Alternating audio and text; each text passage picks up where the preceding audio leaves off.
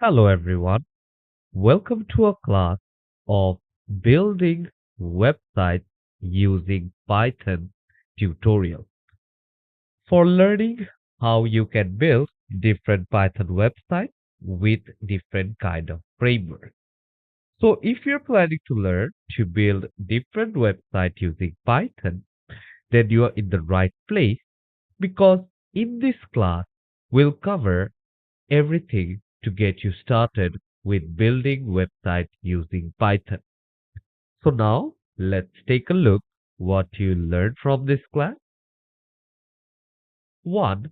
Creating a website using Flask and Python. So Flask is basically a framework which we are going to use. And second one is creating templates for your website, which is the template for the Flask website where I have used the Flask framework. I have created the template in a different chapter. So both of these are a single website. And the third one is building a simple website using Streamlit. Streamlit is also a different function which we have used in creating a web page. Okay, that is another framework. And the other one, or the fourth one, is making a multi-page website in Python. So a web page or a website having more than one page, which is redirecting to different pages, is known as a multi-page website. I have shown you guys how to make that. And making a website using Python and Taipy. Okay, so Taipy is also a framework which I have used inside my website. You guys can also check that one out. I have tried to explain to you guys quite easily. And the next one is making a website using Python and Anvil. Okay, so Anvil is a graphical framework which you guys can check from your web. If you just type anvil.work, you will be redirected. Sign up and make sure to go through all of this. A very easy way to create some stunning websites. Very easy to create the UI as well. And lastly, I have shown you guys how you can create a login form using Python Tkinter. Okay, so Tkinter is also another framework. I have showed you guys how to create a web page. And also, after completing this class, you will be able to learn the basics of web development, different Python framework for web development. There is such as Anvil, Taipy. We have learned about Flask. We are going to learn about Tkinter and also about the Streamlit. And also, you are going to have the front-end basics and integration. You will be able to learn about the database management. You will be able to learn form handling and data validation, which we have learned in detail in our Anvil class. And also, after creating each and every website, we will be testing and debugging. So you will be learning all of that. So you will have supported resources in this class. So it will be easier for you to learn and understand. During learning, if you guys face any issue or if you guys have any question, then feel free to ask me. I'm always there for you to help you. So now let's start learning to build websites using Python together. Hello, everyone, and welcome you all to the first chapter of building website using Python. So now this is chapter number 1 where I will be showing you guys about creating a website using Flask and Python. Okay, so we learned that how you can create a website from scratch and with a limited time. Okay, so these are going to be very simple websites, but I'll be teaching you guys the very basics of how to create. And if you want to design those things a bit, you can do that as well right over here. So let's not waste much time and let's get started. Over here, we are going to learn that how you can create a website using Python and Flask. Okay, so you guys might be wondering like what Flask is. So Flask is basically a microwave framework. Okay, so we are going to learn the very basics of Flask, like how you are going to create a website using Flask. And like if you are comparing this particular thing to any kind of what to say, if you're comparing this to Django, like using which you can also create a website, like it is a lot simpler than Django. Like if you do have any knowledge about Django, then you will be able to work in Flask as well. It's kind of similar, like it that is also a web framework, okay, which you can import. And I will tell you that if you do have any virtual environment, like if you do have a IDE, in that case, you guys can go and install Flask directly from there. Otherwise, if you don't have that, you can also install it anywhere from your command prompt. Okay, so just come here and you can just type command prompt. And over here now, you need to make sure that you create up a file. Okay, so before that, let's come here. And over here, basically, let's go to desktop. And from here, basically, you can actually create up a file. Okay, so let's say website using Flask. And make sure to select the directory. Okay, so over here, I'm gonna go with building 6 website using Python. So instead, what I'm gonna do, I'm gonna come here and let's Control C to copy, Control V to paste. Let's click on enter.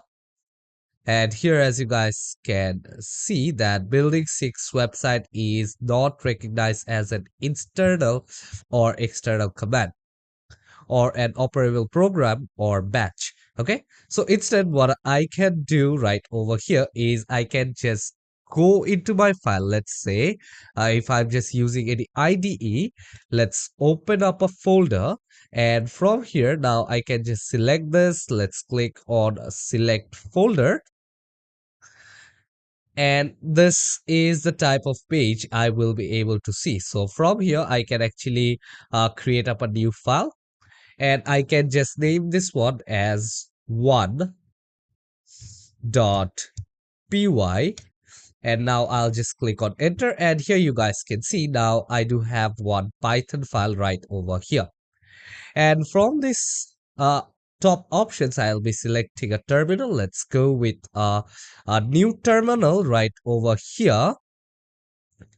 And the first thing is I need to install Flask. Okay, so to install Flask, make sure that you have uh, the directory over here. Then I'll just type pip install Flask. Okay, so let's come here and let's click on enter. And here you guys will be able to see that your Flask will basically be installed. So as you guys can see over here that I already do have installed Flask. Here it's showing me that requirements already satisfied. Okay, so it's already being downloaded. And now once you are done installing Flask, okay, and if you do have problem installing Flask using pip install Flask, you can also use pip3 install Flask. Otherwise you can use pip m3 install Flask, otherwise pip install 3 Flask. Okay, you guys can use those keywords as well. Okay, So from here, the very first thing what I'm gonna do is I'm just gonna import the Flask, or I'm just going to import this framework into this particular file in which I'm working. So I will just type install Flask. So now what I'm gonna do is it's exactly not import. First, I need to type from Flask. Now import Flask. Okay. So here, if you guys will take a look, don't get confused that you need to use a small letter over here from Flask, import Flask. But here you need to make sure that you do have a capital letter once you are importing Flask. Okay. So now to create the instance over here, now I'm going to come here and now I am going to type app equals to, and I again need to import Flask over here. Like I will just type Flask, then I will just open the column. Like I'll just open the parenthesis over here and I will just type underscore underscore main. Then I will just put underscore right over here back again. And now I will just click on enter. Let's come back again. And now over here, I am going to use a if statement. Okay. So I will just type if underscore underscore, and I will just type name. Then I'll just type underscore underscore, then double equals to, and now over here, I am going to name my component as main again. Okay. So for that, now I will just use the single quote or double quote is also fine. I'll just use the double quote. Then I will just put underscore underscore main underscore underscore. And at last over here, I am going to use out colon. Okay. So I'll just come here and I'm going to use a column. And lastly, I'm just going to type app dot run. Then I'll just close down the parenthesis. Okay. So over here, this is the simplest way of how you will be able to create just the body of this particular website. Here you guys can see that first I do have imported Flask over here. Then I do have a created variable which is app equals to, then I have imported Flask, I have named it inside, and after that use the if statement. And here you guys can see it's equals to main, and after that I do give the command as app.run. So well, as the framework is done, now the next thing what I'm gonna do over here is I need to create pages for my website. Okay, like you do have created a website, but you need pages inside the website. Okay, so for that, what I'm gonna do is I'm going to define a function. Okay, so to define a function, you always type def in Python. So I'll just type def, and after that, now I am going to name this. Okay, so I'm going to name this one as my home. Okay, so I'm just going to write my home, and now I'm just going to come here and I'm just going to open out the parenthesis. Now I will just use colon and let's click on enter. And here inside the function, you guys can see that I already have an indentation right over here. Okay, so if you take a look, you guys can see that, well, there is a indentation right on the left hand side. Okay, and now once I've defined this function, now I can just write the HTML of my website right over here. So in that case, I do want to return something. Now let's open out the double quote. Okay, so I have opened up the double quote, and now I am going to type this is the homepage for my website. Okay, so you guys can just put anything, whatever you want, but as I'm just showing you guys an example, I'm going to return this particular thing.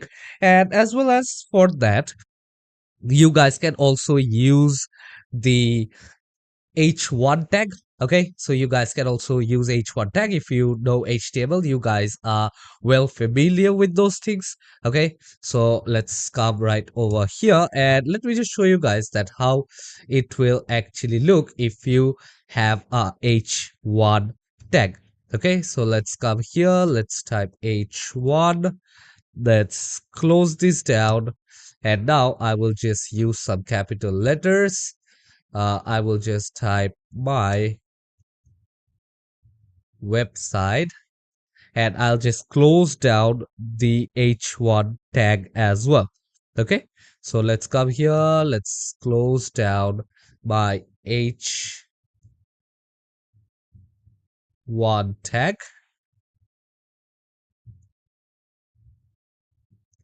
And yeah, as this is basically done, here you guys can see I do have created one page. Okay, like this is the home page. Well, now I do have created the home page as well. Okay, so I do have defined the function, I have created the home page. But now the next thing is that I need to create a route for my home page. Okay, like I have created the home page, but how I'm going to access this particular page over here? So we're gonna learn about that.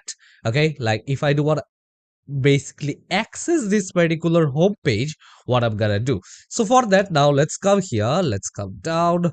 Okay, and from here now let's come on the sixth line over here, and I am going to type at app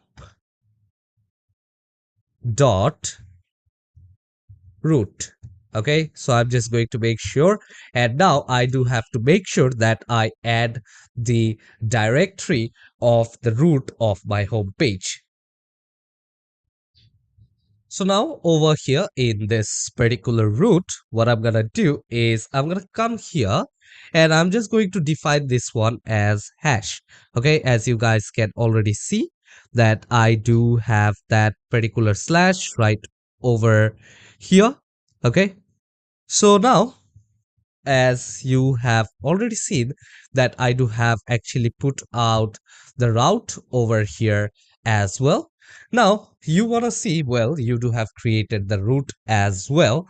Now if I just come here and if I also just type slash home, okay, as you guys can see, this is my home over here.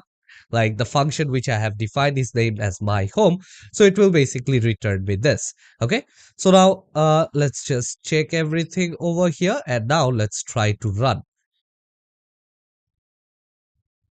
So over here, as you guys can see, here I do have a problem. So these are just basic problems over here. I do have a slash. So now again, let's run this. And here, as you guys can see, that serving Flask app 1 debug mode off, and here this is a development server, do not use in production deployment, so I don't need to. And now the next thing what I'm gonna do is I'm just going to come here and I'm just going to copy this particular URL. Okay, so as you guys can see, running on http 127.001.5000, control C to copy, and from here you guys can just go to any of your server. Let's come over here, control V, and if you click on enter, here now you guys are able to see that I do have my website right over here.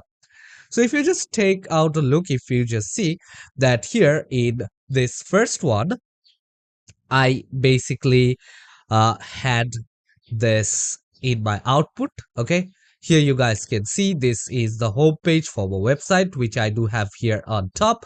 And on my h1 tag, you guys can see I do have used all the capital letters. You guys can see my website, and here also it's written as my website. Okay, so as you guys can see, these things are right over here. But now if I try to modify this, let's say if I just type underscore my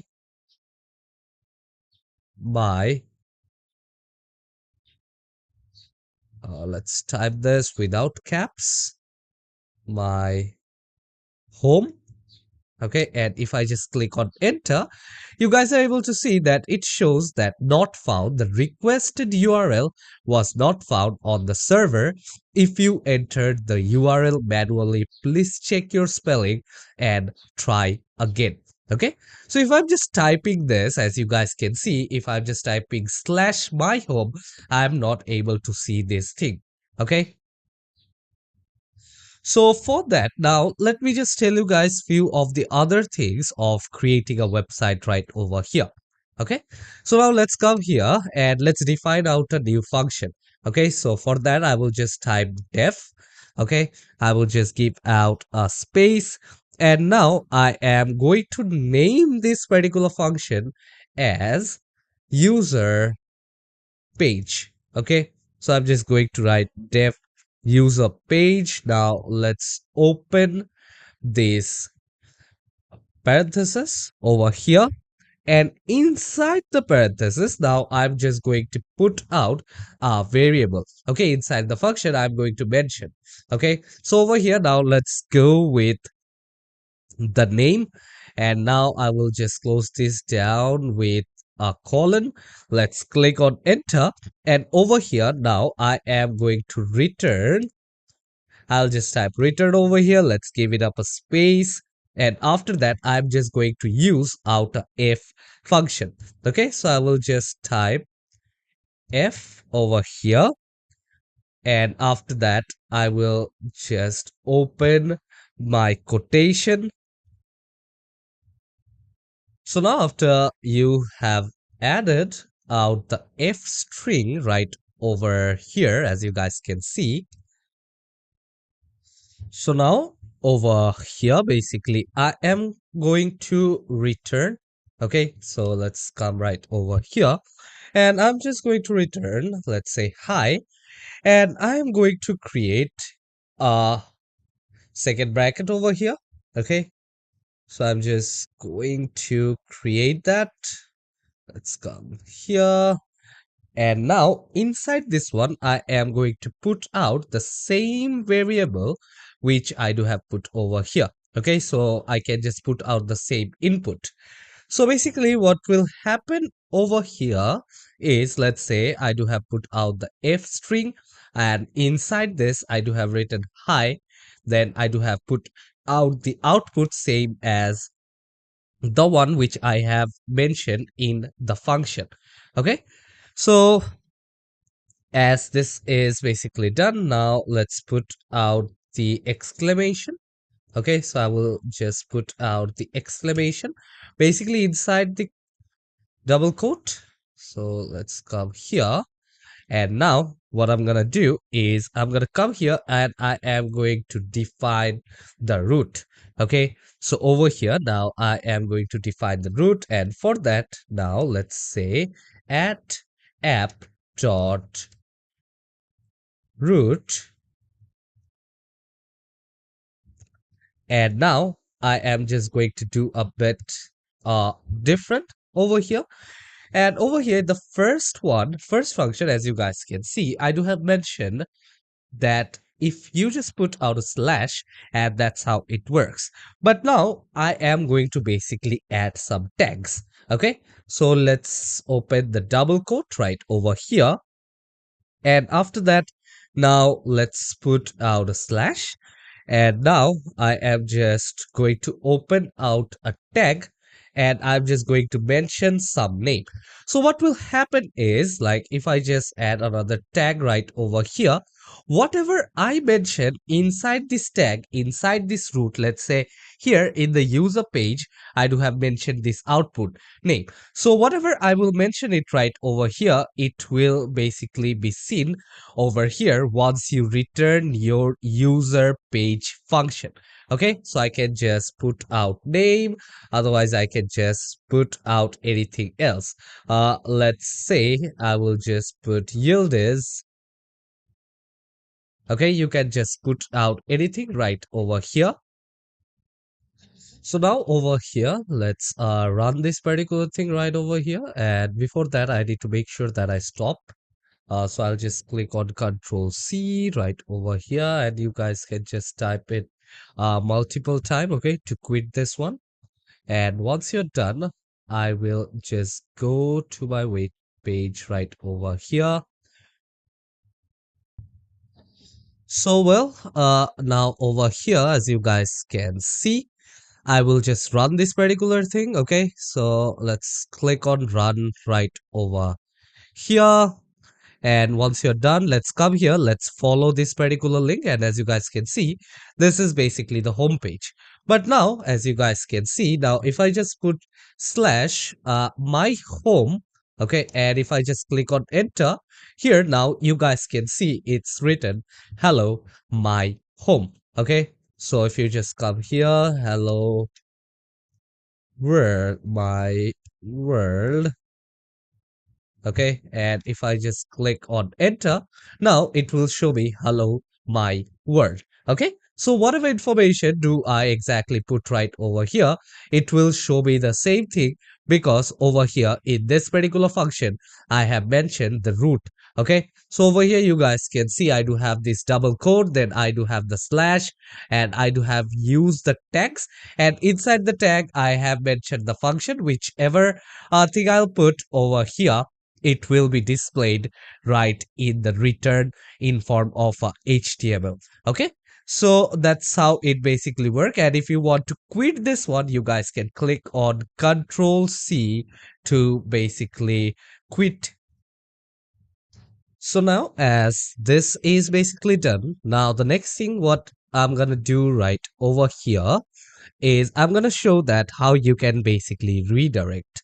Okay, so for that now I will just click Control C to stop this one, and now I will just come here on top and I will just put out a comma, and over here now I am going to type redirect.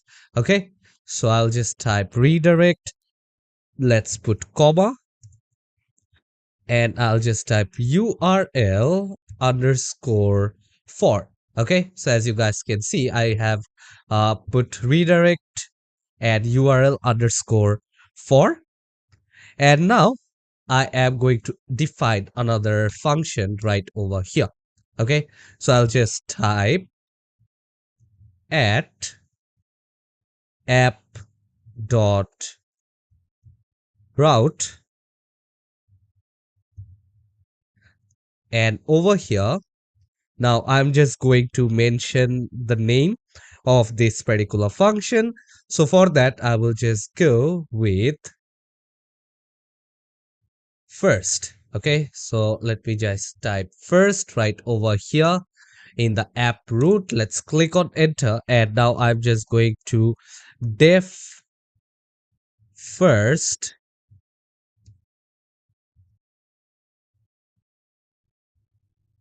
and over here I'm just going to open the parenthesis. And now as I do have defined the function, I'm not going to put anything inside my function. So now let's go out with the colon.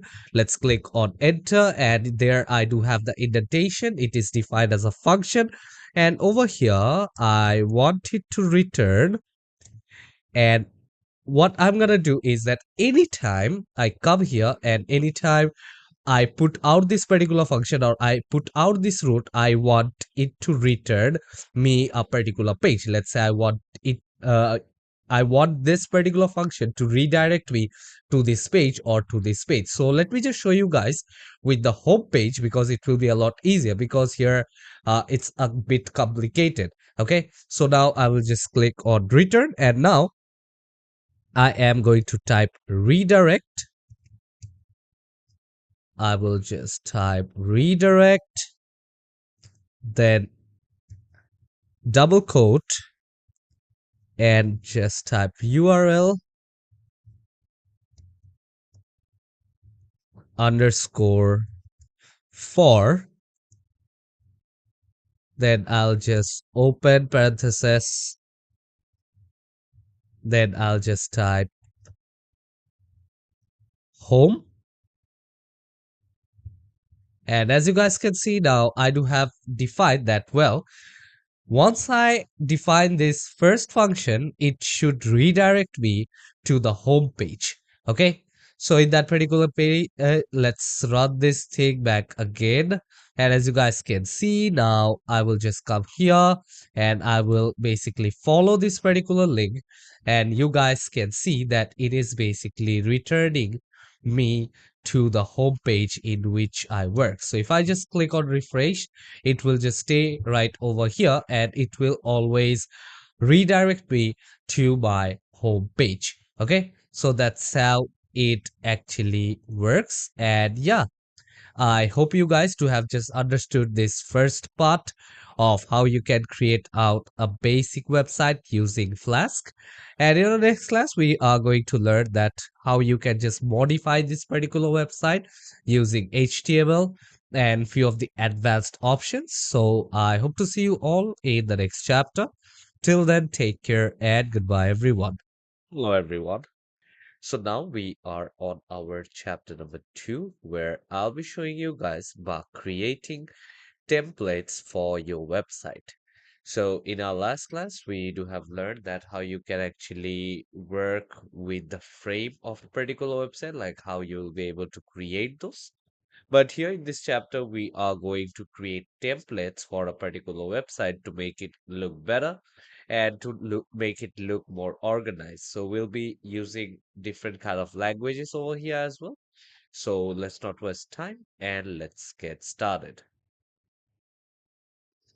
So over here on my screen, as you guys can see, that this is basically the work in which I was working on. Okay, so this was basically the page in which I was working on in our last class.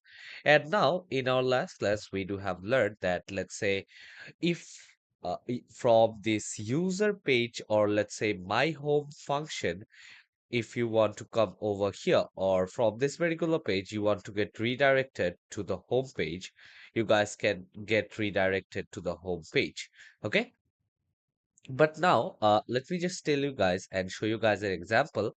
Let's say if you want to see this particular page, which is there as slash first, and you want to view the user page over here, and in the output, in the return option, you also want to see some other name, how you will be able to do that. But if, in last class, we do have learned that if I return redirect URL for and then I put the name, it will return the same thing. But here now, if I just do the same thing, let's say if I just come here and if I just type user page over here, it won't basically matter. Okay. But what will actually happen right over here is it will just show that particular page. Okay.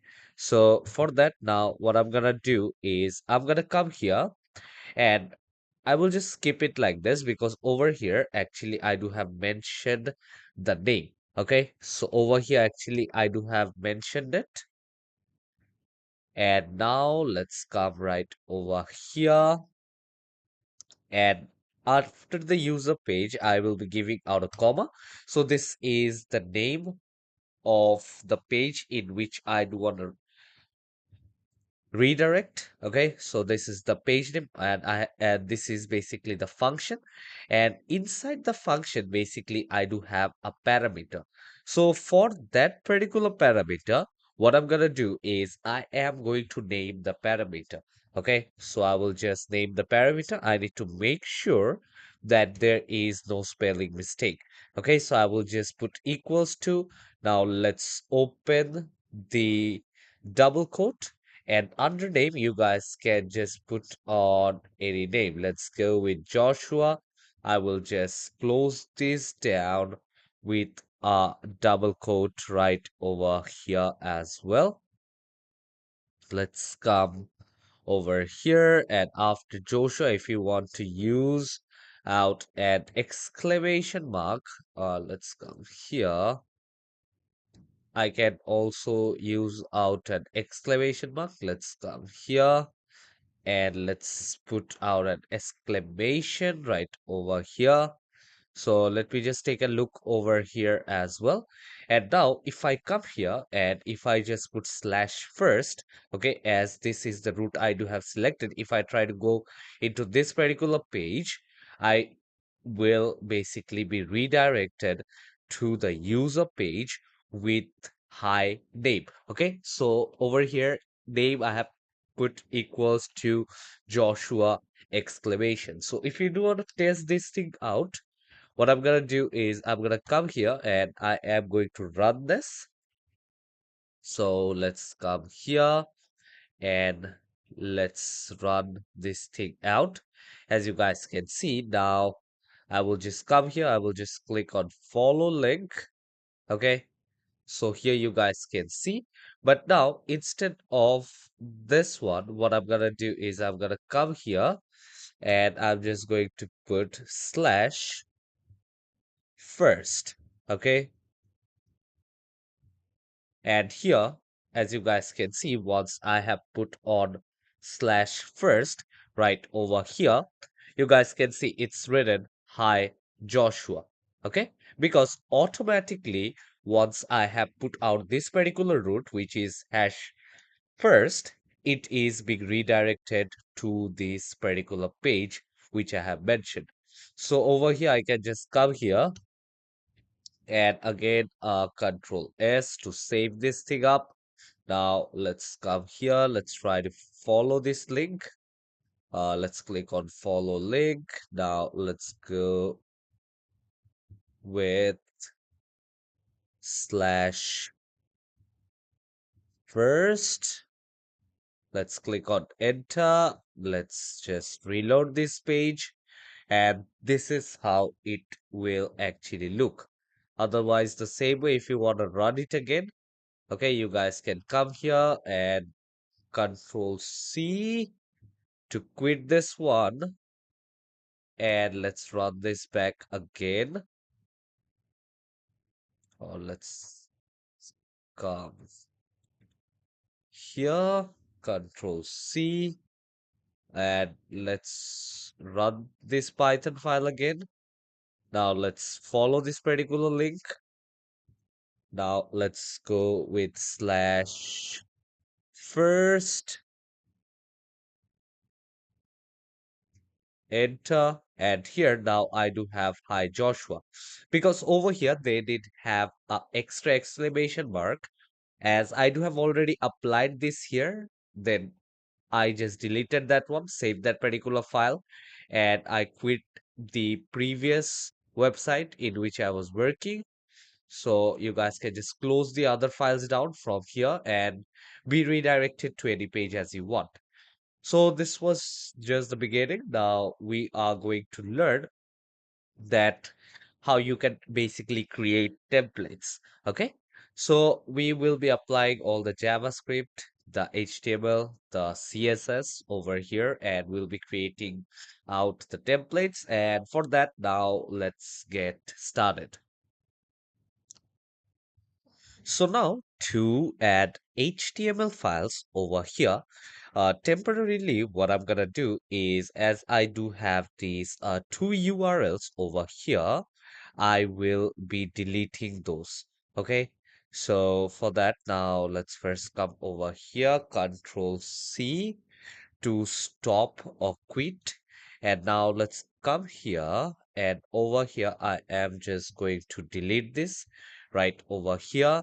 And as I do have imported Flask, and also I do have imported redirect and URL4, I'm going to come here and I am also going to add some other things right over here. Okay, So for that, now let's come here and I will just add render underscore template.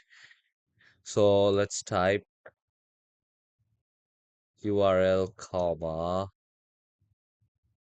render underscore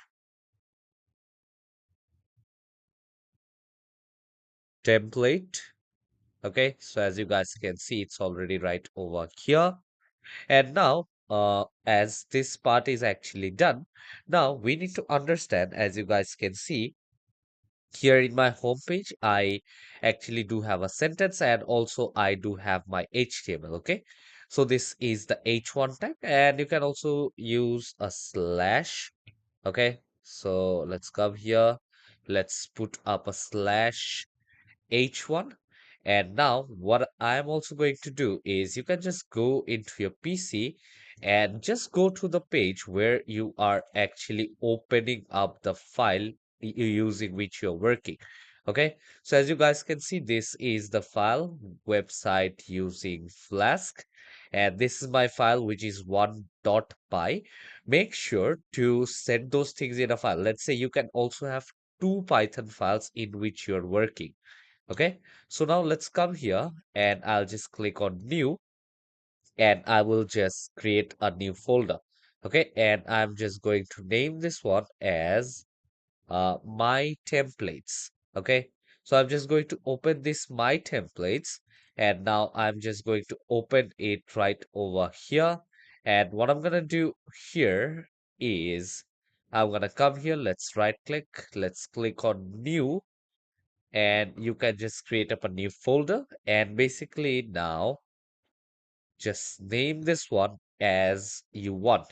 Okay, so mostly for the first HTML file, if you're making, in that case you guys can actually name that thing as index.html, but I will just name this one h1 dot html.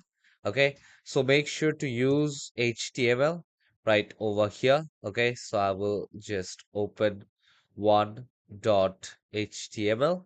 Okay, so I will just save it as it is over here inside the same folder. Now I'll just close this thing down and I'll just go to file, and from the file option, what I'll do is I am going to open up a new text file. Okay, or let's come here. And now I will just come here. Let's click on open file. And I will just take this one HTML. Let's close this. Or instead is you guys come here and you guys can just delete this one as you have already created a my templates folder. And now minimize this particular part, go to new file. And from here, you guys can just go with new text file. And after that, if you do want to save it, let's go with save as. And I'll just go to my templates and I will just name over here as 1HTML. Okay. So as you guys can see, 1.html. And over here, you guys can also select the type accordingly. But as I do have already given that, so now let's come here. And as you guys can see, this first HTML file is basically being created. So you need to keep that thing in mind that now if I just go here inside my templates, and if I just view it in large icon, you guys can see this is my HTML file now. This is not any kind of folder. So when you hover your mouse over this particular document, you guys can see the document type is HTML document. Let's minimize this thing right over here. And now I am going to write out a HTML file. Okay, so let's come here and let's try to write a HTML file. So for that, what I'm gonna do is I'm just going to open tags. Okay, so let's come here and I am going to go with doc type,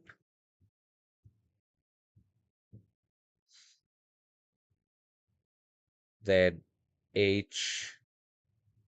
HTML, and you can also close this down. Now let's click on enter, and now you guys can just start typing accordingly. Okay, so I will just type open the tag HTML, close the tag. Let's click on enter. And the same way, let's come here and I am going to open my tag and I'm going to go with head.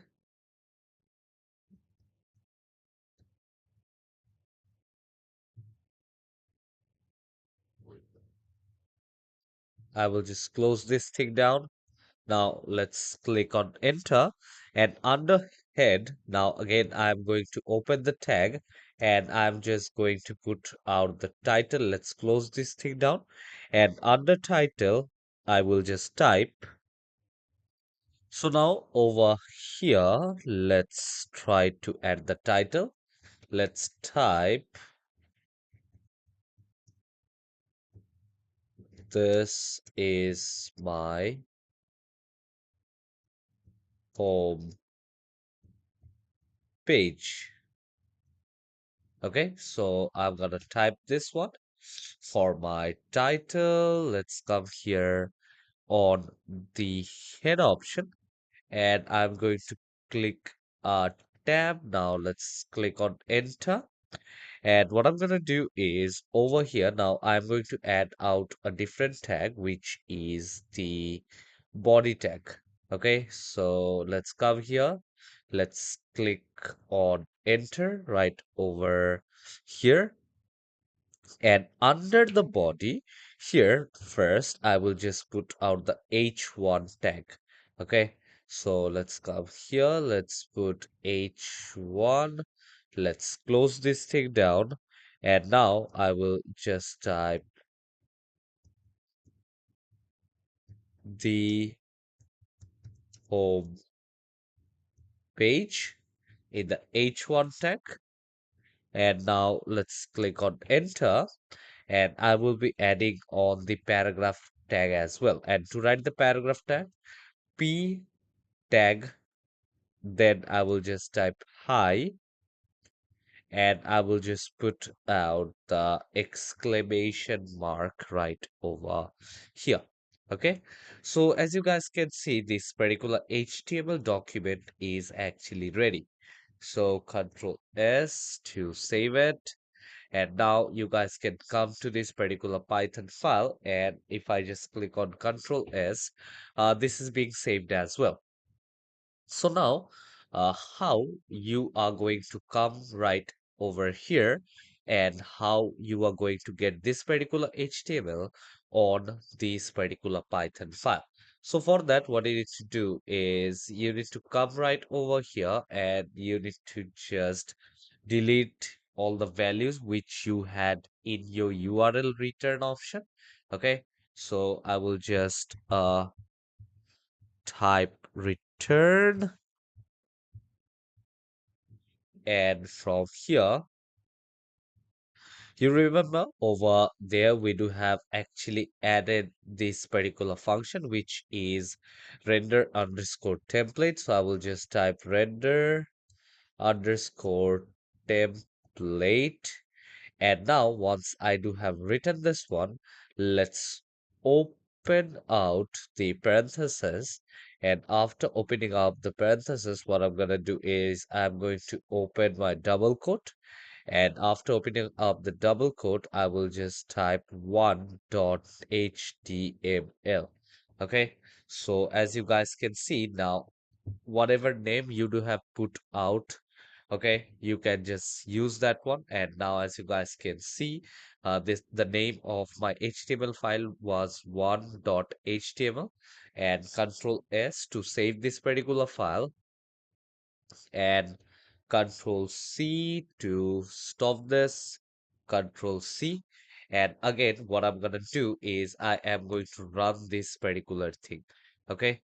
So as you guys can see now, this particular website is running. Now let's come right over here and let's follow the link. And now what I'm gonna do is I'm gonna come here and I'm just going to push slash.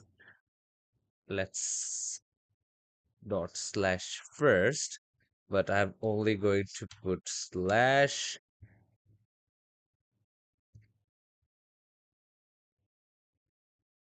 Otherwise, let's go with slash my home, slash my home.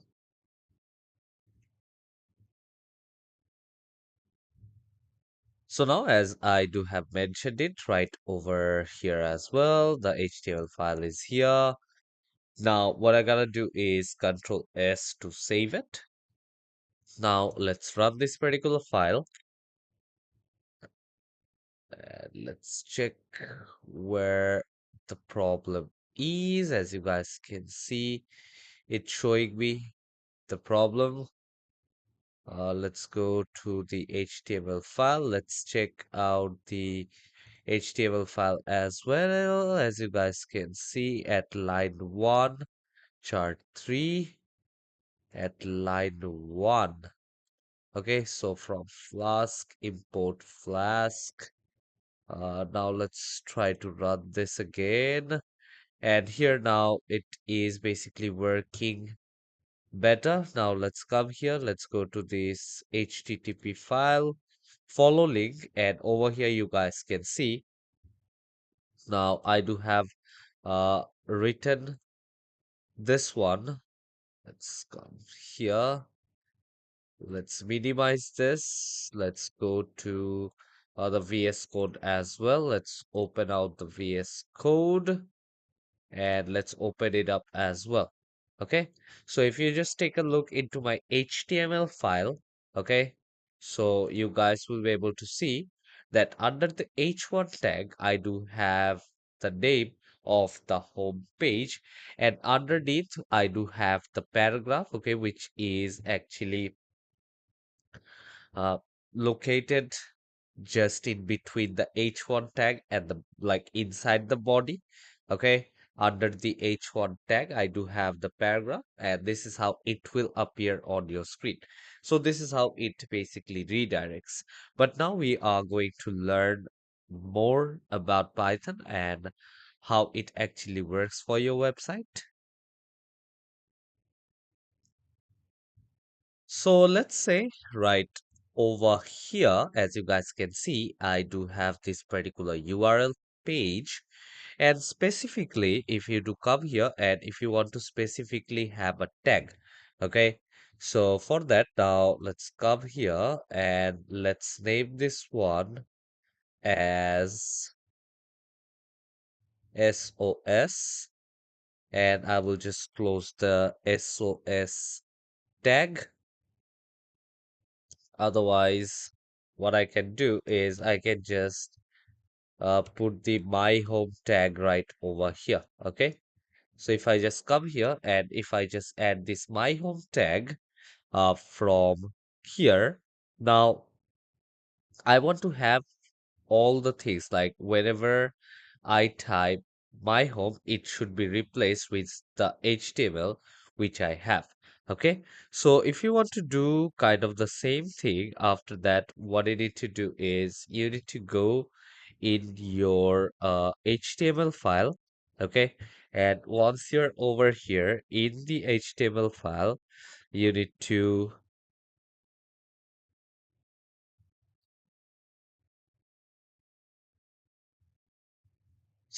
you need to come over here and let's come to this particular place, Control C to quit this one.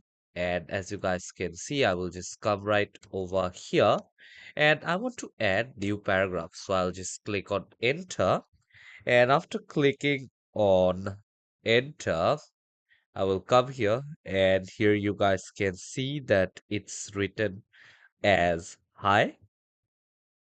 So what I'll do is I will come here and I will basically change this one with my home. Okay. So let's come here and I will just delete this one and I will just use the curly braces. Let's come here. Let's add out the curly braces and I will just put out the curly braces over here as well. And let me just put out the content here in the middle. So inside this particular paragraph, okay, I will check what I do have named right over here. So let's say I do have come here and I will just name this one as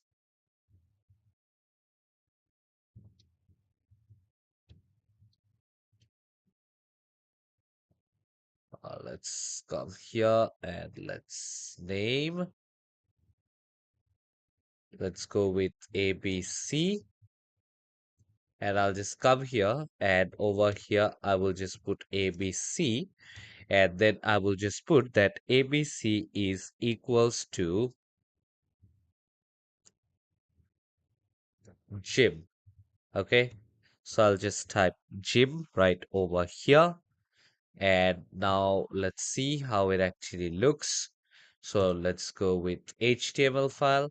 Let's come right over here, Control C to save it. Let's go to this file or Control S to save it and Control S to save it right over here. Let's run this one. And now let's come here. Let's follow this particular link. And now right over here, let's go with slash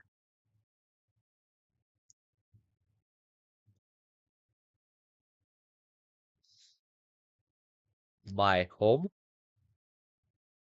or you guys can directly go to slash first,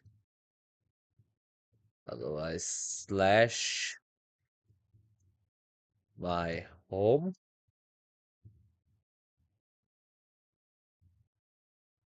So now over here, you guys will see if I just come here and as you guys can see, this particular URL is basically running.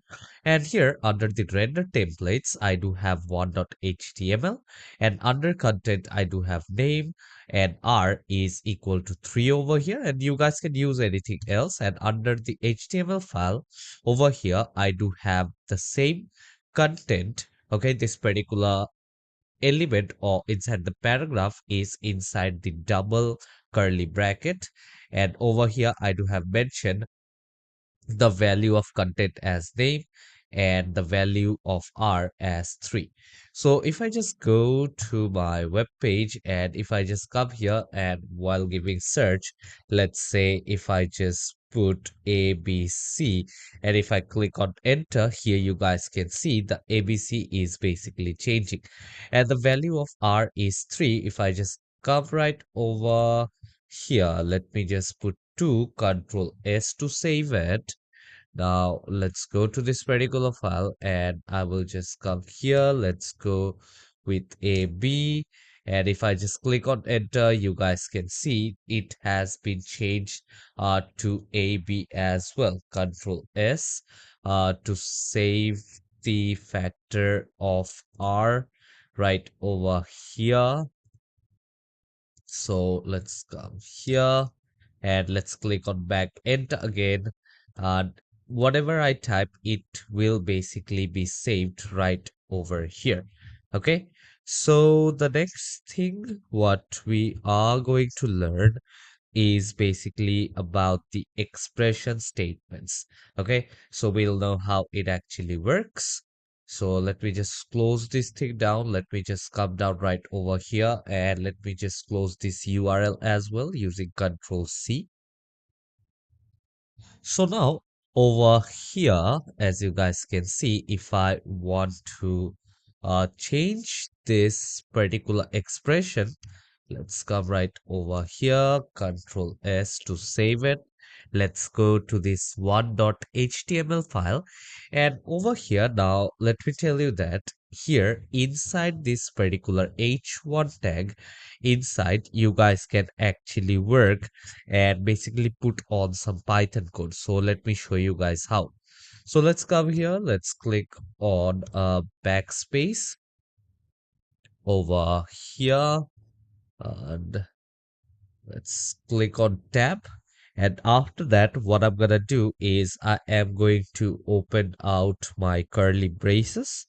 And after curly braces, if you want to write any kind of Python code, you need to make sure that you do the percentage sign right over here.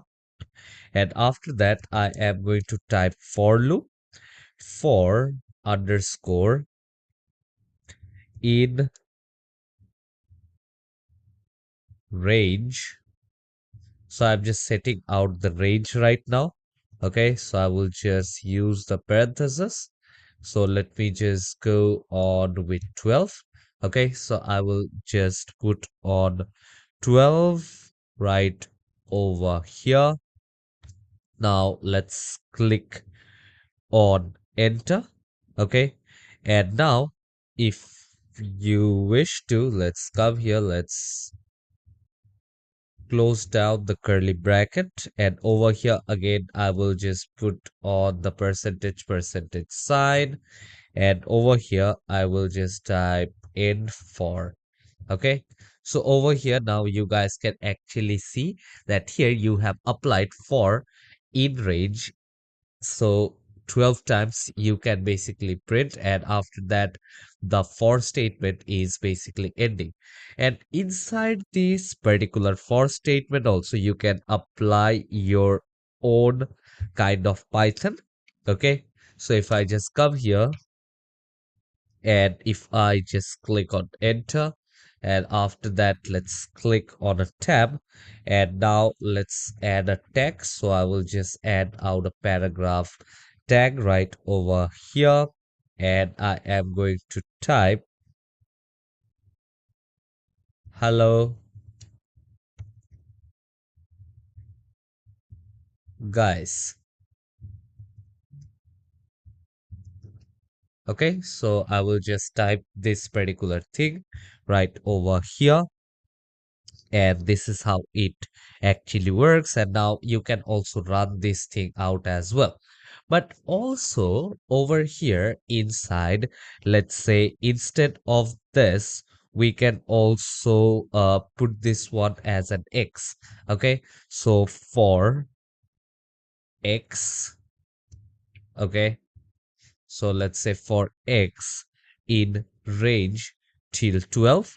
Okay, and afterwards we can also give out some logic. So let's click on enter right over here. Now let's click on adding a tab over here, and now what I'm gonna do is I'm going to open up the curly braces, and after opening up the curly braces, what I'm gonna do is I'm gonna come here, and as now we are going to work on with the if statement, I am going to put on the percentile sign, and after putting on the percentile sign right over here, I am going to tell that if x is, let's come here again, percentile sign is 2, and I will just put a double equal to right over here. Then I'm going to put 1 right over here. So in that case, what I want to do is in the paragraph, it should be X. Okay, so I will just come here and I'll just put it should be X.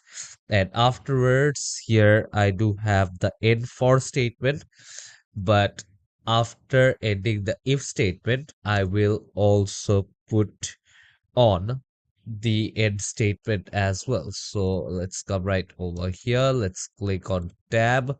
Now let's click on enter, and right over here, what I'm gonna do is I'm just going to put on the curly braces, and after putting on the curly braces, percentile, and I will just type in if.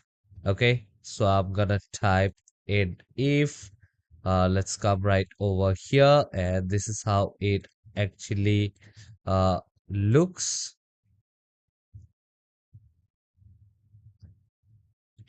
Let's see, and you can also save this thing up using Control S. Okay, so here, as you guys can see, now I have used Control S. Let's go to the Pi one. And from here, what I'm gonna do is I'm just going to delete each and everything on Control S to save it back again, Control C. And after that, I will just run this thing. And as you guys can see, the URL is being generated. Let's click on follow link, and after that I am going to go with underscore my home. And here, once I click on enter, you guys can see it is showing me all 6x. Okay, so you guys might be thinking, well, why it is only showing x right over here? So again, let's once go to my HTML file, and if you see in the HTML file, in the for loop, I have mentioned that for x in range should be in between 12. Okay, and under if statement, I am telling that if x is divided by 2, it will be equals to 1. Okay, so over here, under this particular paragraph, I have to make sure to get any statement, I have to put or make this x as variables. Okay, so I will just come right over here, and I will just make this one variable, Control S to save it. Let's go to Pi 1 and Control C. I will just come here, Control C, and I'll stop this one. And let me just run this thing again. And once you're done running, let's come here, let's click on follow link. Now my home, and you guys can see that I do have all the numbers over here. Okay, so let's take a look at the HTML file over here as well. It is just exactly as the same as the logic which I have inside my HTML file. Okay, so this is how you guys can actually create templates, and I have showed you guys a lot of things over here throughout this particular chapter. So I hope to see you all in the next chapter where we're gonna learn more about building website using Python. Take care, everyone. See you all in the next chapter. Hello, everyone, and welcome you all to another chapter of building website using Python. So now this is the chapter number 3 where I'll be building a simple website using Streamlit. Okay, so I'll be explaining you guys from the very beginning of create a simple website using Streamlit over here. And we will also use Python in the process. So let's not waste much time and let's get started. Over here, as you guys can basically see, this is actually the home page, or let's say just the monitor of my PC. And over here I'll be teaching you guys how you can actually create a website using Streamlit. Okay, but before that, the first thing what we need to do is we need to learn how to actually save up the documents for the file. Okay, so if you do want to create a separate file, let's say I will just name this one as Streamlit 1. Okay, so I'll just name this particular folder. And inside that Streamlit one folder, I will be creating a new folder. Let's go to new, let's click on folder, and I will just change it to large icons. Let's go with dot Streamlit. Okay, so I will just create this particular folder, which is dot Streamlit, and I will also create another folder, and I will basically name that particular folder as assets, and the next folder as styles. And over here now, let's create up a new folder, and this one I will be naming as Streamlit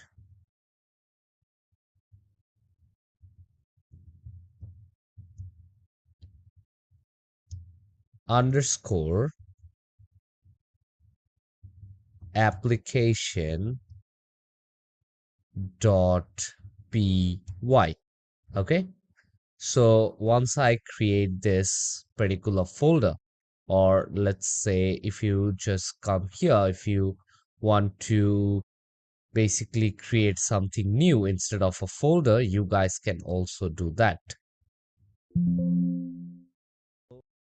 Here basically for the file which I have created, which is streamlit.application.py, let me just delete this particular folder. Instead, what I'll do is I will just right click on my screen, and I'll just click on show more options. Let's click on new, and I will specifically take a text document.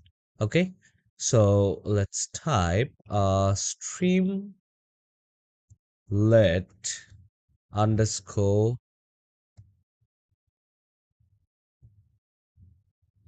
application dot py. Okay, click on yes, and as you guys can already see that this particular file has already been changed into a Python file. Okay, and the same way again, what I'm gonna do is right click, let's click on show more options, let's go to new. From here, let's go to text document, and now I will be typing over here as my requirements. So I will just type my requirements over here, and this is just the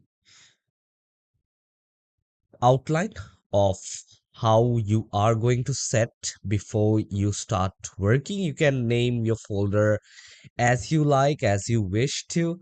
Okay, and now the next thing what I'm going to do over here is I'm just going to go inside the DOS Streamlit folder, and here as you guys can see I will just keep all these things quite like this. I won't try to change anything as well, but first I will just go to .streamlit file. Let's go to this particular folder, let's right click, let's click on show more options, let's go to new, let's go to new text document. Now I will just choose some large icons. Now let's rename this thing. Okay, so I will just come here and I will just type config dot toml. Okay, so it's called toml. Okay, so I will just create this particular folder. Okay, make sure to put toml, and we will work with this later. I will just keep this particular thing inside the streamlit folder. Okay, just remember in which places I am putting what all folders. So if you do those accordingly, it will be a lot easy for you to create a particular website within minutes. Okay, so we have already created this config.toml file, what we can basically do right over here is if you want to give your background some different colors, or not only background, maybe the secondary colors what you want to use. Okay, actually, like if you do want to save out a theme. Okay, so if you don't have a theme, you guys can just go on to your Google and basically search for different kind of themes, and you will have a lot of options from which you guys can actually check from. Okay, for me, what I'm gonna do right over here is I am gonna come here and I'm going to actually show you guys how you can actually write some theme. Okay, so you guys can just come here and you guys can actually check over here that they do have these colors used throughout Streamlit application. Okay, so these are few of the color codes, and I'll also show you how you can use those color codes. Let's right click, let's click on open, and over here now you guys will be able to see that how it actually works. Okay, so let's come here and I'll just open out this bracket. Let me just type theme. uh, let's click on enter, and if I just type, let's say I will just type out a comment. Okay, so I just want to save this one as primary color for interactive elements.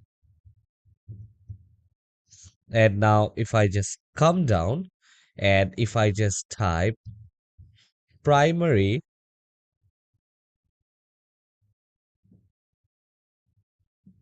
color underscore, or let's go with color. Now I will just put that double quote over here. And what I'm gonna do is I can just come here in my Google and I can just take any color from here according to my liking. Okay, so if I just go with this white color, or let me just go with this red color, Control C to copy, and I will just click on Control V. Let's close down this double quotation, and simply like this you guys can mention that what color you are looking for right over here and search for that particular color code, and you guys can print those things accordingly. The same way, if you want to change the background color, you guys can also change out the background color as well. Okay, so if I just come here and let me just save a background color. Okay, so I will just go with background color.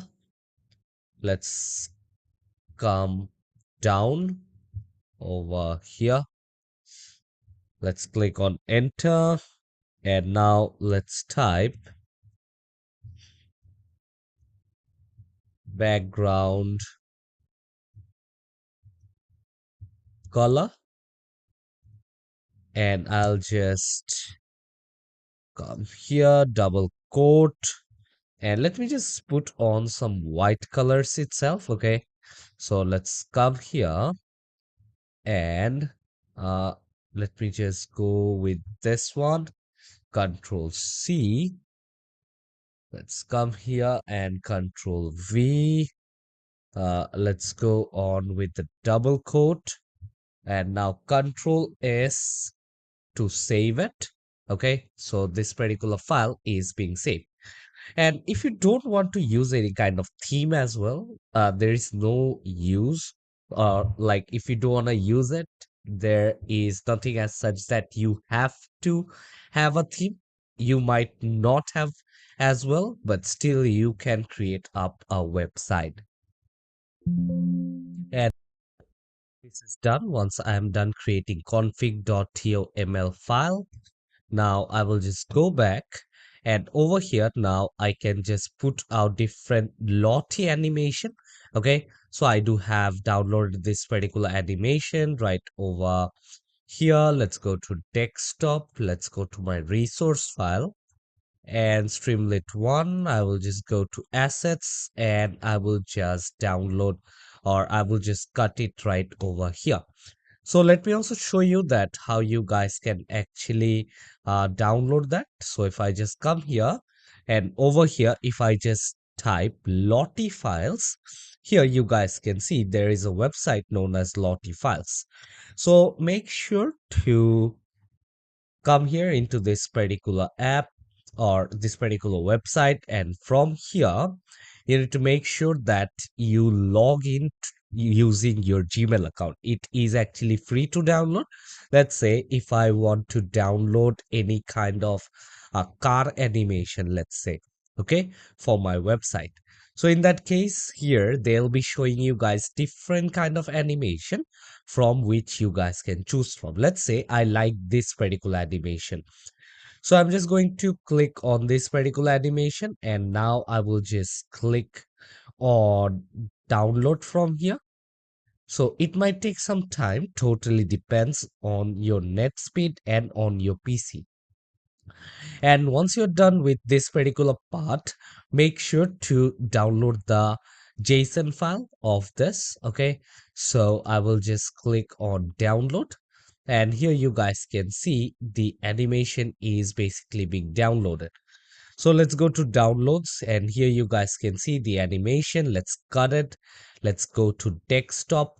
Let's go to the resource file, Streamlit 1. Let's go to assets and I will just close this down right over here. So now let's go back, and after that let's go to this styles folder, and after going to styles folder, let's right click, let's click on show more options, let's click on new, and from here I will just click on new text document. And after that, over here, I am going to create up a file known as style.css.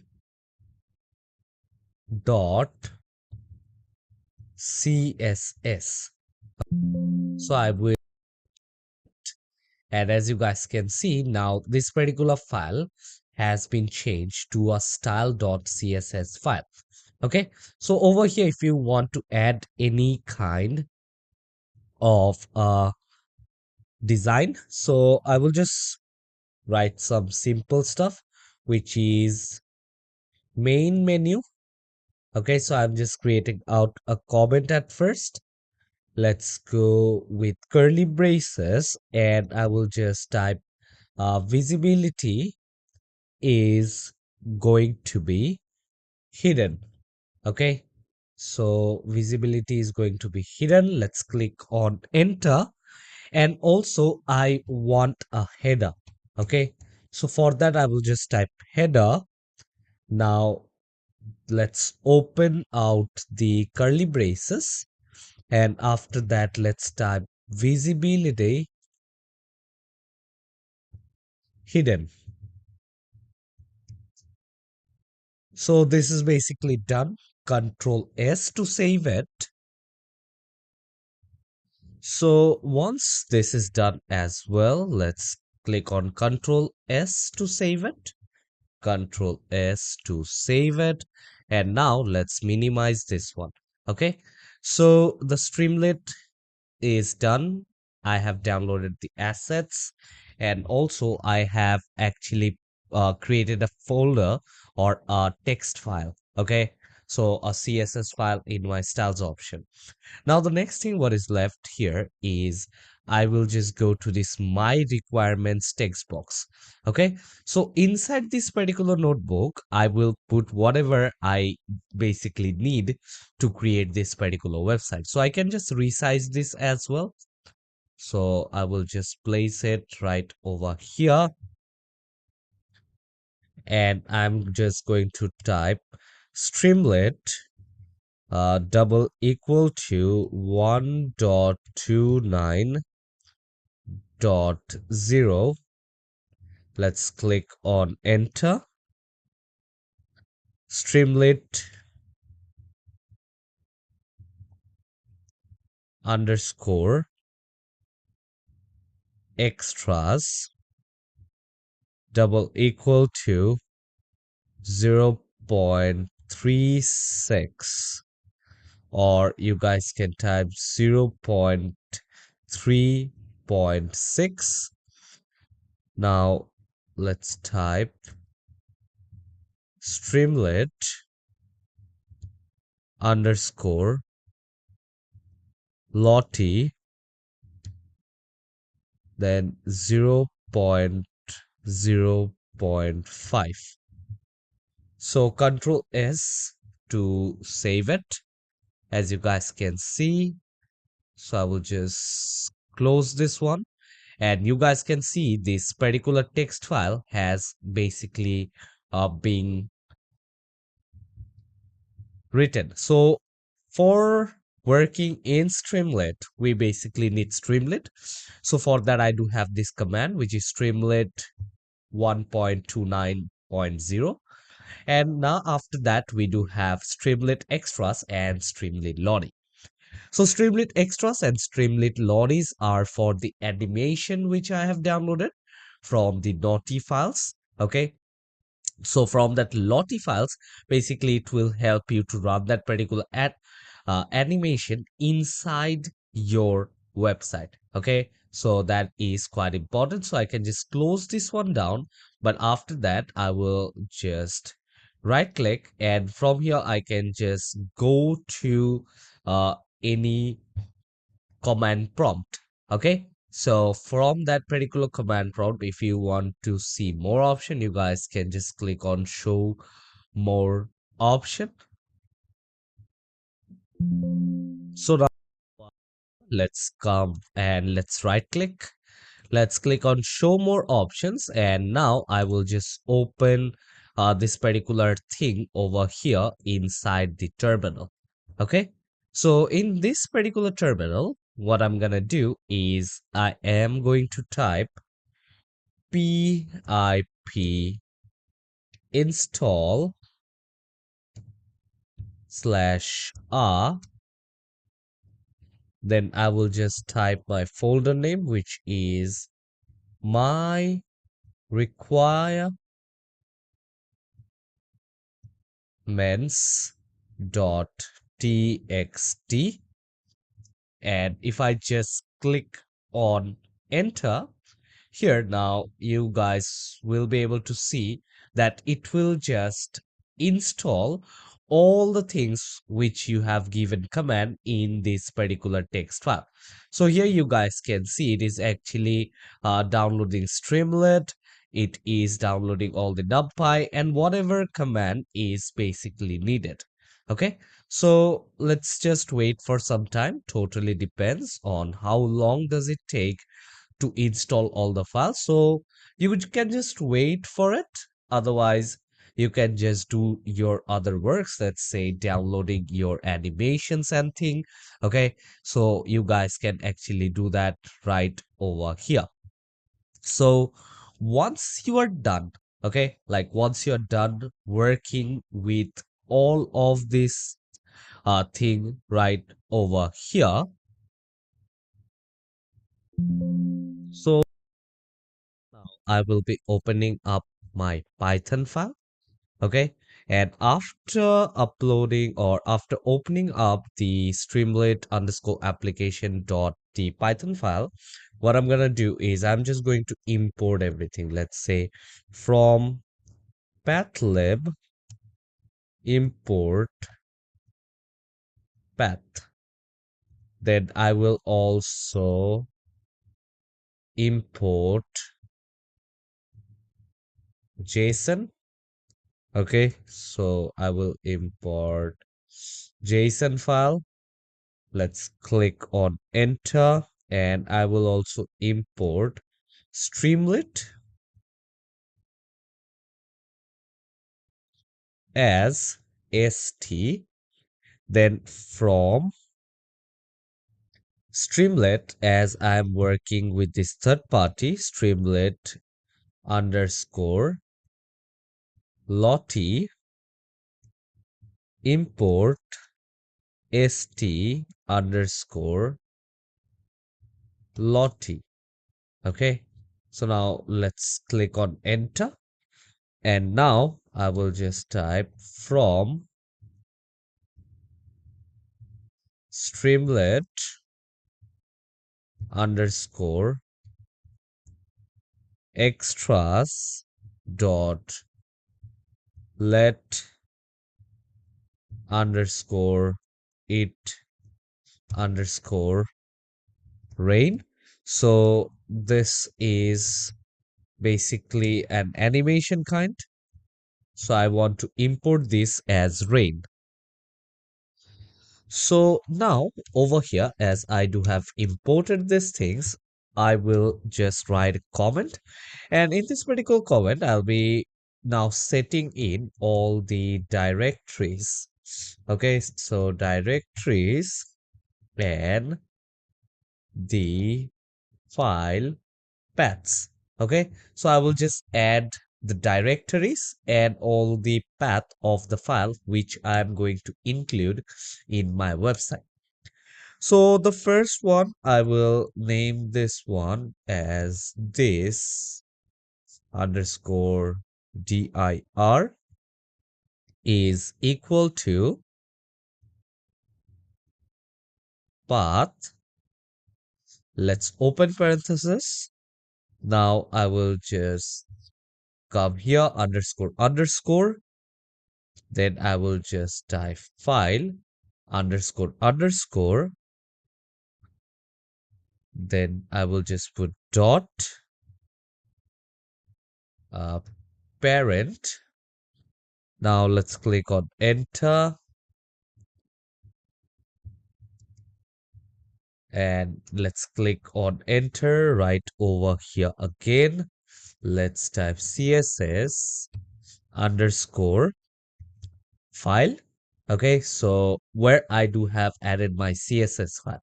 Okay, so over here under assets, you guys can see that I do have this particular animation. So let's decrease the size as well right over here. And under styles, I do have my style.css. Okay, so I will just come here and I will just add the file location. Okay, so the name of the folder is styles, and under this we do have style.css. Yeah, styles and style.css. So css file equal to this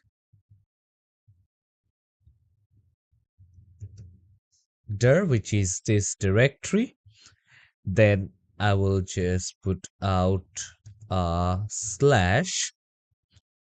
Now let's give it out a space, double quote to open this one, and the file name was styles. Then I will just come here, let's give it up the space, and again I will just open up the slash, and under styles I do have named the file as style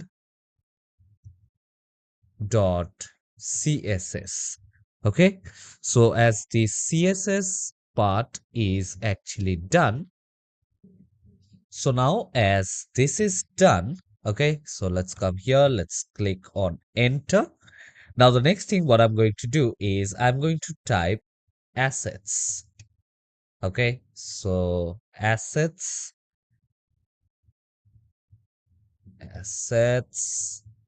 then I will put equal to, and over here also I'll just do the same.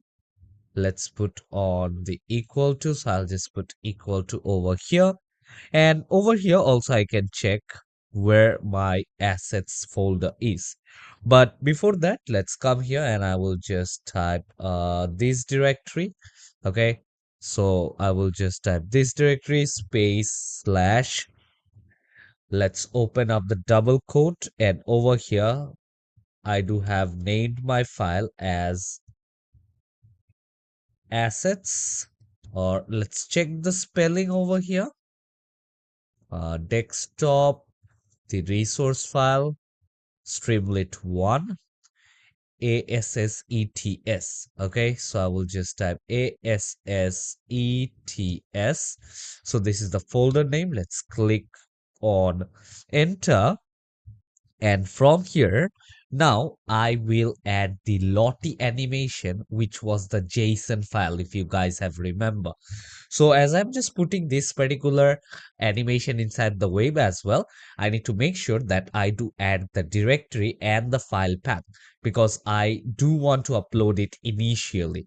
Okay, so I will just name this one as Lottie animation.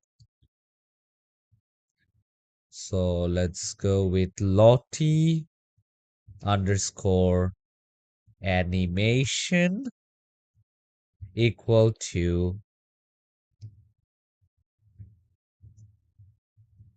assets. Okay, so I will just take this same assets over here. This is the consent. Okay, so assets slash, let's open out the double quote, and I'm going to name this one as car underscore animation dot JSON. Okay, so let's come over here. Now I will just type car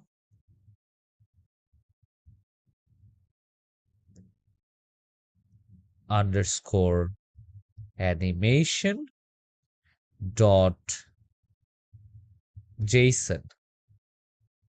So as this part is actually done, now let's go down. I have added the directory and the file path of all of those. Now the next thing what you're going to do is you need to make a function to basically display the animation. So for that, what you are going to do, okay? So the first thing what you'll do is function to load and display, or function to display Lottie animation. Okay, so this is going to be a comment, and underneath I will be doing the coding. So before any kind of function, we do mention the def function. So I'll just type def, and now I need to make sure that what kind of name I'm going to give it to this particular function. So let me just give which I'll be able to remember, which is load Lottie underscore animation.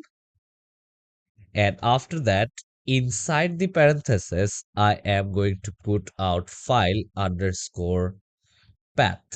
Okay, so I'm just going to add this file underscore path. Now I will just open this colon. Now let's click on enter, and I will just type with open. Let's open parenthesis, and now I will just type file underscore path, comma, let's open the double quote, and I will just put R over here. Now let's come here, and I want to import all of these things. Let's come outside of this bracket, and let's give it up a space as if, then I'll just close it down with colon. Now let's click on enter again, and after that I do want to return JSON dot load. Okay, so this is basically my command. Okay, so over here the function to display the Lottie animation is, first you have to mention the name of the function, and after that you are giving the directory as well, which is file path, and it will basically open using the file path, which is R right over here. So it will take it as S, and I want it to return the JSON file as loaded. And over here, I do have the name as well, which is F.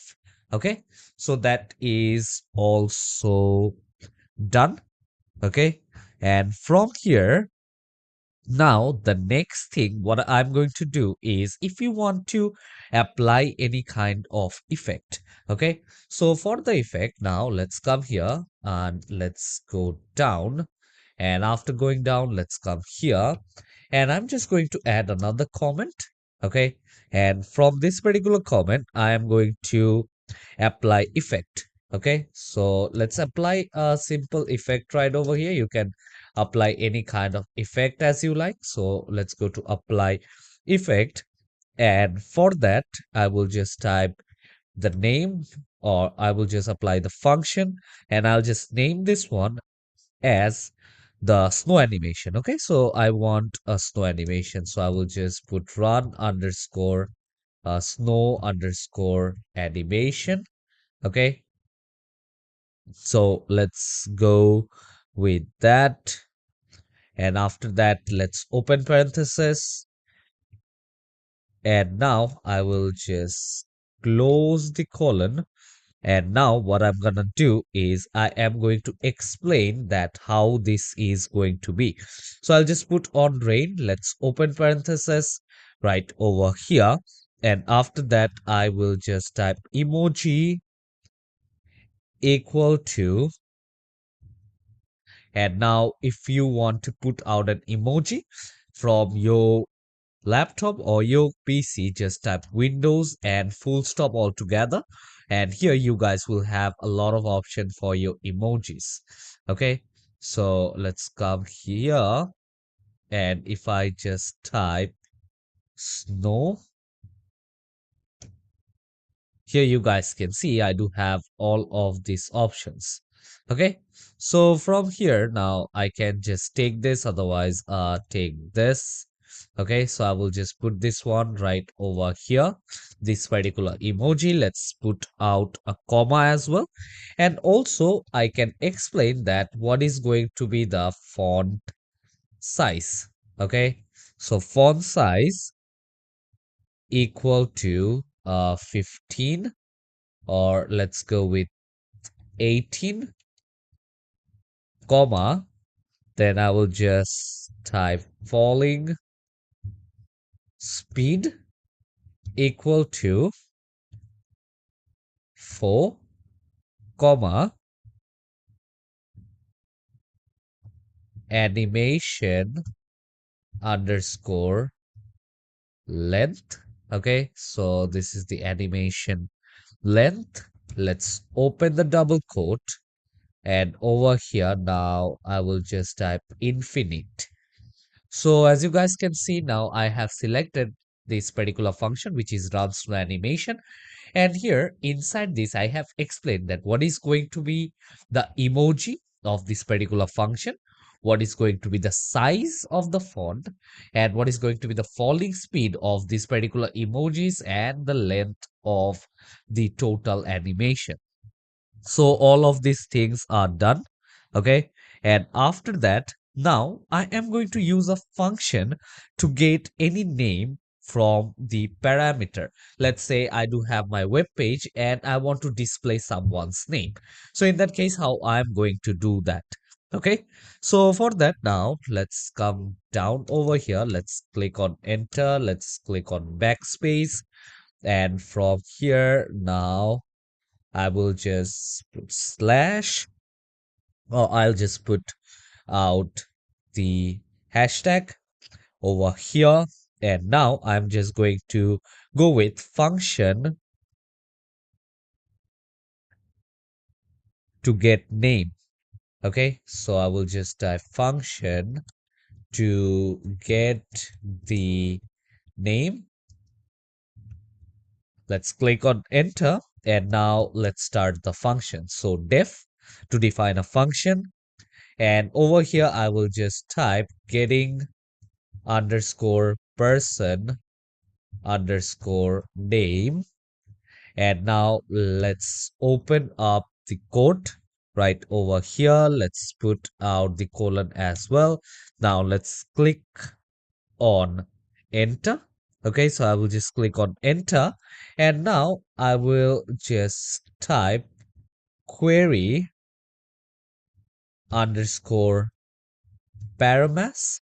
Okay, so this is the query parameter which I'm going to tell that that is equal to st dot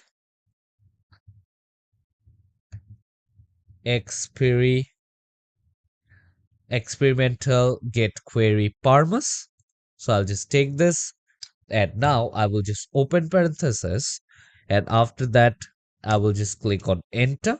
In that particular case, I do want it to return me query underscore paramas dot get double quote name comma. Now let's go out with the square bracket double quote, and now if nothing is being put, let's say in my website, if no name is being put, it will automatically show friend. Or let's go with mate. Okay, so you can also call it mate. And after that, I do have the parenthesis right over here. And after this one, I will also open out a square bracket, and I don't want it to repeat again and again. Okay, so I will just put on 0 times right over here. So as this is done now, I have actually applied the effect over here. I have also shown that how you can actually display the Lottie animation. I have added the directories. So now the next thing which is left is over here. Basically, I need to put out the page configuration, like what all I want it to write and what are the things that will be present inside my page. Okay, so for that, now let's come here.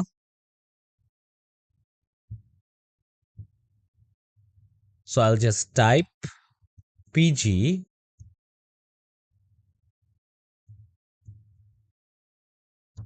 config. Okay, so now let's click on enter, and now I am going to type st dot set underscore page underscore config. As you guys can see right over here, I do have this particular function. And now let's open parenthesis right over here, and I will just type page underscore title. So page underscore title is equal to happy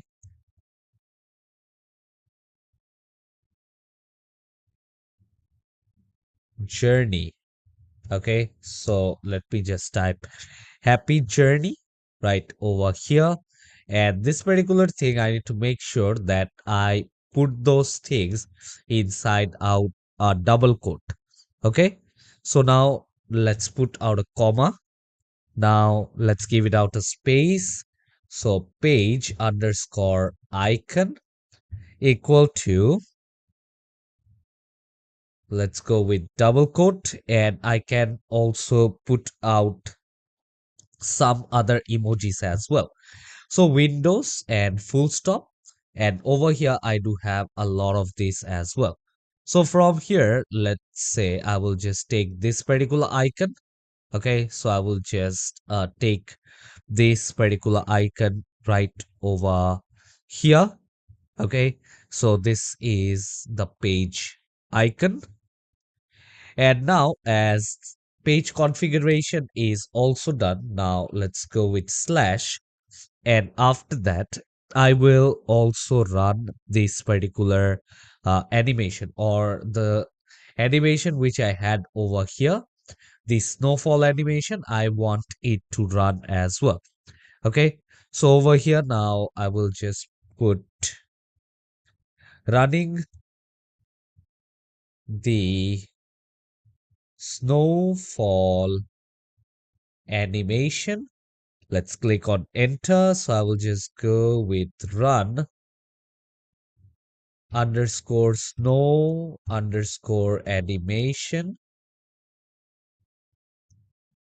Let's close this thing down. And after that, once this is done, I will just type slash and I am going to apply some of the custom CSS, applying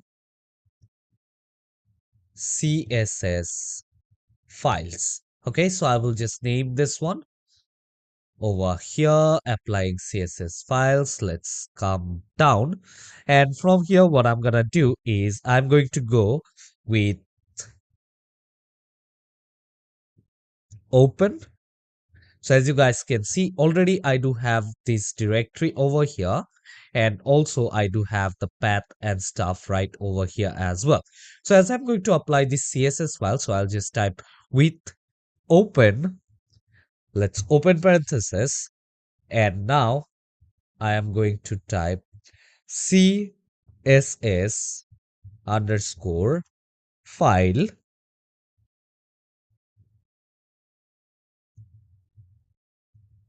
as f colon. Let's click on enter. st dot markdown. Let's open. And now I will just type f. Then I will just put out the double quote right over here. And what I'm going to do is I'm just going to open a tag, which is going to be the styles tag. Okay. So I will just go with styles.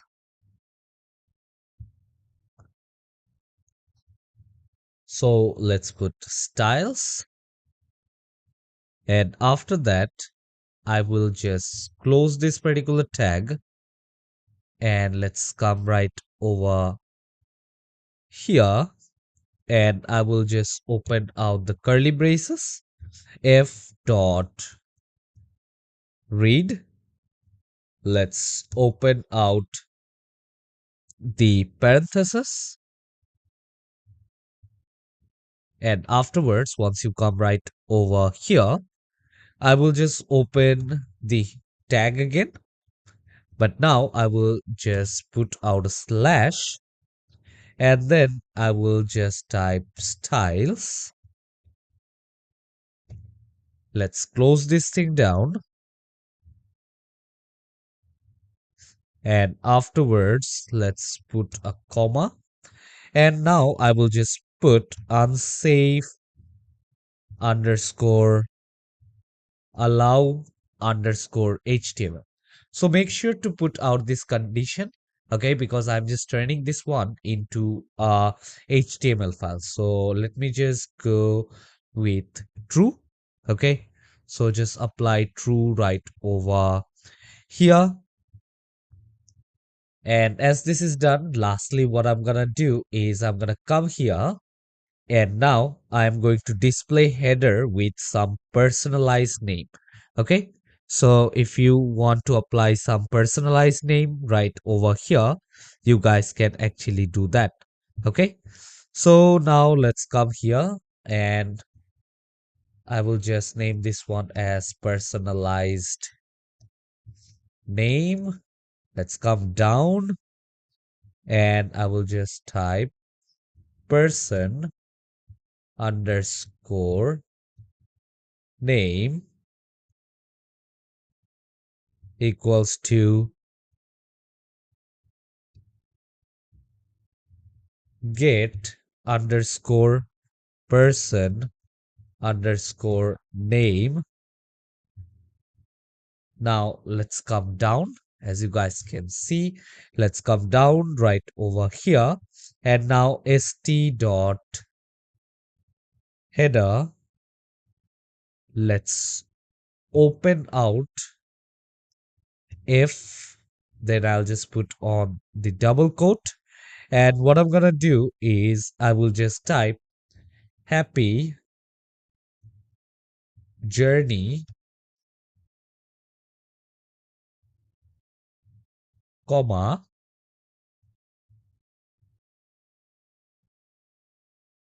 the double quote.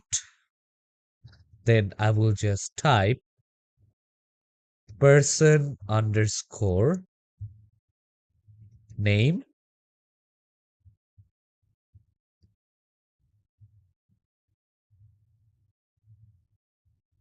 Then let's come here. And after that, if you want to add any emojis, you guys can also uh, put on some emojis. So I'll just put Windows and plus. Let's type car. Okay, so I will just add this particular car over here. Now let's close this thing down. And now I am going to put out a comma. Okay, so let's come over here and let's put out this double quote from here. So I'll just take this double quote right from here and I'm going to put the double quote somewhere around here. Okay, so this kind of fulfills. And afterwards, after putting on a comma, or let's put on a comma, I'm going to just type anchor equals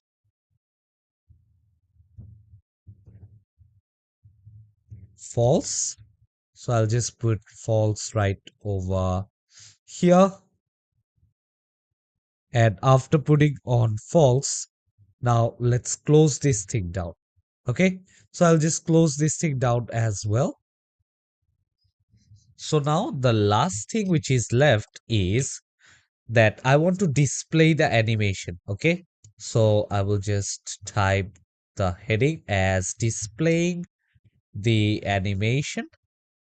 Now let's come right over here and I will just type Lottie animation.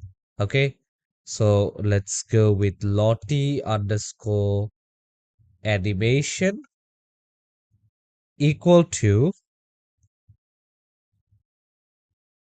load Lottie animation. Okay, so I will just put this load Lottie animation. Now let's open the double quote right over here and I will just type Lottie underscore animation. Okay, so now let's click on enter.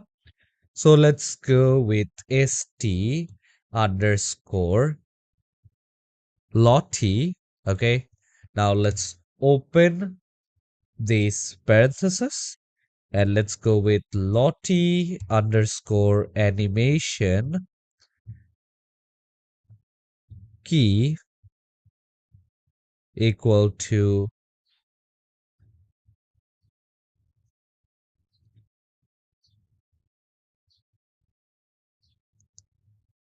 Lottie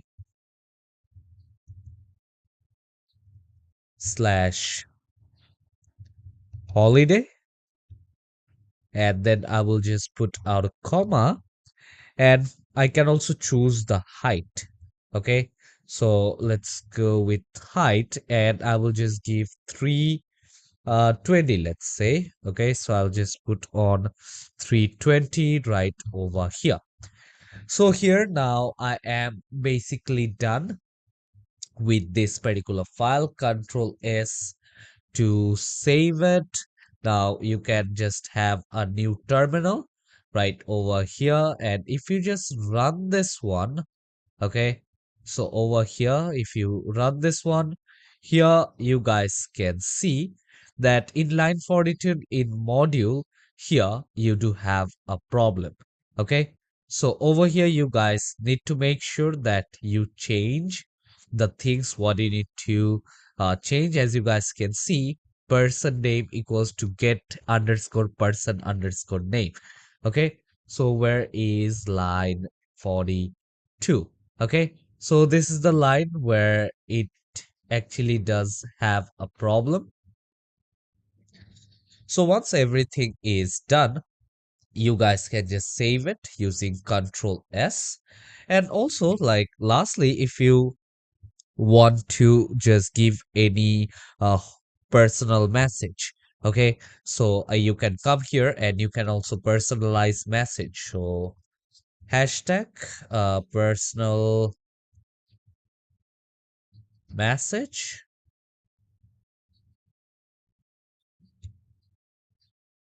Let's click on enter. Let's go with st dot markdown. Let's open parenthesis. Then I will just type F, then double quote. Let's go with dear.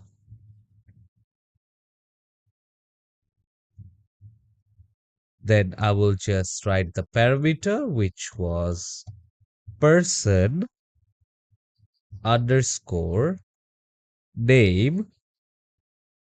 Let's come here. Let's put out a comma. And I will just type, I wish a great trip to you and your family. Let's say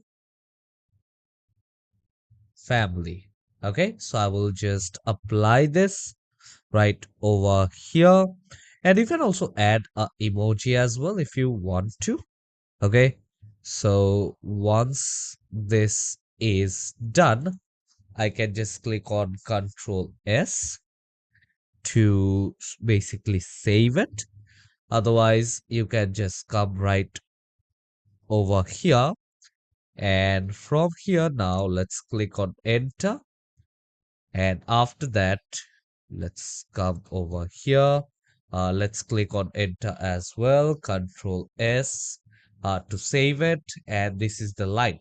Okay, so if you do want to run it, let's open out a new terminal and let's try to run this one. And here it shows that there is some problem in line 47. Okay, so over here I do have this key, Control S, and let's run this one. And this one kind of works good, as you guys can see.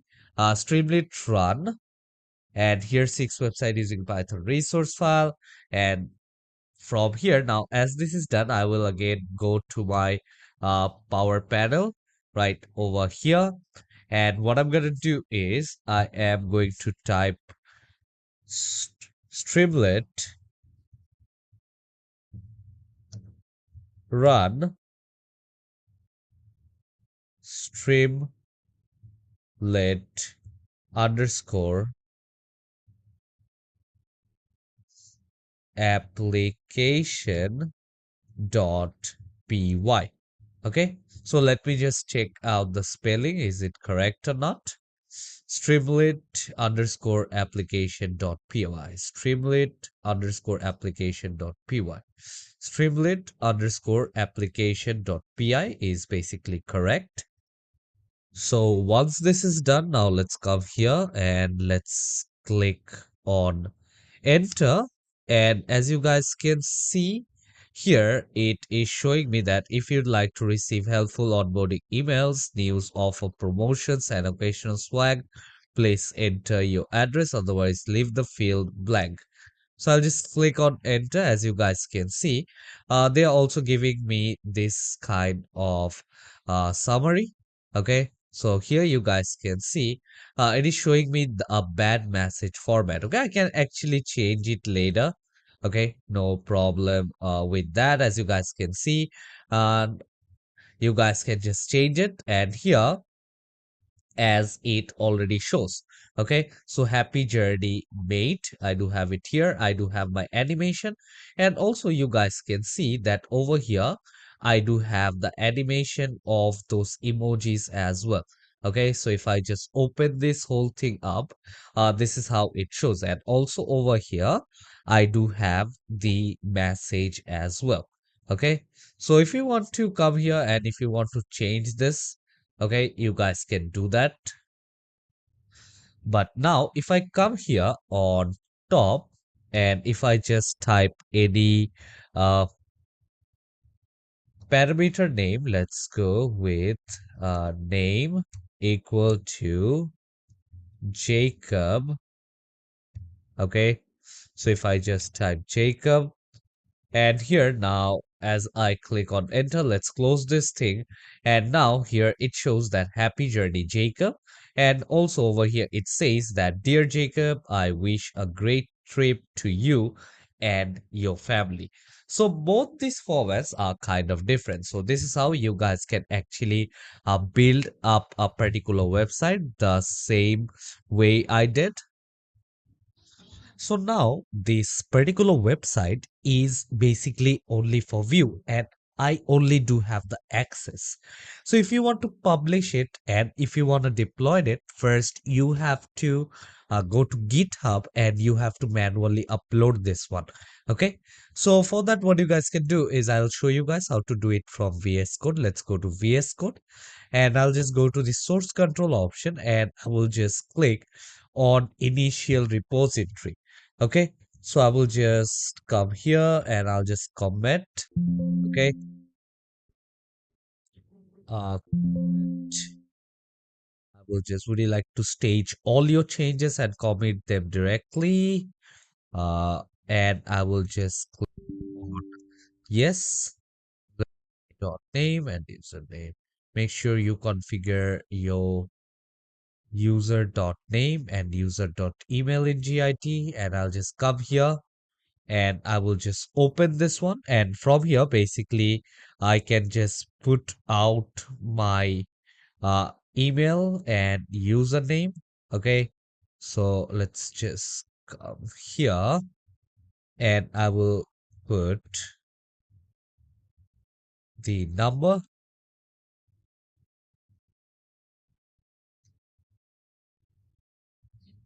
So now over here basically you need to come here and basically comment it. Okay, so go to the source control panel. From here, comment the changes which you have made. Make sure to add this with your GitHub. And once that is done from GitHub directly, you guys can open your website, which will be available. Okay, so this is the kind of website. If I just come here and instead of Jacob, let's type Mary. And if I just click on enter here, you guys can see now it shows happy journey, Mary. And also here shows, dear Mary, I wish a great trip to you and your family. So this is how easily you guys can actually create up a website using Streamlit and also using Python. So, yeah, I hope to see you all in the next chapter where we're going to learn more about building website using Python. So, take care, everyone. See you all in the next chapter. Welcome you all to another chapter of building website using Python tutorial. So now we are on our chapter number 4, where I'll be showing you guys on making a multi-page web application in Python. Okay, so we're gonna learn how you can build a multi-page web application in Python. So let's not waste much time and let's get started. Over here on my screen, as you guys can see, now this is basically the window page of my PC. And from here, first, you need to go to your control prompt or command prompt, sorry. So you need to go to your command prompt, and after going on to your command prompt, what you need to do is you need to install Streamlit. Okay. So we already have learned about Streamlit in our last class, how you gonna work with that. So you need to make sure that you install Streamlit. So for that, I'm gonna type pip install Streamlit and you can just click enter. But if you do want to upgrade it to the latest, let's say you already have Streamlit. So I'll just put double slash and I will just type upgrade. What it will basically do is it will just install the latest version of Streamlit for you. Okay. So once you are done, you guys can just click on enter and basically you guys can just wait. And here it shows that could not find a version that satisfy the requirement. Okay, so no matching distribution found for Streamlit upgrade. So what happened over here is basically that I do have installed the most latest version of Streamlit. Okay, so the one which I already had basically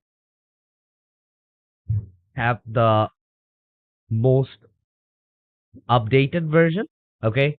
So in that case, actually I'm using the updated version. So that's why they don't show anything yet. But now once, as I do have the latest version of Streamlit, now the next thing, what I'm going to use here is pandas. Okay. So to install that, again, I will just type pip install pandas request. Okay, so I will just type request and I'll click enter, and here you guys can see the requirement already satisfied right over here. Okay, so as you guys can see, requirement already satisfied. Let me just minimize this down. Let me just go here onto my resource file. Let's create up a new folder, and I'm going to name this one as multi underscore page website. Okay, so I'll just open this up right over here. Let's right click and I will just click on show more options. And as you guys can see, it is basically showing me a lot of options. Okay, so let's come here, let's right click, and also here you guys can actually open. Let's put show with more options.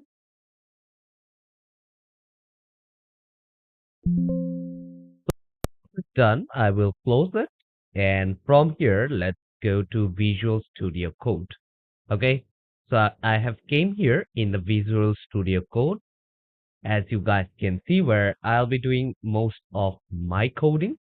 And from here now, let's go to open file. Okay. And from open file, I'll just go to desktop. Let's go to the same resource file. And from here, I need to make sure that I select that particular folder. Okay. Well, it was open folder, and I will just select this particular folder and I'll basically open it.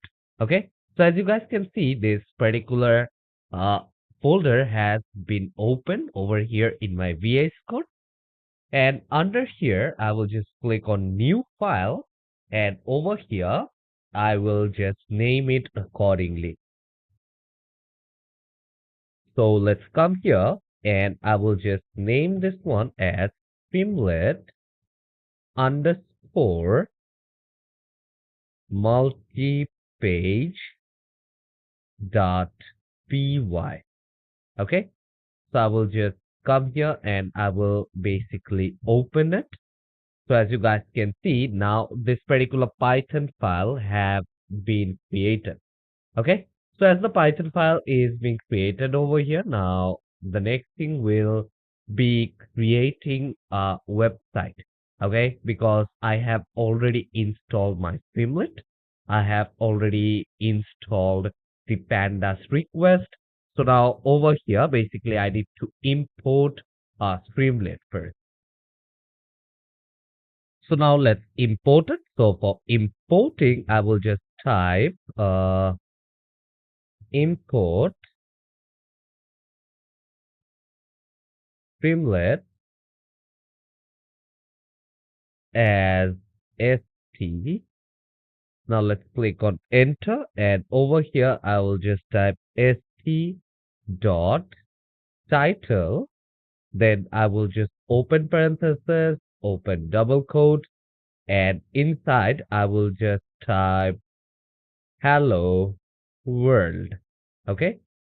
Just to show you guys an example. Okay. So I will be naming my particular website as hello world. So control S to save it. Okay. So as I do have saved it already, what I'm gonna do over here is I'm just going to go into my command prompt. Okay. And in my command prompt, what I'm gonna do is I am going to type run Streamlit and I'm going to name the Streamlit page. So it was named as Streamlit underscore multipage.py. So multipage.py. And if I just click on enter, you guys can see that run is not recognized as an internal or external command. So instead of run also, what I can do is I can just tell that Streamlit, or I will just come here and I will just type Streamlit and run and the name of that page. Okay. So I will just come here. Let's copy this. Control C, Control V. Let's go run Streamlit.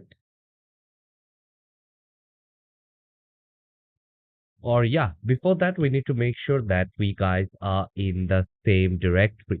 Okay. So what do I mean by same directory right over here? So first, what we need to do is let's come here. Let's close this down. Control S to save it. Now let's go to desktop. Okay. Let's go to this resource file, this multi-page website. Let's view with a large icon. And from here, now let's click on show more option. And now I will just type open in terminal. Okay, so over here now, as you guys can see, now users, then OneDrive, desktop, building, 6 website using Python resource file and multi-page website. Okay, and over here, I will just type now run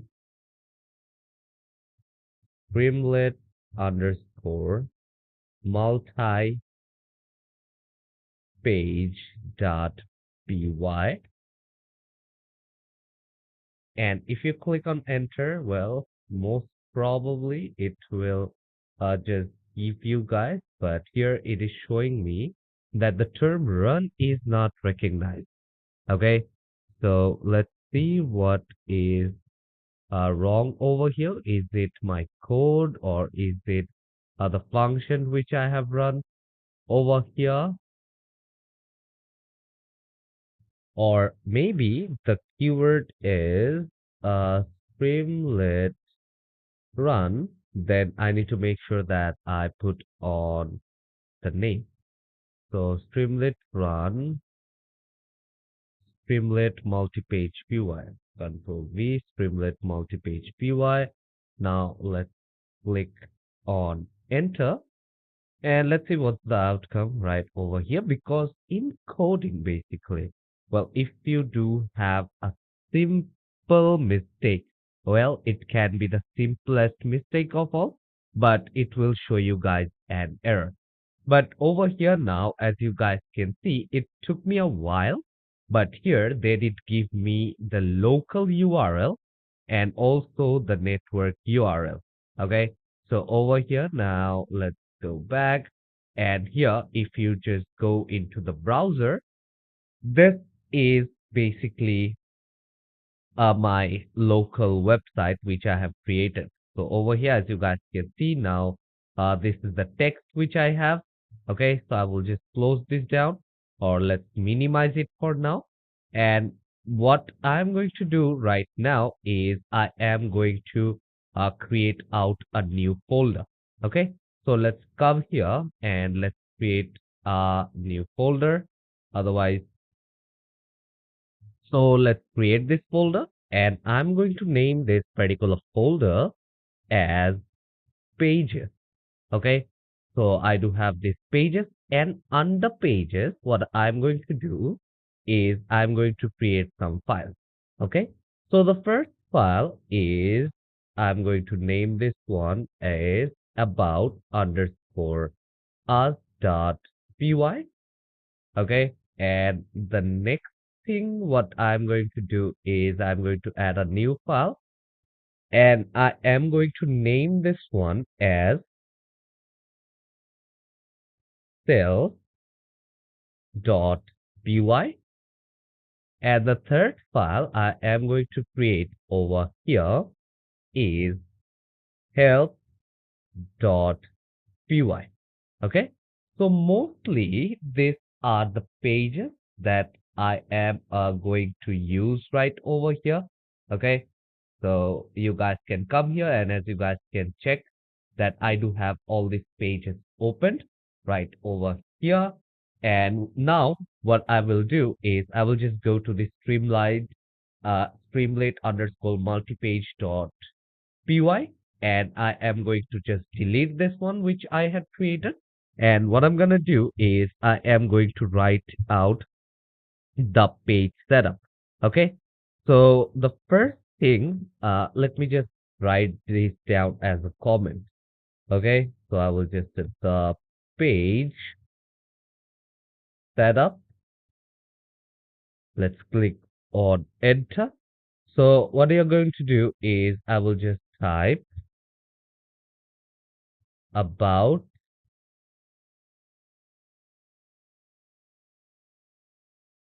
or I will just type about underscore page is equal to st dot page. And now let's open parenthesis. Let's click on enter. And now let's create some pages or let's give out how my page should look like.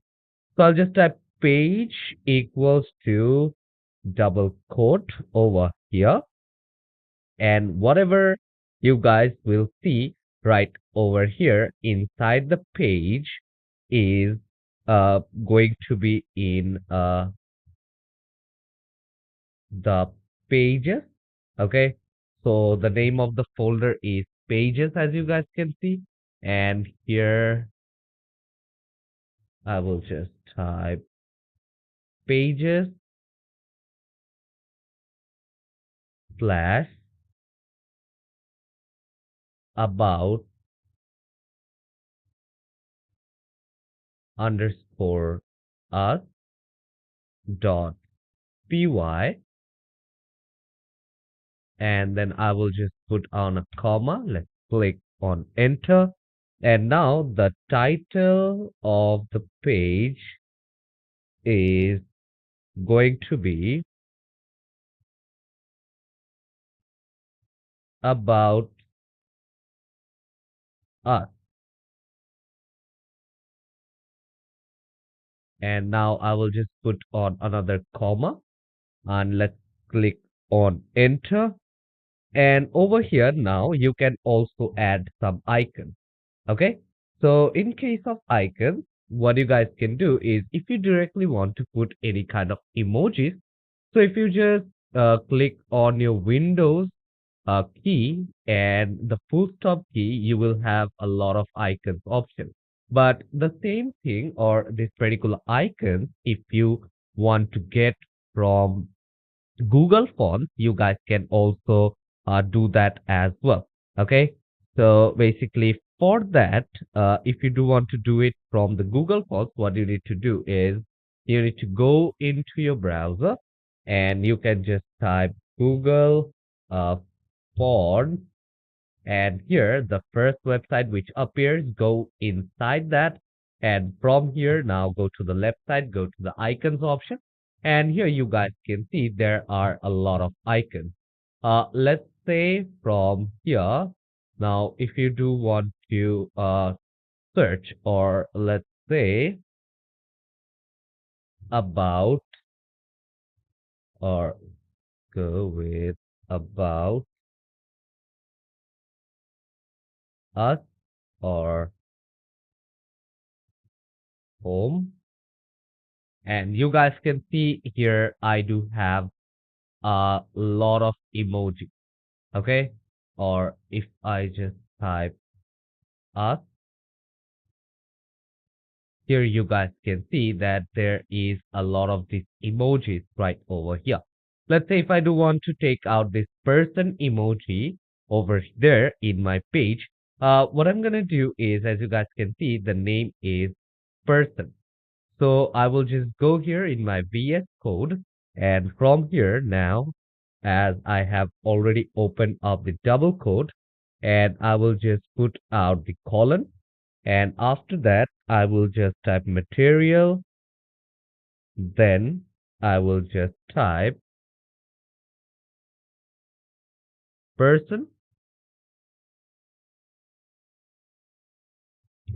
and again to close this thing down, what I'm gonna do is I'm going to close this down with a colon as well. Okay, so once this is done, I will just put a comma. Let's click on enter, and let's put default equal to true. Okay, so the first about page is basically done. Let's click on enter, and now what I'm gonna do is I am going to create the other page. Okay, so the same way I'm gonna do so, and I'm going to name this one as project underscore one, and I will just come here, or let's go with project underscore one equal to st dot page. Let's open parenthesis. Let's click on enter, and I will just put out the page information. Okay, so if you just want me to uh, come here, let's copy this one, this three line, control C and control V over here. And what I'm gonna do is the same thing which I have. Let's come here, let's click on enter, let's come down and control C to copy and control V to paste it. Okay, so I do have pasted it right over here as well. But all I'm gonna do is I'm just going to change the information. Okay, so pages was fine, but here I will have information about the cell. Okay, so this is going to be my second page. So let's go with cell, and the title is going to be our cell, and over here this is going to be the help page, which is help.py, and in the title I will just type help center. Okay, and under this, okay, so for cell on, let's come here, let's search for some emojis. Okay, so I can just search for emoji, which is a chart. Okay, let's search for chart. Okay, so as you guys can see, there are a lot of charts right over here, and you guys can just find any of these emojis which you can just upload. Let me just go with the bar chart over here. Okay, so I will just type bar chart. So let's come here, and I am going to type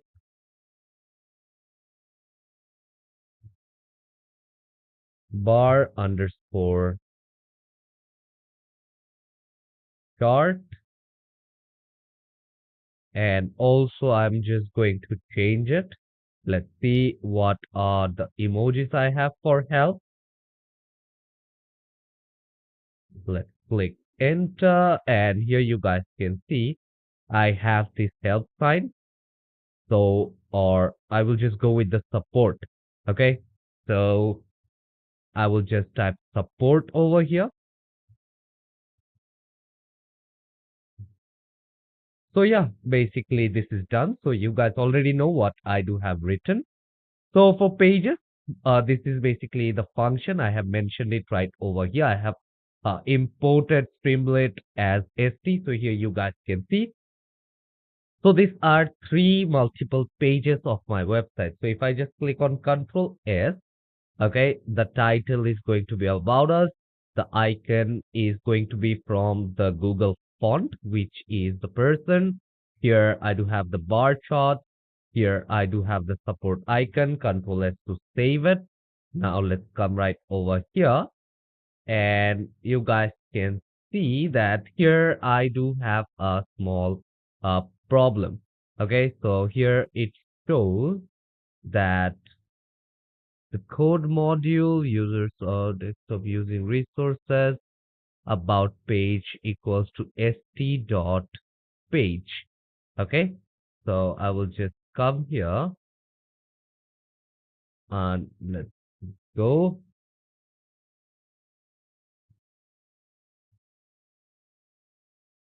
So as over here, it's basically showing me this kind of error. Uh, Instead, I will show you guys why it is showing me those errors. Well, as over here, you guys can clearly see that I do have added all the information, and it's right as well. Well, here I do have the directory like in pages about us dot py. Okay, I do have provided the title as well. Okay, but what's wrong basically over here is I didn't do the navigation setup. Okay, so let's put out slash and let's create a command navigation setup. And over here now, I will just type pg is equal to st dot navigation. Okay, so I will just the st dot navigation. And what I'm going to do is I am going to open the parenthesis. Okay, so under parenthesis, I will just type pages equal to, and after typing the equal to sign, what I'm gonna do is I'm going to open up the square bracket. Okay, and under square bracket, I am going to name all of these three pages. Okay, so let's come here, and I am going to type about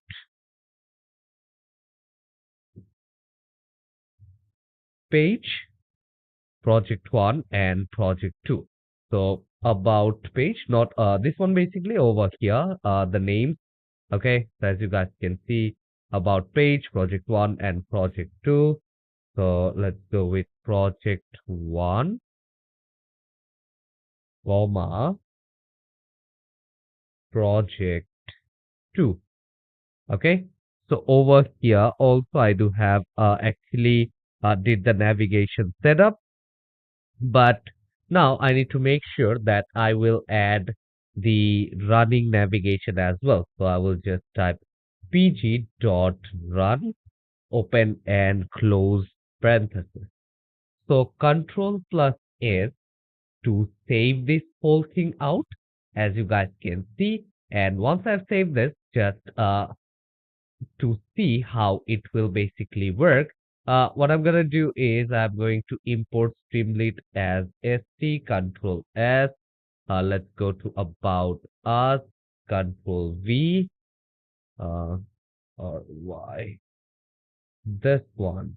Or let's just manually type import Streamlit as st. Now let's come down, and over here I am going to type st dot title double quote, and I'm just going to type about us. And what I'm gonna do is I am going to copy this whole thing, Control S, Control and Control V over here. And I'm just going to change the content inside it. Okay. So if you do want to move it on a side, or let's say I will just move it onto the center. Okay. So about us is done. Sales is done.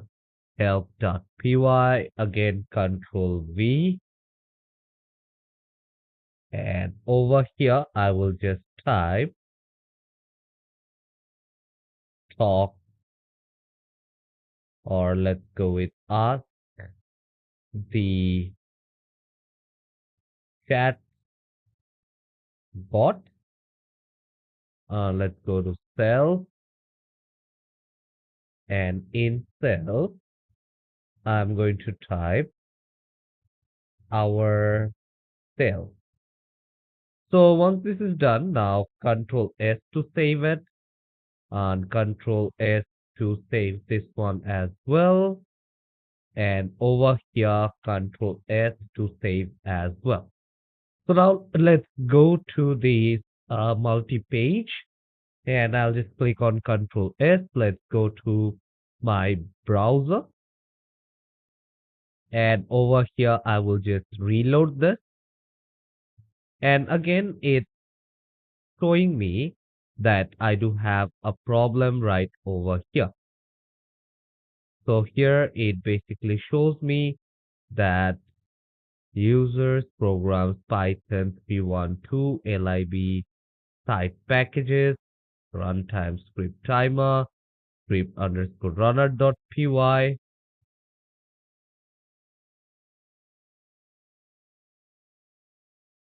And yeah, before going to the web or the browser, what I can also do is basically I can go to my terminal, create up a new terminal right over here, and let's generate the URL. So I will just type Streamlit, run, and I will just write the whole name of this Python file, which is Streamlit underscore multi page dot py. And if I just click on enter, you guys can see I will have a web page quite like this. Okay.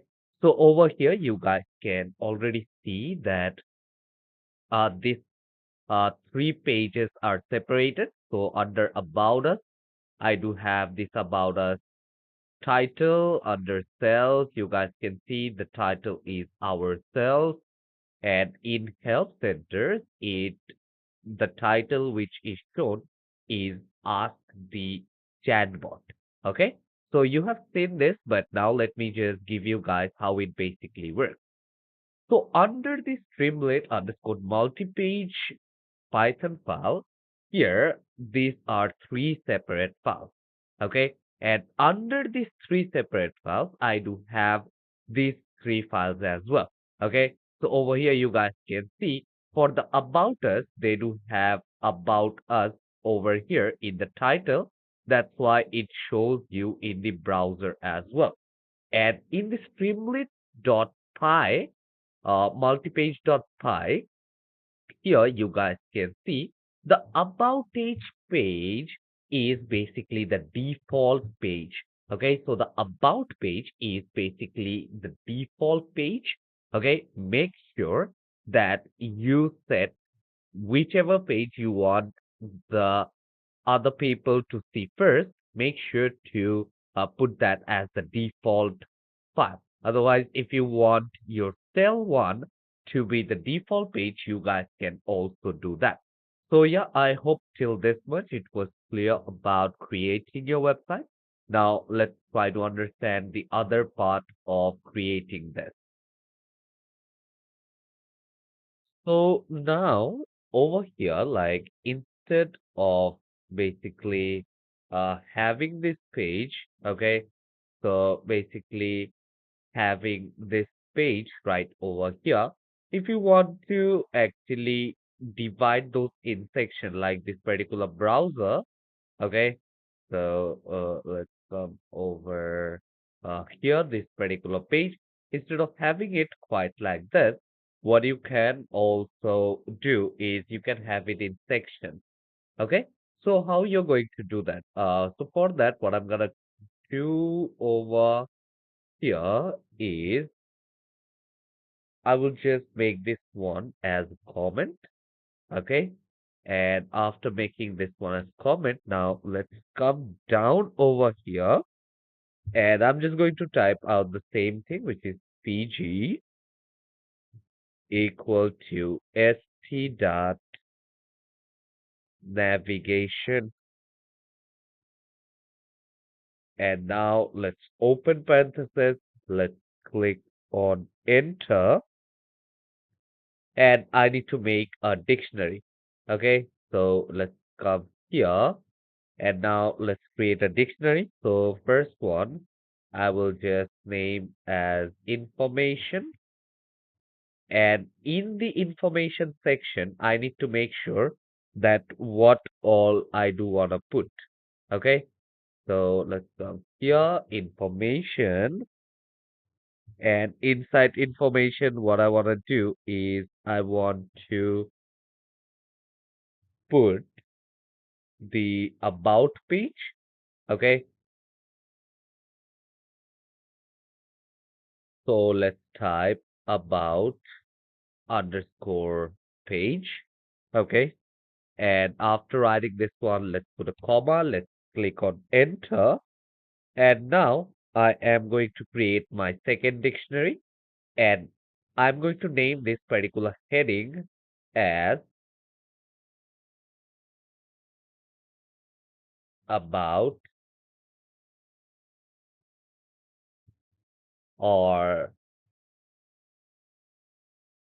company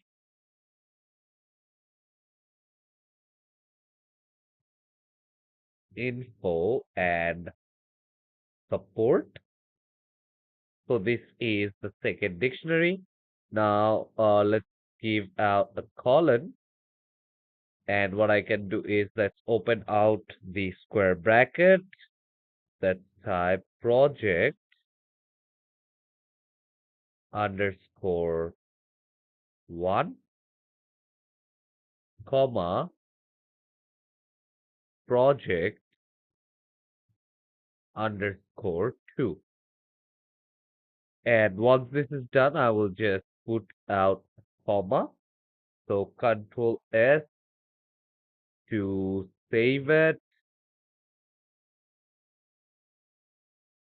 Now let's check where the problem is. Let's click right over here. Control S. And what I can do is I can just go to this browser and I can just execute this. But over here, you guys can see here it shows me some error. Okay, so here it shows that this is a invalid syntax. And now to solve this error, I need to check what I did wrong. Okay, so over here now, you need to understand that before writing any kind of dictionary, you need to enclose that with curly braces.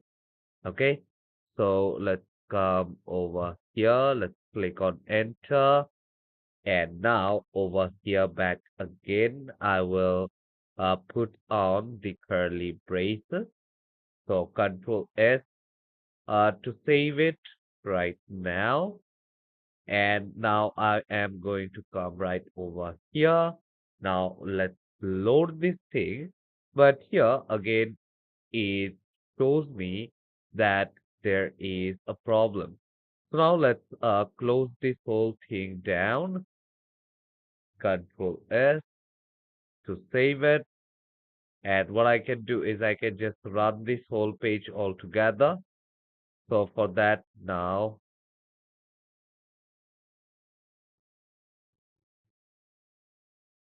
so now over here, let's click on Control S. Okay, so let me just check those things down back again. And let's Control S to save it. Okay, so Control S over here, and Control S over here, back again. And now let's go to this local URL and let's click on follow link. And now over here, you guys can basically see that my about us is now under the information category, and under my company info and support category, I do have my sales and I do have my help center. Okay. So here also you guys can just drop this down menu. You can open up this menu and you can add as many options as possible. Okay. So now we are going to go into this about us page, and now I'm going to add more information inside my website. Okay. So to do that, what I'm going to do right over here is I am going to come here, okay, into my Streamlit multi-page, and I will be adding on more information over here. Like if you want to import images, you guys can actually import different kind of images. But for that, before only make sure to choose what kind of images are you guys looking to import over here. Okay, so for that, now if you want to share that images or share those same things right over here, now let's come here. Now let's click on enter. And over here, now what I'm gonna do is I will just create a comment and I will just name this one share on all pages. Okay, so I'll just type share on all pages, and I'm just going to go with st dot logo and open parenthesis. And for that, now what I'm gonna do is I will just come here into my website. Okay, let's go to multi-page website, and the same way I can go to just VS Code. And under this place, let's say right over here, I am going to create up a new folder, and I am going to name this one as my asset. Okay, so I'm just going to name this one as my asset.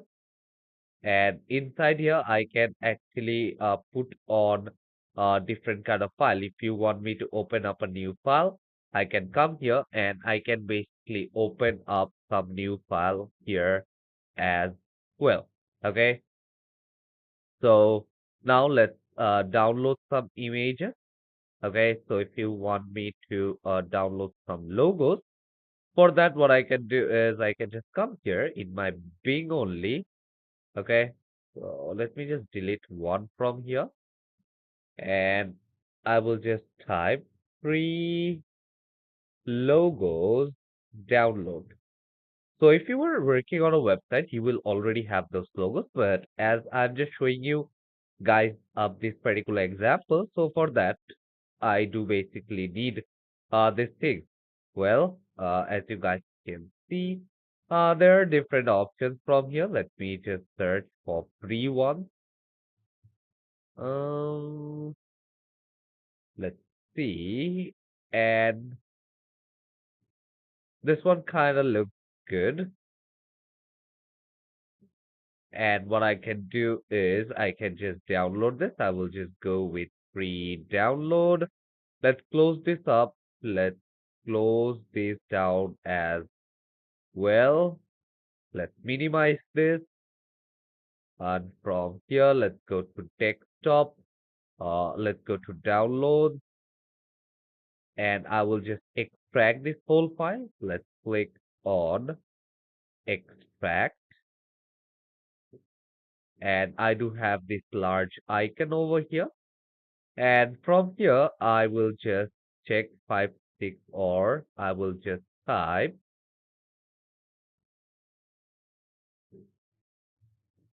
the logo or the underscore logo.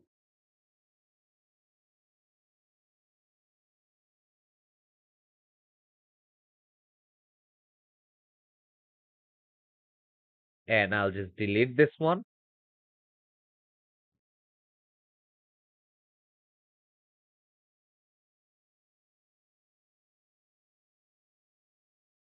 Again, I will try to rename it, which is the logo. And I'm going to cut this one and let's go to the desktop. Let's go to my resource file. And from here, I'm going to put this particular logo inside here. Okay, inside this asset file. Okay, so the name of this particular file is my asset. Okay, ASSESSTS. Okay, so let's come here. Let's go to my VS Code.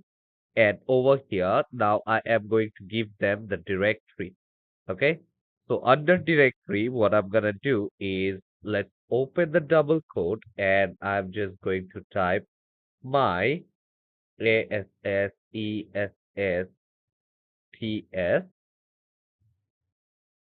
and after that, let's give out a slash my asset and I will just name this one the underscore logo dot what kind of file was that?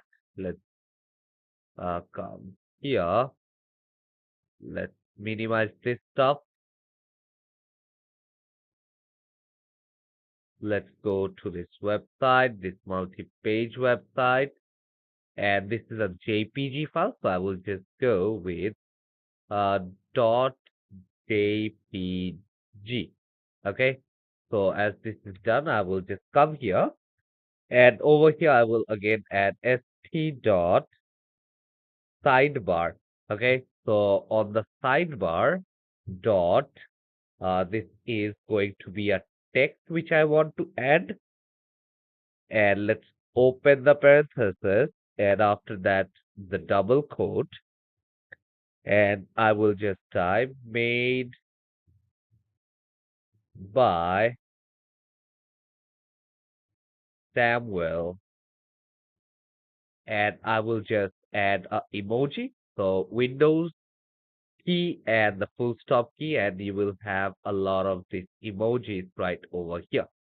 So you can just choose any emojis as you like. You guys can see right over here. And let me just add this one and this kind of work. Control S to save it.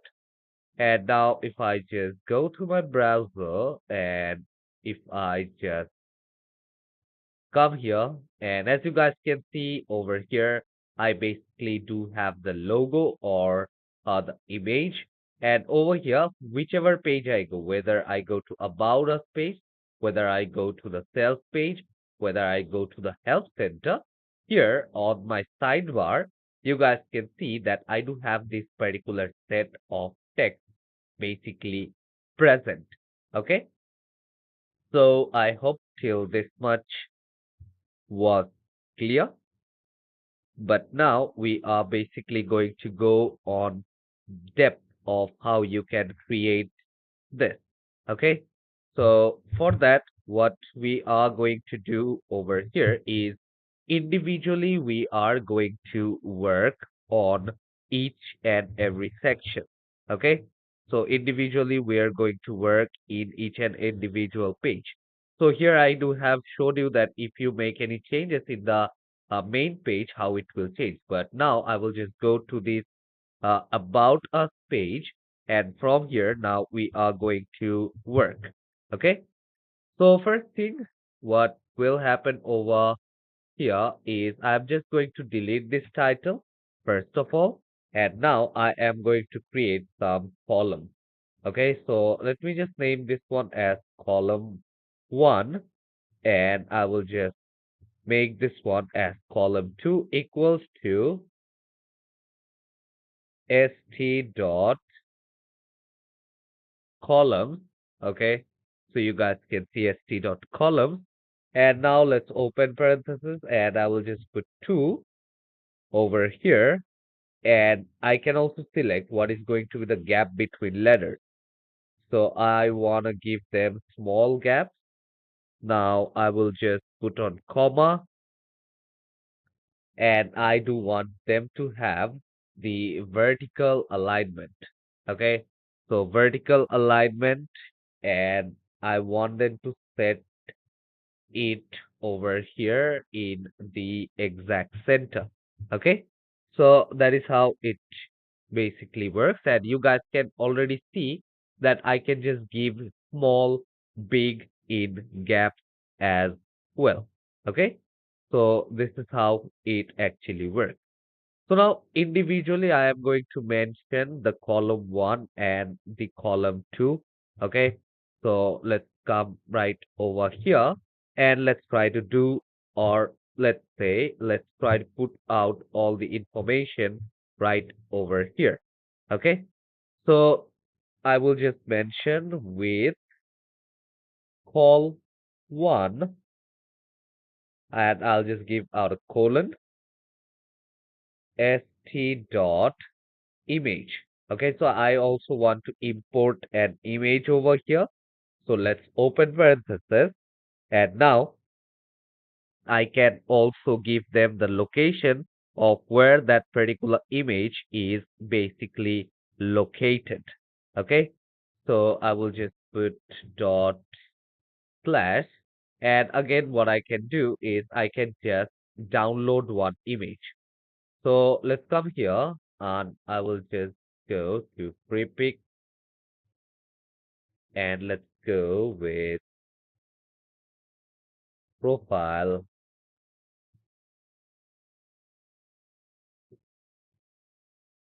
picture. And you guys can see that I do have a lot of these profile pictures. And let me just go on with the free version. Okay, so as you guys can see, I do have all these free images. So let me just take this one from here and let me just try to download it. Okay, so let's click on download. Let's close this thing up. And yeah, the download is basically done. Let's go to the file. Let's go to downloads. And from here, I'm going to rename this as young.jpg. Let's select this one. Let's cut. Let's go to desktop. Let's go to the resource file. And while working on your website, make sure to keep your workspace clean. Okay, don't mess it up or don't overcrowd your space. As you guys can see, each and every file over here is in their own spaces. Okay, so my assets and the name is young.jpg. Okay, so I will come here in the VS Code, and over here now I will just type my assets slash young dot JPG.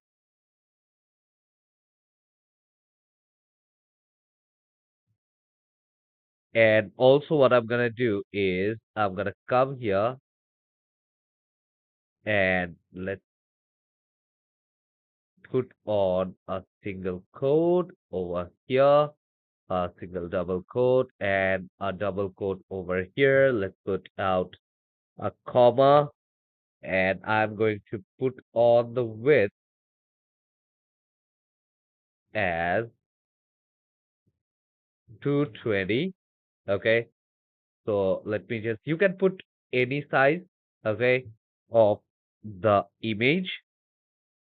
And now, in column 2, okay, so let's come here, and now I will just type with call to. I'm going to add up a title, which is going to be ST title. Let's open. And after that, I will just type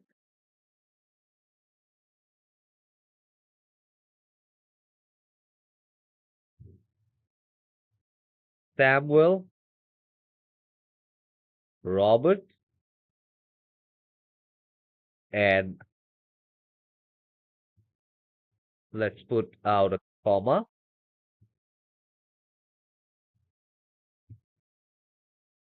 Anchor equal to false.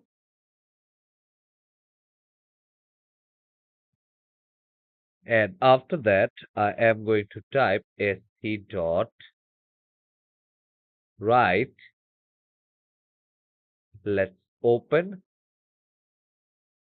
And I'm going to give him a position of senior executive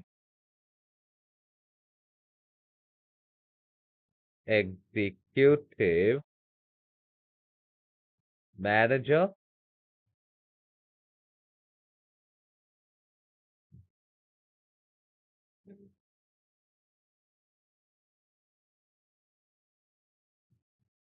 Uh, well defined man and very hard working guy, and also an asset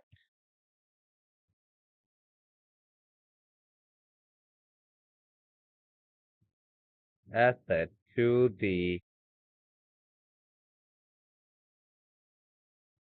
company. Okay, so I'm just going to type this thing out right over here. And what I'm gonna do now is I'm gonna come here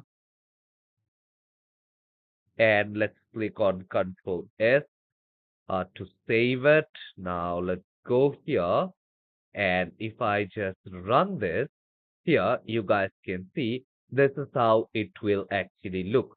Okay, so over here it shows Samuel Roberts, Senior Executive Manager, a well-defined man and very hardworking guy, and also an asset to the company.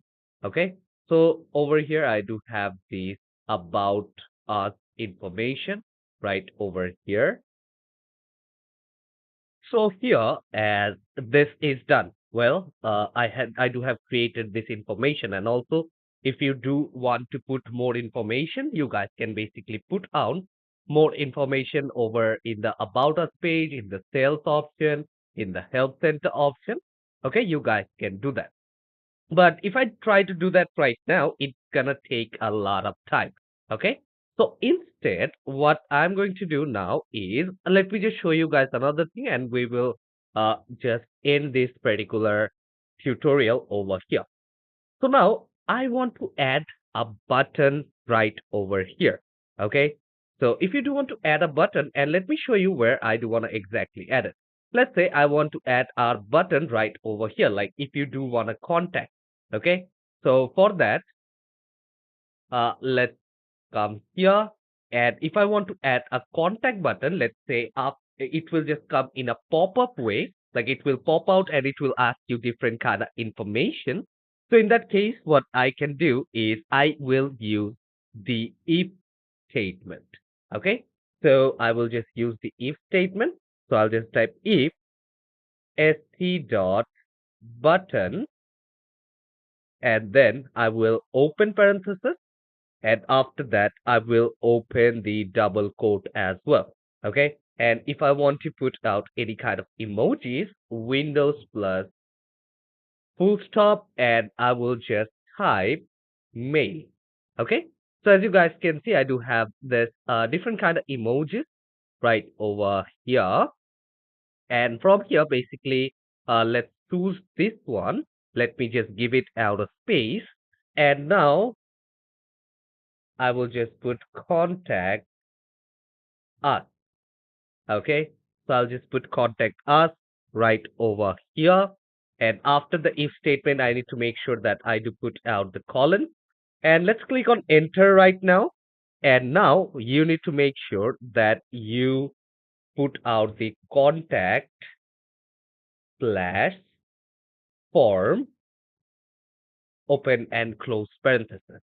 So I do have given a function right over here. I do have mentioned this particular function. So over here, as I will be creating up a button, anyone who clicks on the contact us button, it will lead them to a particular function. So anyone clicks the contact us function, they will go to on this particular button, it will lead them to contact form.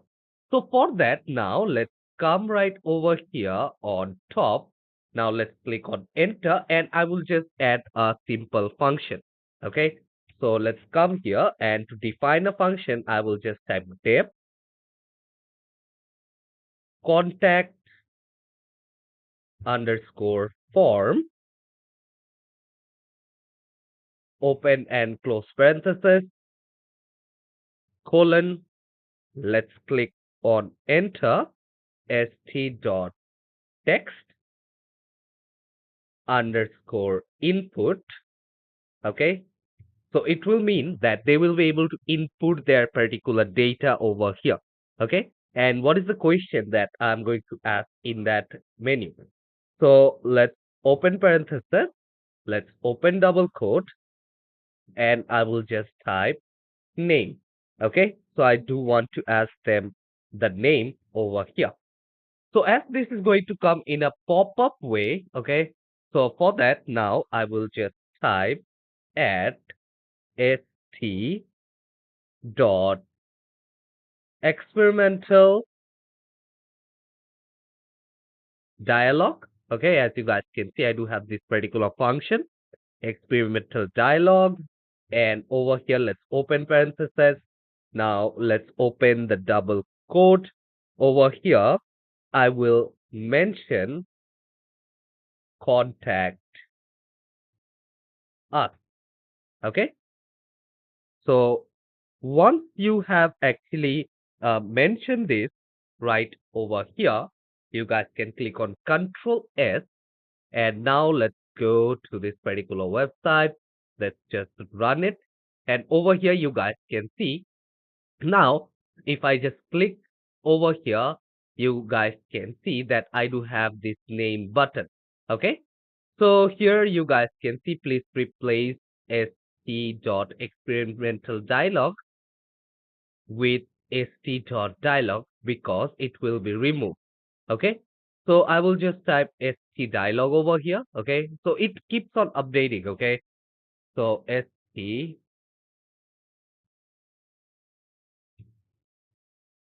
control S. Now let's come back over here. Let's refresh this. And now if you just click on the contact us button, it will lead you right over here. So you can add more questions. Okay. So if they provide, if they click on submit, all these things are over here as well. But I hope this class was clear on how you guys will be able to create a website using Python. So yeah, I hope to see you all in the next chapter where we're going to learn more about creating websites, working with those, and basically creating some more interactive websites using different libraries and using Python. So take care, everyone. See you all in the next chapter. Hello, everyone, and welcome you all to another chapter of building website using Python. So now we are on our chapter number 5, where I'll be showing you guys on making a website using Python and Taipy.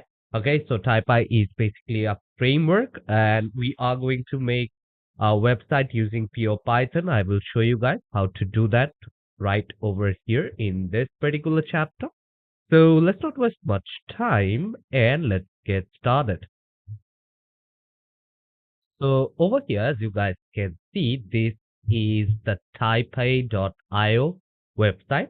So let me tell you a bit about Taipy. Okay, so Taipy is basically a Python framework, and this is also a open source library.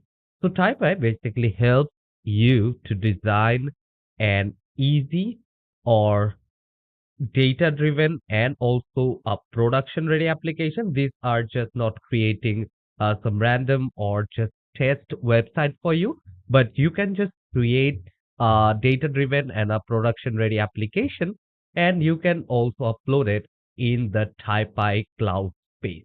Okay, so Taipy is also used for easy development of the website and application, and it is also an open source library. Okay, so we will be learning how it actually works. You guys can see uh, if you do want to pip install Taipy, you guys can do it right from here. Okay, so I'll be showing you guys about that. If you do want to check out the documentation and how you gonna use it, you guys can just go to the user manual, and from here you guys can just check those things out as well. Okay, so different scenario. From here, you guys can just check. You guys can also check out different kind of references of how you need to get started. Here, you guys can see how it is being optimized for insights. Okay, how Taipy is a lot useful and a lot faster. Okay, so it supports a large data set. Okay, so if you just put on data into your website, it supports a massive data sets over here comparing to other libraries. And also, if you do want to subscribe to their newsletter, they will send you different updates information. And there is other way of how you guys can get those things right over here. So you guys can also go to their GitHub account. Okay, so if you just go to their GitHub page right over here, make sure to put out a star mark.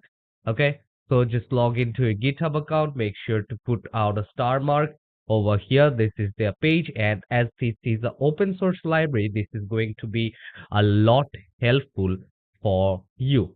Okay, so now I am going to start creating a website from here. So now let's get started. So first thing, what I'm gonna do is I'm just gonna close this website, and I will just come here, and I already have created a folder which is website using Taipy, which is in my resource file. So in our previous classes, we do have learned about that. So I do have created this particular folder, and I also took a few of these images which I have downloaded from FreePic. So what you guys can do is you guys can come here and you guys can open VS Code directly from here. Otherwise, let's close this thing down, and from here, as I do have my VS Code over here on my screen itself, so I'll just open it right over here. And as you guys can see, this website using Taipy page is already being opened. So if you don't know how to open, go to File. From there, just go to Open folder, and basically you guys can select this folder and open it accordingly. So let me just close this thing down, and let me just close this particular terminal for now.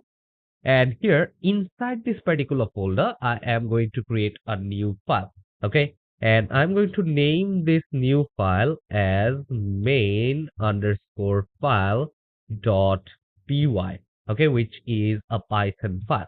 Okay, so as you guys can see, I do have imported this one, and over here now I will just open up a new terminal. So here in this particular terminal, first thing to get started with Taipy is that you go with pip install Taipy. Okay. So over here, I will just type pip install Taipy. So if I just click on enter right now, or if I just run this, it will show me that all the criteria are being fulfilled. But it takes a bit of time if you have not installed it before. But let me just show you if I just click on enter. Here you guys can see all requirements are satisfied. And here it will kind of show you quite like this. Okay. So if you have not installed Python as well, make sure to install your Python as well. Okay, so as I have imported this one right over here, the next thing what I'm gonna do here is I am going to import GUI. Okay, because I want to create an interface or a website UI right over here. So from Taipy, I want to import the GUI. So for that, what I'm gonna do is I am going to come here and I will just type from Taipy import GUI. Okay, so I will just take from Taipy import GUI. And after that, what I'm gonna do is I will just create a condition using the if statement. So I'll just type if underscore underscore name, then underscore underscore equal to, then I will just open my double quote and I'm just going to name this one as main, then close this one with underscore underscore. Let's put the colon to close it down. Let's click on enter. And after that, I am going to create a, a variable. Okay. So I will just name this one as app. And inside this app, I am going to import the GUI. Let's open the parenthesis. And after that, I want to run this particular variable. Okay. So if I just come here, let's say if I'll come here, let's click on enter and I will just give command app dot run. Okay. Because I want to run this particular thing. So let's close parenthesis right over here. And if I just give the command as app run, what it will do is it will run this one. Okay, it will run app, and inside app I do have the GUI, and over here I do have the option as app as well. Okay, so once you're done with this, I am going to create up a HTML, okay, or a page over here. So let's type page equal to quote, and I will also put another quote right over here. Now let's click on enter. And after that, I am going to give a HTML tag. So let's go with H1. Let's close it and I'm going to write my HTML. And I will just type, hello, this is my website using Taipy. Okay. And let's come down. Or yeah, I will just go back and I'll just close this tag. Okay, so I'm just going to close this one slash h1, close the tag. Now let's come down, and from here again I will just put a triple quote right over here. Let's click on enter that you guys can understand this properly. So as you guys can see, I do have created this HTML. First off, I do have imported GUI from Taipy. Then I do have given the command that underscore name equals to, and over here I need to also put underscore main. Okay. So now control S to save it. And what I'm gonna do is I am going to first come here and delete this particular terminal, and I'm going to just take out a new terminal. And after taking this, what I'm gonna do is I'm going to run this Python file. Okay. So if I just click on run Python file. Okay, so let's come here, and I am just going to run this file, and let's wait. And here it shows that the app is not defined. Okay, so over here now I need to make sure that I define the particular app. Okay, so let's come here, let's give it out a space. Let's give out a space right over here. And well, over here, instead of app, as I have named this one as page, I will mention page. Okay. So, well, now I do have defined this one, control S to save it. Now let's run this particular file. Okay. So it might take some time to basically appear. And here you guys can see my Taipy app has been launched. Okay. So over here, you guys can see this Taipy app is basically launched over here. And let me also show you guys some other feature right over here. So basically this is a HTML. So if I just right click, and now if I just click on view page source, and if you just take a look, control plus, you guys can see over here it had basically created some HTML files over here. Okay, so you guys can see this do have actually created some HTML files for me. And now I will just cancel this over here. Let's right click, and if you just go to the inspect option as well, here under the inspect option, you guys can see that it does have created this head, body, and stuff. There is some HTML file.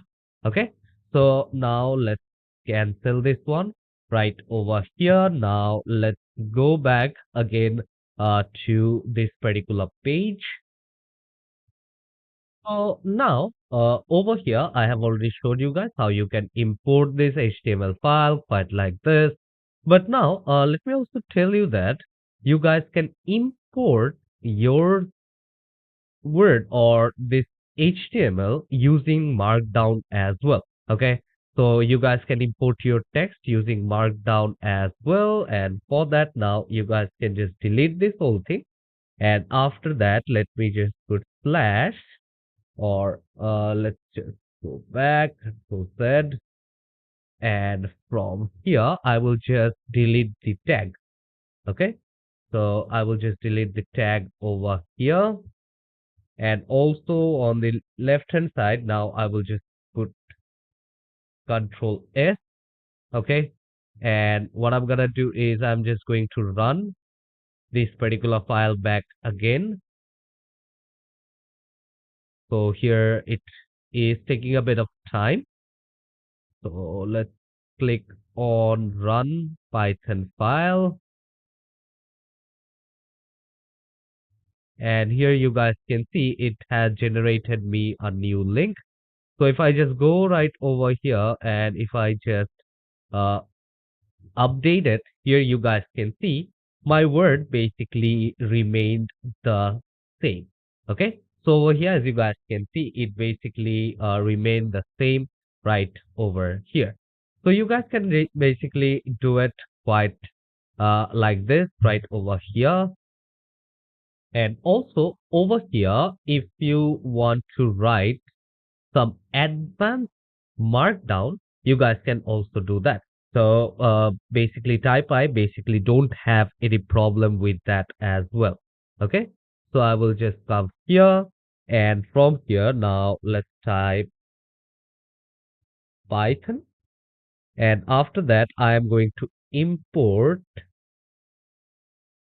OS, and again I will come here and I will just close this down, Control S, and now again if I just run this one, okay, so I have ran this one. Now let's come right over here, and if I just update it, so now from here again, let's go. And each and every time, basically, if I make any changes over here, you guys can see that I have to run this Python file. Okay. But to avoid that thing, what I can basically do over here is I can just use reloader. Okay. App.run. Then I will just type use reloader equals to, I will just put true. Okay. So over here, I will basically put true. So what will happen over here is now I don't have to just rerun my file back again and again. Okay. So Control S to save it. And now if I just come here and if I just update my file, you guys can see this is basically being imported. Okay, so over here again, lastly, if I come here and if I just try to run my file, okay, so here you guys can see this is well accessible. Server starting at, let's follow this particular link, and I do have my Taipy file as it was before. So now over here, if I just go back uh, to this website, let's just refresh it. Okay, and here you guys can see my import.os is also there. So if I just go here and if I try to inspect, here you guys can see that it has imported the language as well. Okay, so if you just check right over here, you guys will be able to see that it have also checked that thing out for me as well. Okay, so let me just close here the console. If you want to view the page source, you guys can come here and you guys can check out the page source as well. Okay, so now I will just come here and let me just close this source page right here, and again back I will just come back to my Python file. Okay. So here now what I want to do is I want to do some basic things. Okay. So in that way, what I'm going to do is I want to add more elements to my page. And so for that, so now basically over here, I don't want this advanced markdowns and I don't want to put this text as well. But instead, what I want to do is I want to create up elements. Okay, like I want to build my website using different kind of elements. So for that, what I can do is I will just close this thing down, and from here I will just go to the Taipy app. Okay, so if you want to see all the elements what are available and what all you guys can use, is you just go to the docs option, and from docs you guys can go to manuals, and after going to the manuals from here, you guys can just click on the visual elements. Okay, just click on the visual elements option, and if you just come down here you guys can see the list of all available controls in Taipy. Okay, so you guys can use this particular button, you guys can use this particular input box. Okay, if you want to work with number, there is slider, there is toggle, different chart, whatever you like, you guys can use that. Okay, so let me just go with this static value right over here, and you guys can see the values over here as well. So you guys can use markdowns, HTML, and also you guys do have the markdown. Okay, so here now what I'm gonna do is I'm gonna come here. Let's just close this out and let's open my VS Code. And from here, I am just going to delete all of this and I'm going to name my page as the bar graph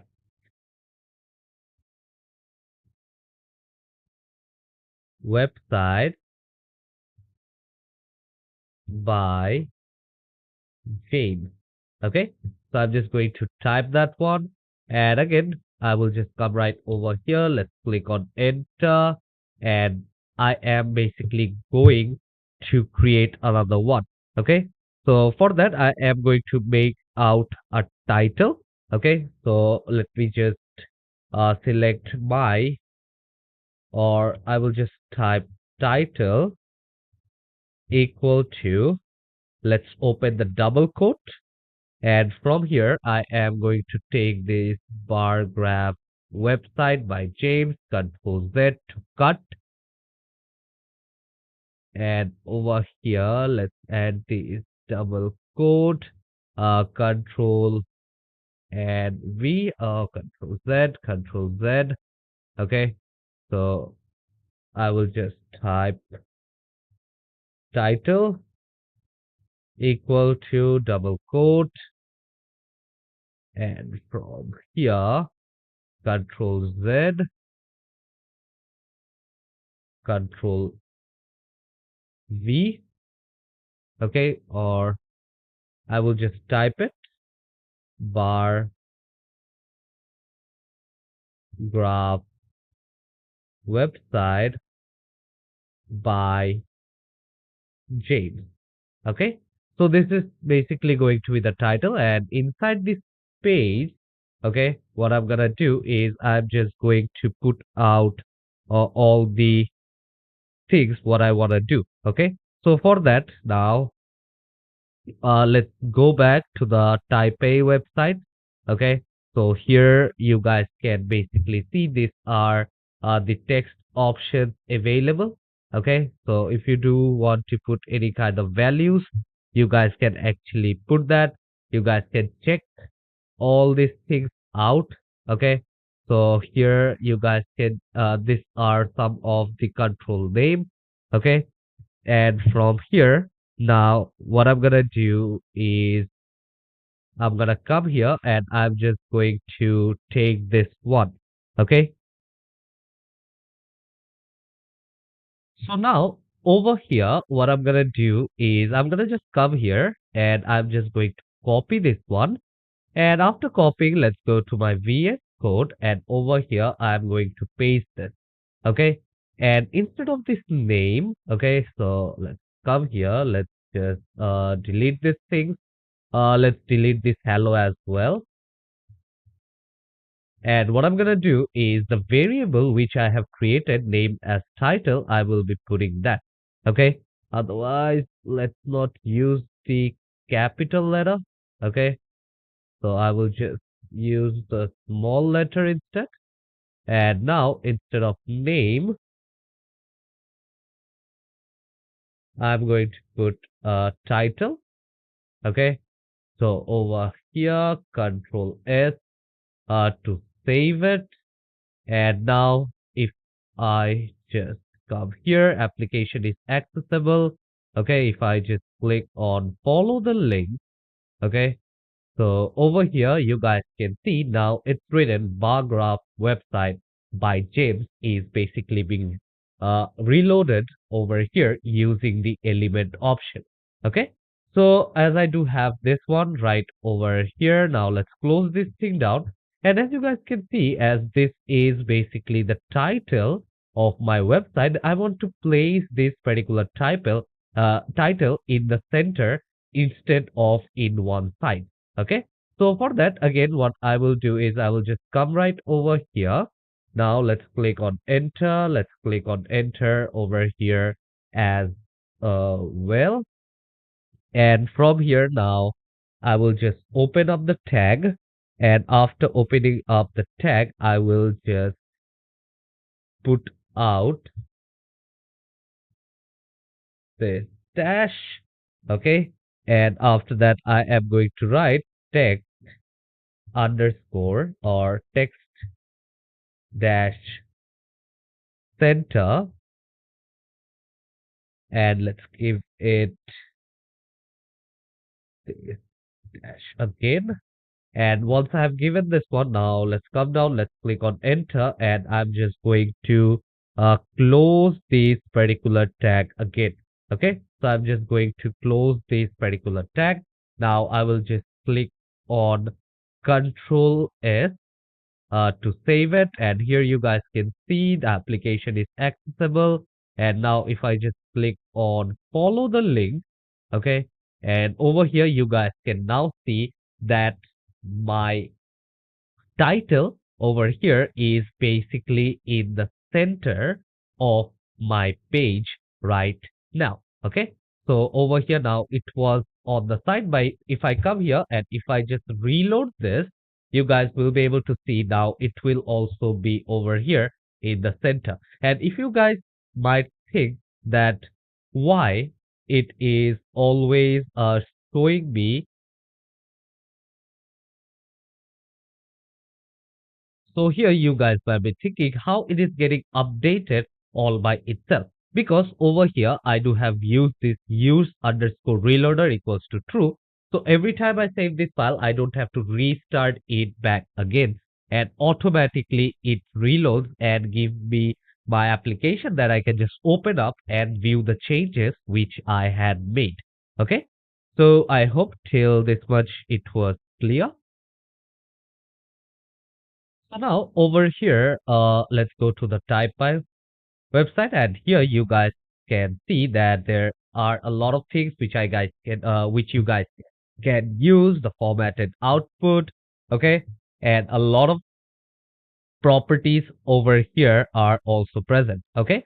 So if you want to use a class name, okay, so you guys can list uh, CSS and you guys can define the class names as well. But now let's try to use this hover text property. Okay. So if you want to use this one, okay, so for that, what you need to do is you need to come right over here. And after coming over here, you just come just beside the title, and from here just type hover underscore title or hover underscore text. Okay, was it hover underscore text? Yeah, it was hover underscore uh text. And after that you guys put equal to, and after putting on the equals to sign, once you hover on this particular text, let's say this is my website, like once I hover my mouse over this one, what I want it to show. Okay, so let me just use this particular example. Let me just type welcome to my website. Okay, so I will just put welcome to my website right over here. And after that, what I will also do is I will just put out a pipe over here. Okay, so I do have put out my pipe right over here as well. Control S to save it. Okay, so as you guys can see, I do have put Control plus S here to save it as well. Now let's go there and let's follow the link.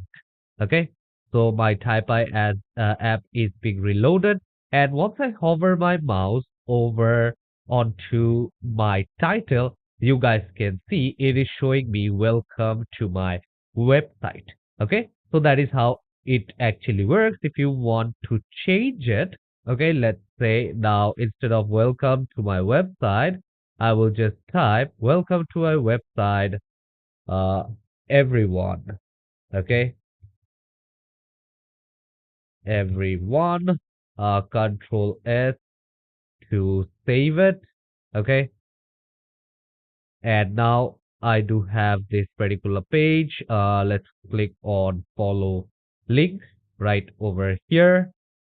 And if I just hover my mouse over onto my page, here it shows that welcome to my website back again. Okay, so welcome to my website, everyone. So now let's just minimize this thing down. And what I'm gonna do right over here is if you want to add, let's say now over here, you want to add out a text or you want to add a image. Okay, so for that you guys can see I do have different kind of images right over here. Okay, so there are different images, and let's say I want to import this particular image. So first off, what I'm gonna do is I'm just gonna name this image as my underscore logo dot png. Okay, so this is now named as my underscore dot logo png. So for that, first thing first, I am going to create up a variable just under the title, not a variable, but basically a path. Okay. So for that, now I will just type path is equal to, then let's open the double quote and I'm going to name my file, which is my underscore logo dot png. Okay. So this is in a png format. So my underscore logo dot png, and after that I am going to add this one right over here under this page option. Okay, so let's just come here under the text center, and under this text center I'm just going to click on enter. I'm just going to click enter over here again, and let's open the tag. And after that you guys can just use this rod. Okay, use this one, and I am going to use the curly braces, and I'm going to name path. Okay, and once you have written the path, now again, so again I will just put on a straight line, and I will just type image. And what I'm gonna do is again, I'm gonna use it, or let's say, let's come here and let's type image. Let's use the rod. And now I will just close down my tag over here. Okay. So as you guys can see, now I do have closed down the tag. Control S to save this one. Okay. So let's just wait for it a little bit for it to give me up a new page. Let me just check this thing down once. Okay. So text center, and over here I do have mentioned the path, my underscore logo dot png, which is fine. And now this is accessible. Now I'm just going to follow the link, and you guys will be able to see that my image is basically being imported. So over here you guys can see the image which I had is basically being imported right over here. But if you take a look here, this particular page or this particular website is not looking that great because these are not aligned. Okay, so I want my logo to be in the center and this one to be underneath. Okay, so in that case, what I need to do is I need to again go to my VS Code, and all I have to do is just click and enter over here, Control S to save it. Okay, and after Control S, let's come here back again, and now I am just going to reload my website. Okay, so as you guys can see, now this is being well centralized over here. Okay, so that's how it actually looks right now. So I do have my image, and also I do have my hover text. I do have the title of my website over here as well. So now as this is also done, let's go back to my VS Code right over here. Let's close this down as well. And from here, now, if I just go here into the Taipy, okay, over here now, if I just go back, you guys can see here are a list of available controls in Taipei. Okay, so you guys can use up a action button. You guys can also put up a enter text option, which a control that displays some text that can potentially be edited. Okay, so you guys can also do that. So if I just come here, let's say I want to create up a index button, and if I just come down, you guys can see that I can just take this down. Okay, so I can just create an input field bound to a variable with the following content. So I will just come here and I can copy. Otherwise, I can just click on a copy to clipboard option. And again, now let's go to my VS Code. And after that, I want to put this one underneath the title. Okay. So if I want to put this underneath the title, so I'll just give one line gap because I just want that particular thing just below. Okay, I want to put that one below my title. Okay, so not just side by side. Okay, and what I'm gonna do over here is I'm just going to put on Control V, and inside this value I am going to put name underscore product. Okay, so I'll just put name underscore product right over here, and also just underneath the path I will just name underscore product equal to, let's open the double quote, and let's say raisin, or let's go with apple, and I can basically select out a name. So Control S to save it right over here. Okay, and this is basically ready. And what I can do is if I just come here, let's go to this particular app back again. And if I just reload this one, you guys will be able to see that now I do have this particular page where it's written as Apple. Okay, and I can also delete this one and basically re-edit whatever I want. If I just want uh, orange. Okay, so I can just put on orange as well, but over here basically it won't be changed. Okay, so if I just reload this page again, let's say, okay, so over here you guys can see as I have reloaded my page right over here, you guys can see that it has not changed at this particular place. Okay, so now again let's put on Apple, and if I just reload this here, you guys will be able to see Apple back again. Okay, so that's how it basically works over here. And now also let's come here, and I want to name over here name of the product. Okay, so I'll just come here and I will just go to this particular place, and what I'm gonna do is I am going to place my cursor over here, and I'll just put name of the product. Okay, and I will just put out a colon. Okay, and Control S to save this thing down. Okay, so here you guys can see if you do have any error, it will basically show you guys the error right over here.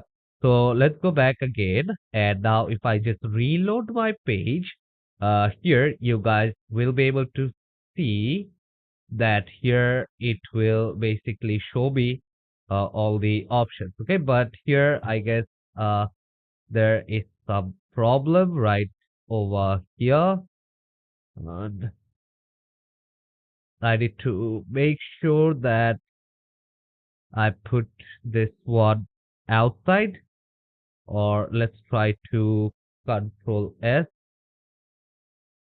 Let's see, does it work or not? So if I just come here, if I just click on the follow link option, here you guys can see now that's not showing me the correct output. So what did basically happen over here? Where did I do my mistake? Well, most probably I will just come here. I will just take this Control Z or the whole thing. Okay, and over here I need to put, I guess.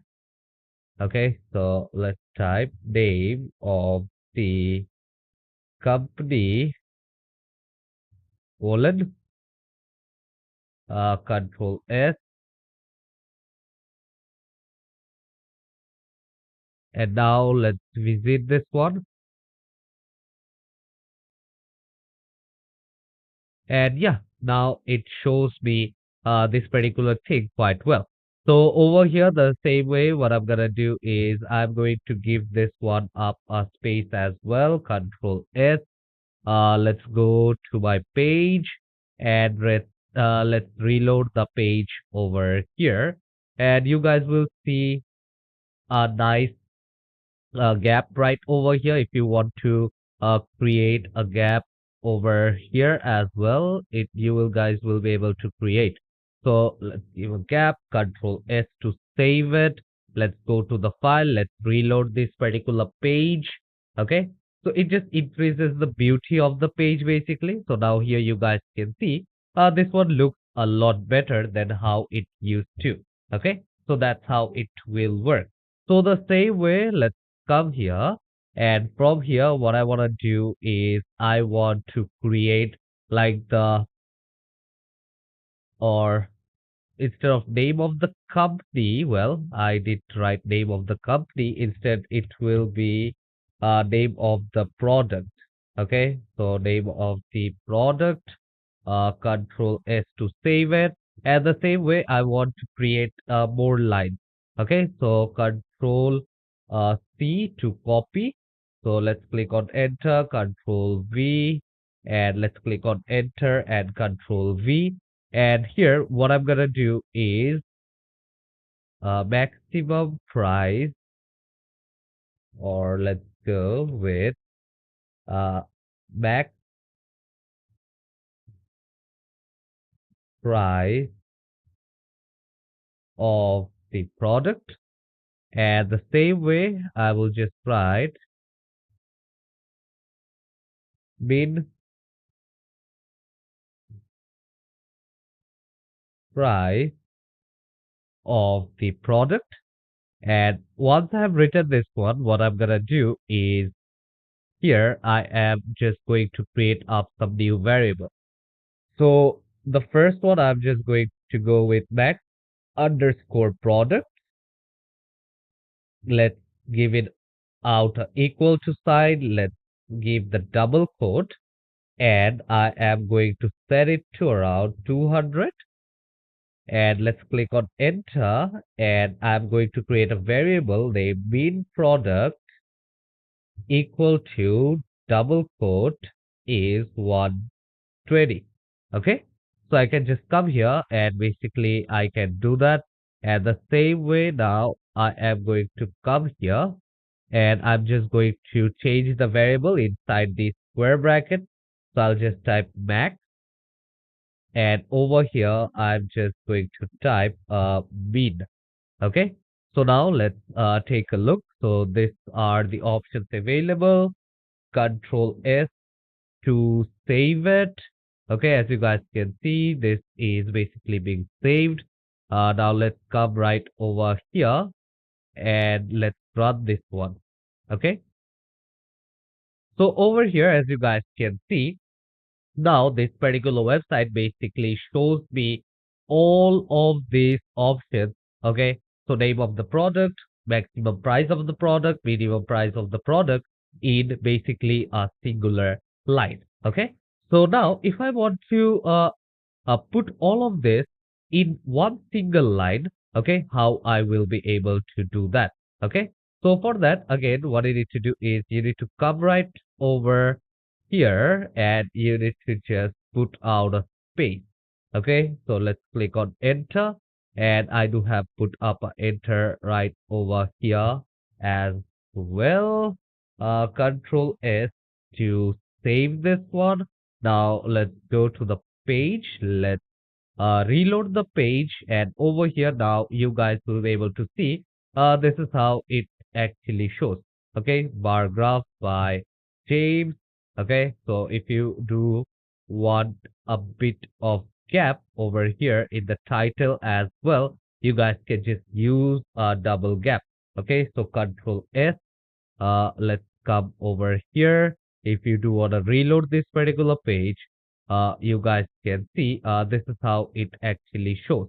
Okay, so now this one looks good as well. So here you do have the hovering text. Here you do have your image, and also here you do have the input option. Okay, so here I do have used this particular markdown definition option. Okay, and I hope till this much it is clear of how you can create a website till here. So these are few of the input boxes. So now the next thing what I do want to do is let's come here. Let's go to the visual elements option, and you can also use different sliders. If you do want to use a slider, any kind of number, and I can also use out a action button. Okay, so if you just take out a look over here, you guys can see that I do have this action button right over here.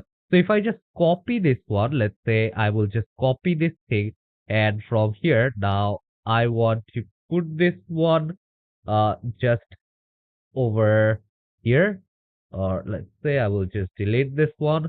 And what I'm gonna do is I'm gonna come here and I am going to paste it.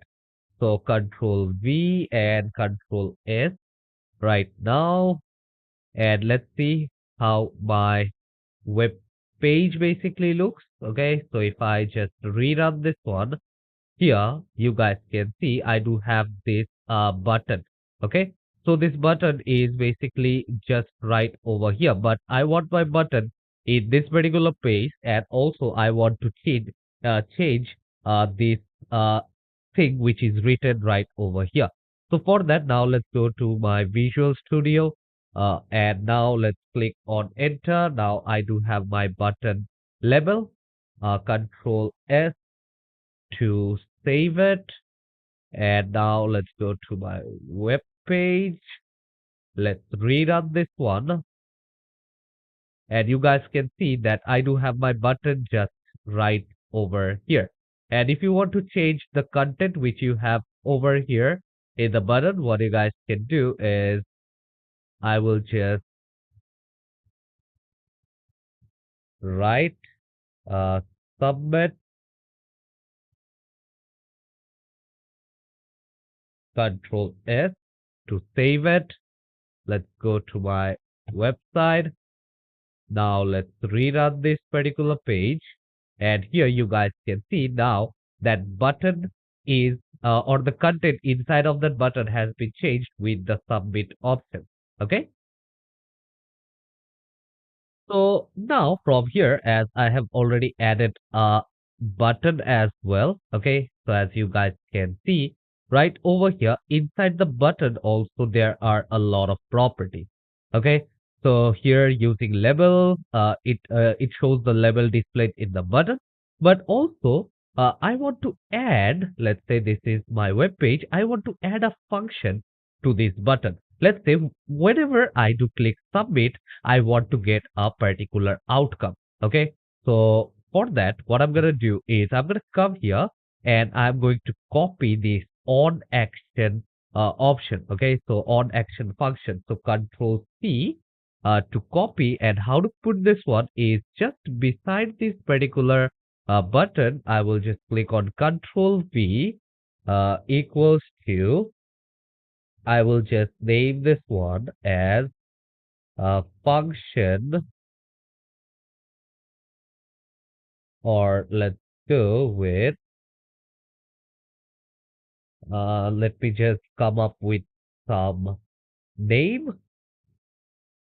Let's go with product one. Okay, so I'm just going to create this variable named as product one. Let's click on enter. And what I'm going to do is I'm going to create up a function, and I'm going to name that one as product one. So whenever the product one is run, let's click on colon, let's click on enter, and let's create this function. I forgot the parenthesis. Okay, so I do have use the parenthesis, then I will use colon. Let's click on enter, and you guys will know that I do have defined this particular function. Let me just put this one up right over here. Once I do have my indentation on the left hand side, you guys have to know that my function has been defined. So I don't want to do much, but I do want to print. Let's open the double quote, and what I need to print. Your input is your input has been submitted. Okay, so I do want to get this particular output. Let's put on the exclamation mark. You guys can see that over here, whenever I click on the submit button, okay, so this is the submit button. It will show me this particular outcome, okay, which is the outcome of your input has been submitted right over here. So let's click on Control S to save it up, okay. So now that is being saved. Now let's go to the web page back again. Now let's reload this one. And now if you just see that once I click on submit and over here, now if I just come back here, let's just delete this particular terminal. Let's go to terminal. Let's come here on a new terminal. And now let's come here. I will just click on the submit button. Let's run this page back again.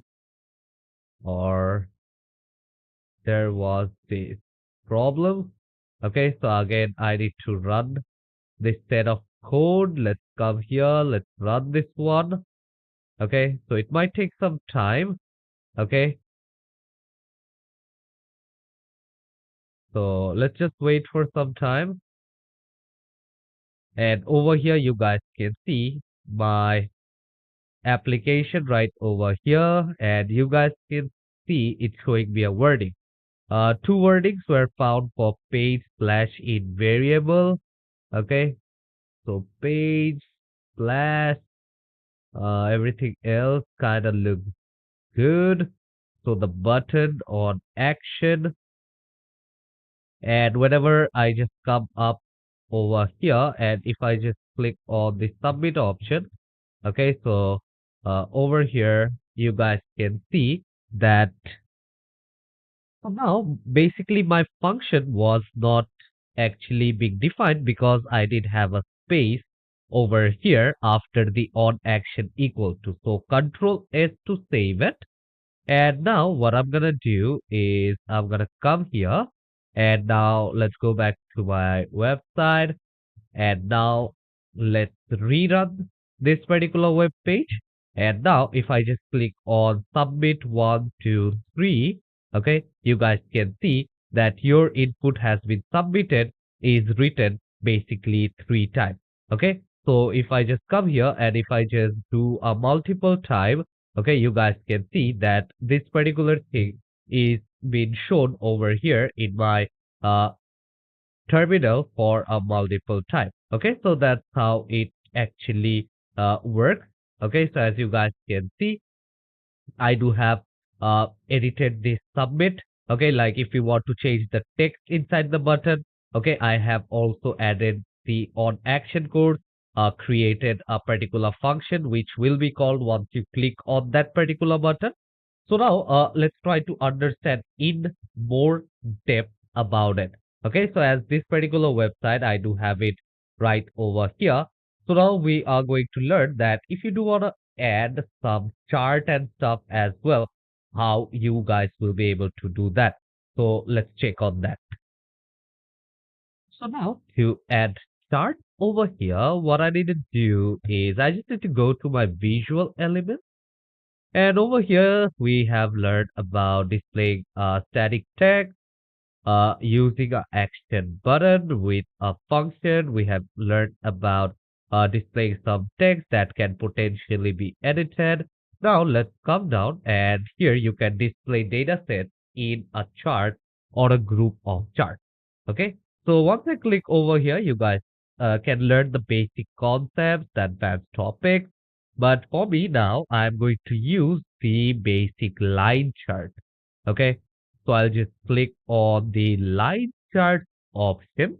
And from here, you guys can see this is the pandas data frame over here. So if I don't want to put this, let's click on copy to the clipboard. Let's go to my VS Code. And what I'm going to do is let's click on enter. And from here, now I'm just going to put Control V. Okay. And after that, now let's come here and I am going to type import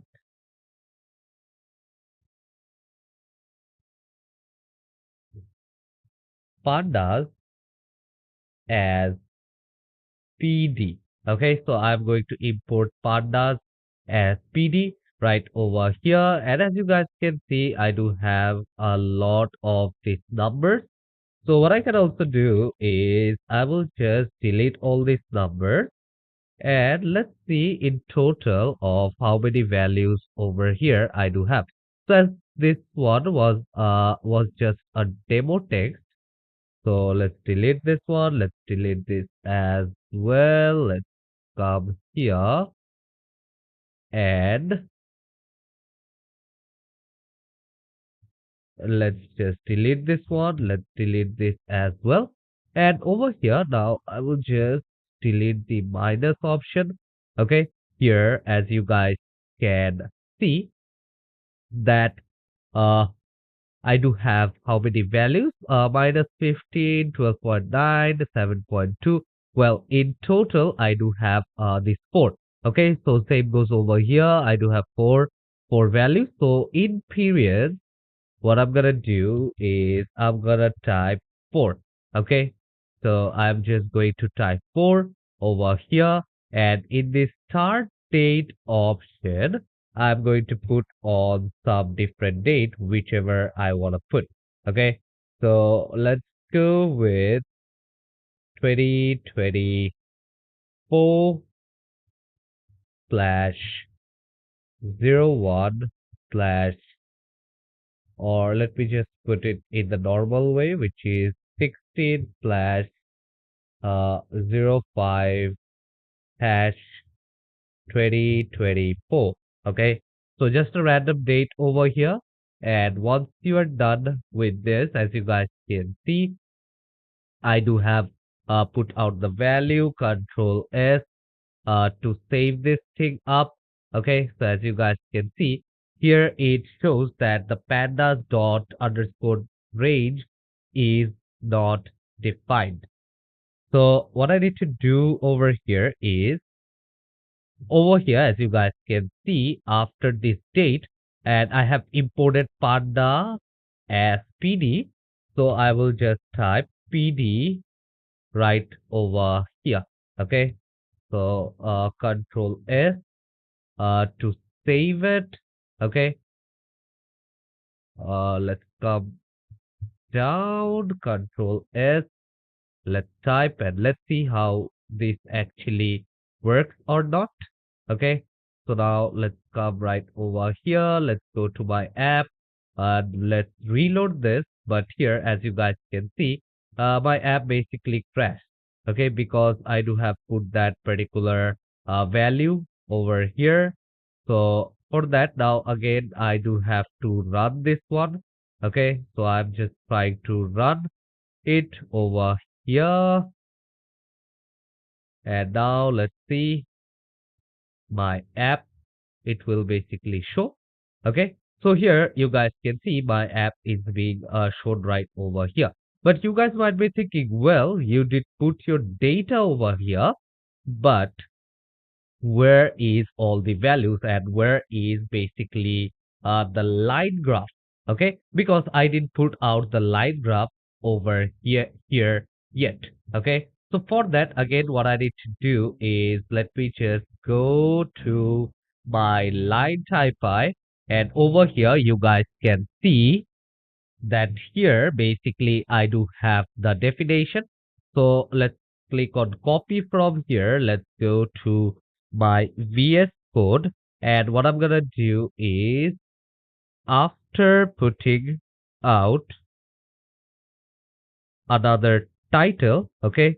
So over here, just underneath this particular button which I do have created, let's click on enter. I am going to put another title, okay? But here in the hovering text option, uh control C to copy, and let's come here, and I'm just going to put control V hover text, and in the hover text I want to type here is your chart of the product. Okay, so I just want to view this particular text, and after that, now let's come here, and now control V. Well, let's just delete this one. I already have copied this thing. So backspace again, let's go to the website and again copy this one. Let's go to my VS Code. Let's click on enter, control V to paste it, and here you guys can see chart equals to mode equals to line, x equals to data, y1 equals temperature, y2 is minimum, y3 max, line 1 dash color 2 blue, color 3 red over here, line 1 is equals to dash. And now what I'm gonna do is control S to save it up. Okay, and now, if I just follow this particular link, which is being generated over here in my terminal, most probably it should show me the line graph over here. Okay, so let's just wait. And here you guys can basically see that I do have my bar graph website. Okay, and once you just put this thing right over here. Here is your chart of the product is being written. Okay. So here you guys can see that I do have this particular line, and you guys can see once I just hover my mouse over to these places, you guys can see it also varies. Okay. So here you guys can see, so now let's say this is being created. Now I want to edit this line graph, which I do have over here. Okay. So as this line graph is over here, I want to edit this one. Let's go to my VS Code. And from my VS Code, the thing what I'm gonna do is I am gonna come here. And first of all, I am going to delete this temperature line. Okay, so now I have deleted this temperature line over here, and I will just edit the values. Okay, so let's go with 220, and I will just delete these minus options. Okay, let's go with uh 190.7. Then I will just go with 242.6. Let's go with 166.5, and maximum I will just come here for 20.2. Oh, God. Let's come here. Let's go with 3. 11. This all are basically just random numbers. Okay.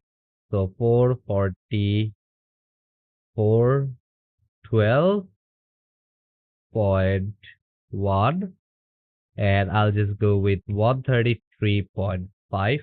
Okay, so as you guys can see right over here, now I do have mentioned all of these option and I have deleted the temperature.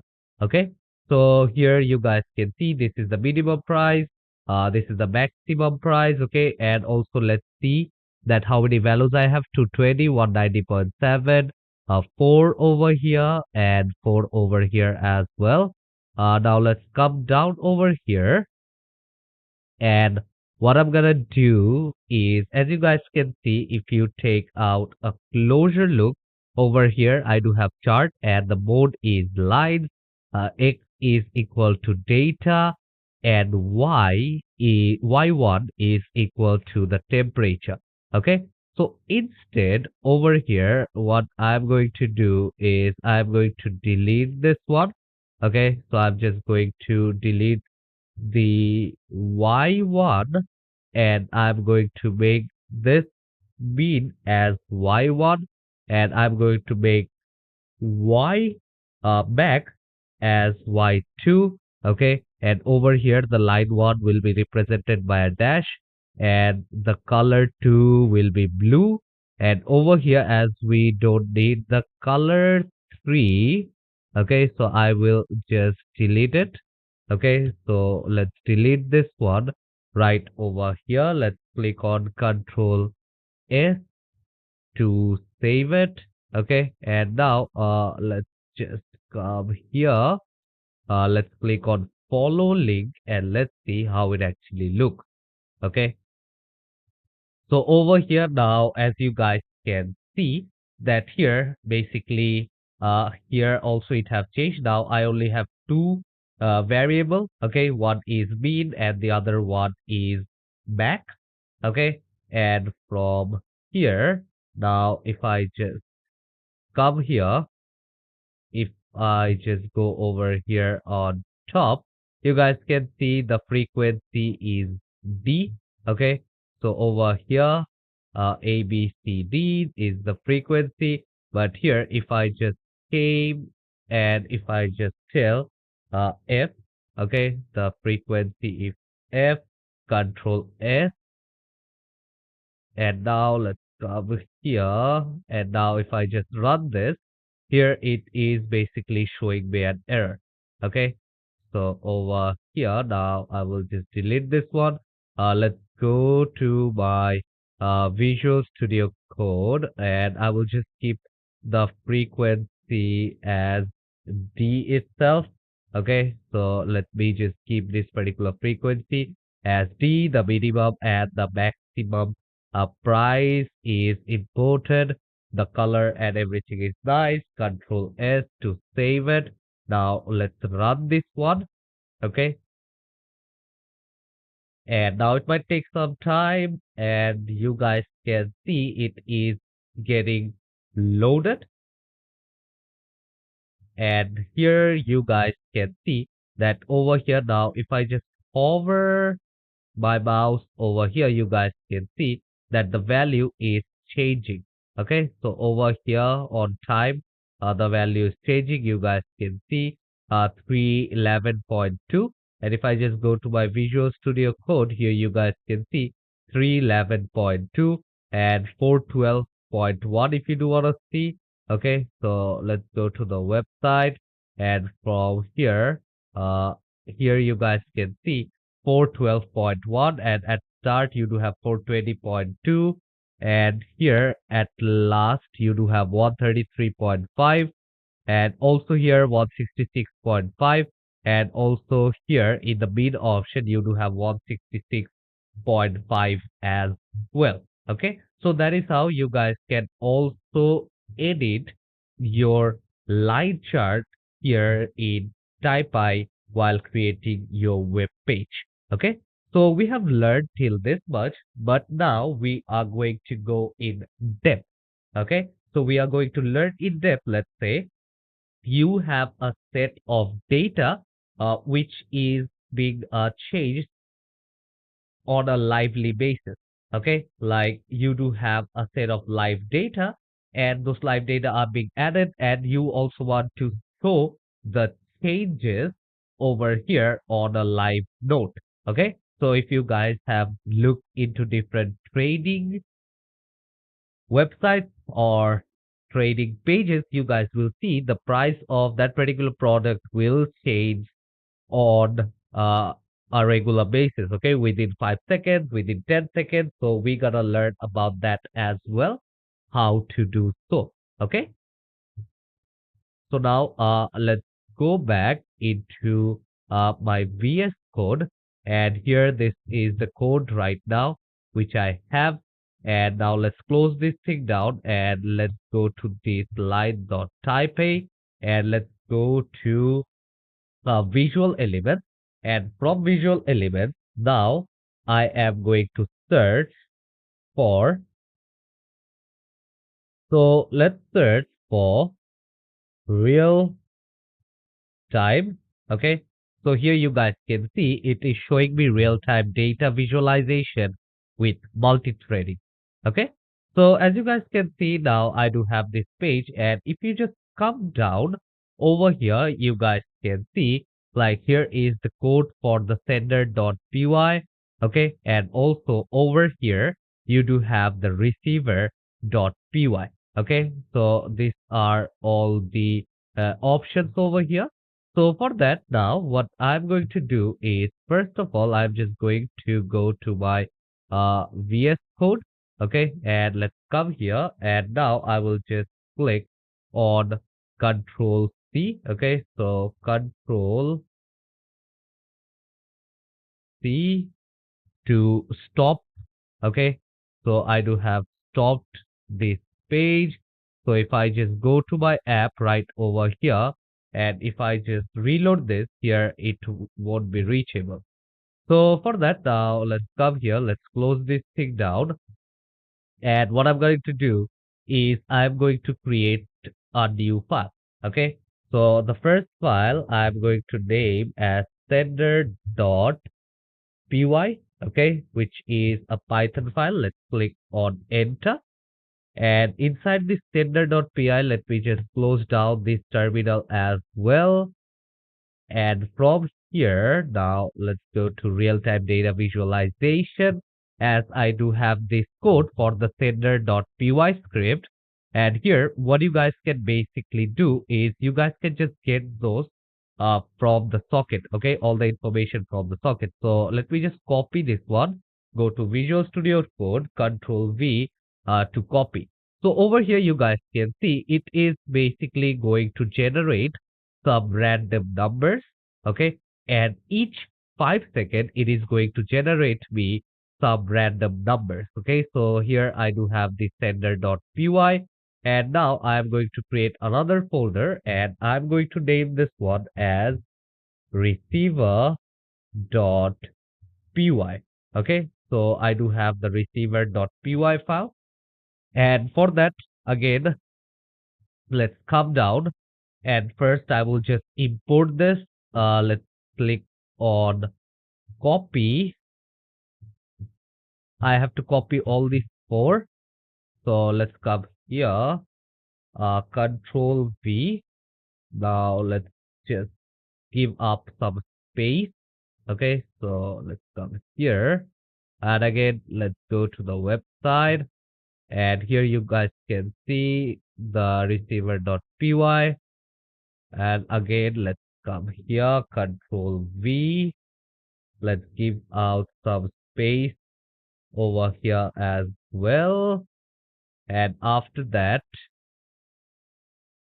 I will just take or copy this function as well. Let's copy this one. Control V. Let's come down, backspace. And lastly, I'm going to copy this receiver data as well. So let's click on copy. Let's come here and Control V to copy as well. So here I do have all the options.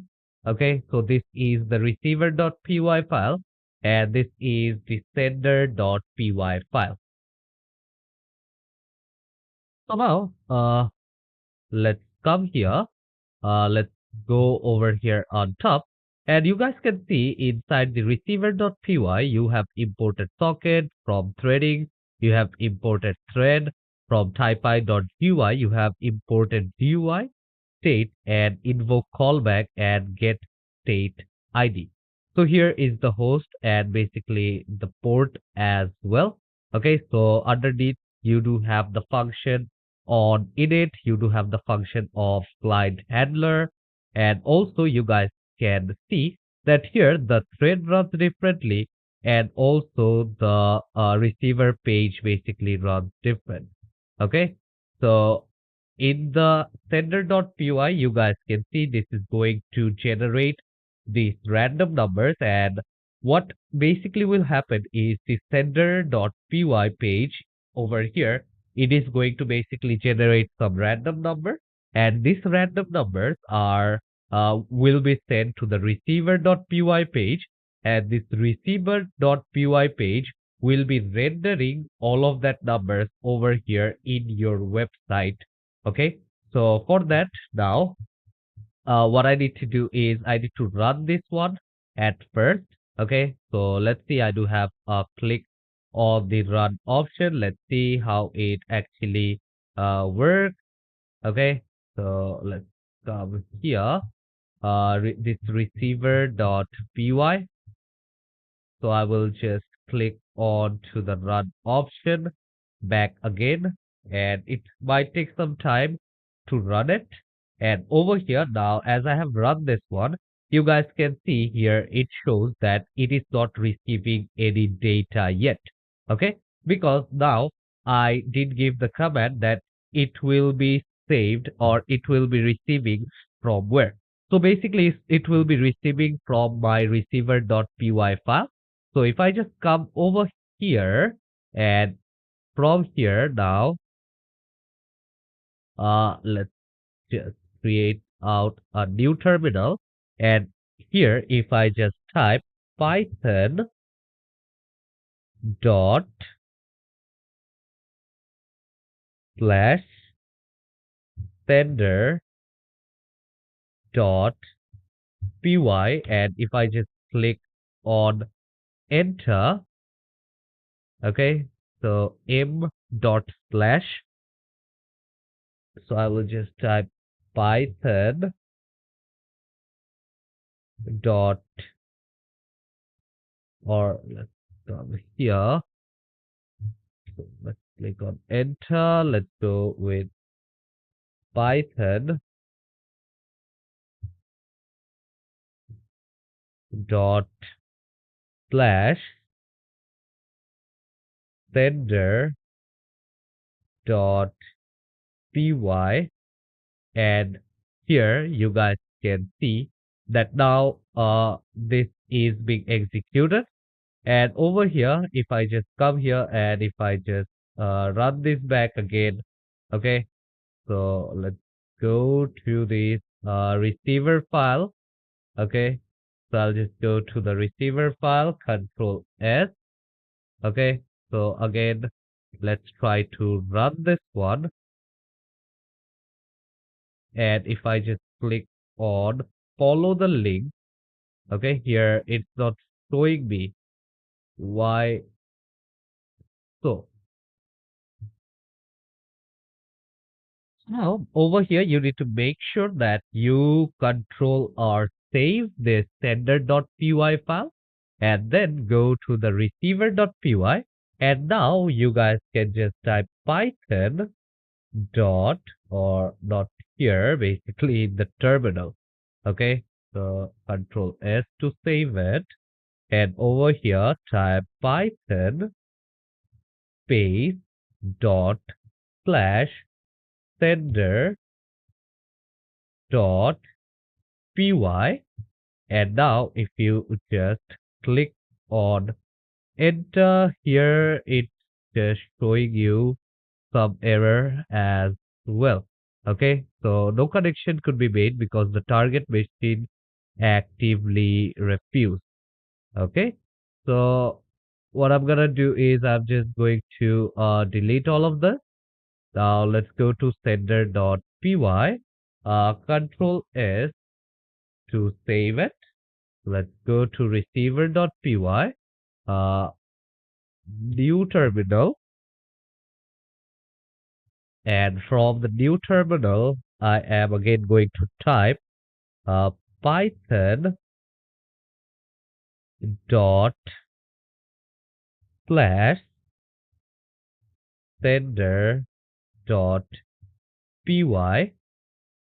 Okay, so over here, if you just go to this particular website, and now if you just click on enter, you guys can see here it's showing me this particular error. Okay, because let me just run this thing first. Okay, so here as you guys can see now it shows me zero receiver data. Now let's come here, sender.py, control S to save it. Now receiver.py, let's create up a new terminal. Now Python dot slash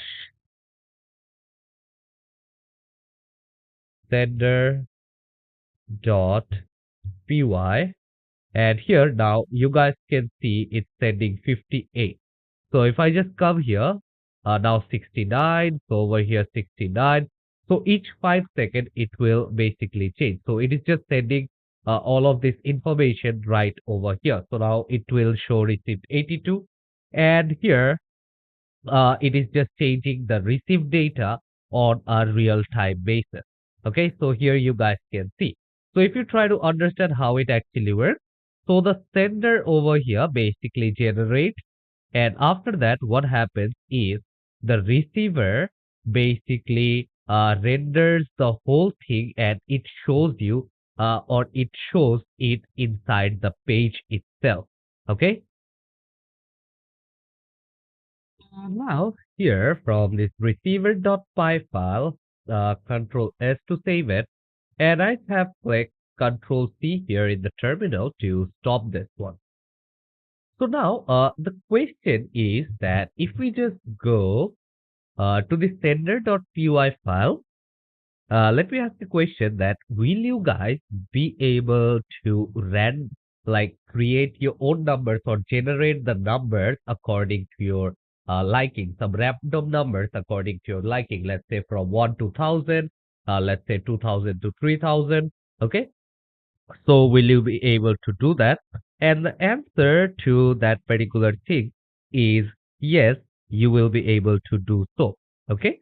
So for that, what you need to do is you need to come here. Let's say I will just copy this whole thing, control C and control V to paste it right over here again. And I'm going to name this variable as random number 1 and random number 2. Okay, so over here now in the rand int, I'm going to come here, and from here let's say I will just put 200 to 1200. Okay, so I'll just put this 200 to 1200 right over here, and after that I need to change this particular command as well. Okay, so over here it's s dot sandal, and over here as these are strings, I am going to create a f tag. Okay, so from here what I'm gonna do is I'm gonna come here and basically sandal, then open parenthesis, and inside I will just type f double quote, and inside that what I'm gonna do is I'm just going to have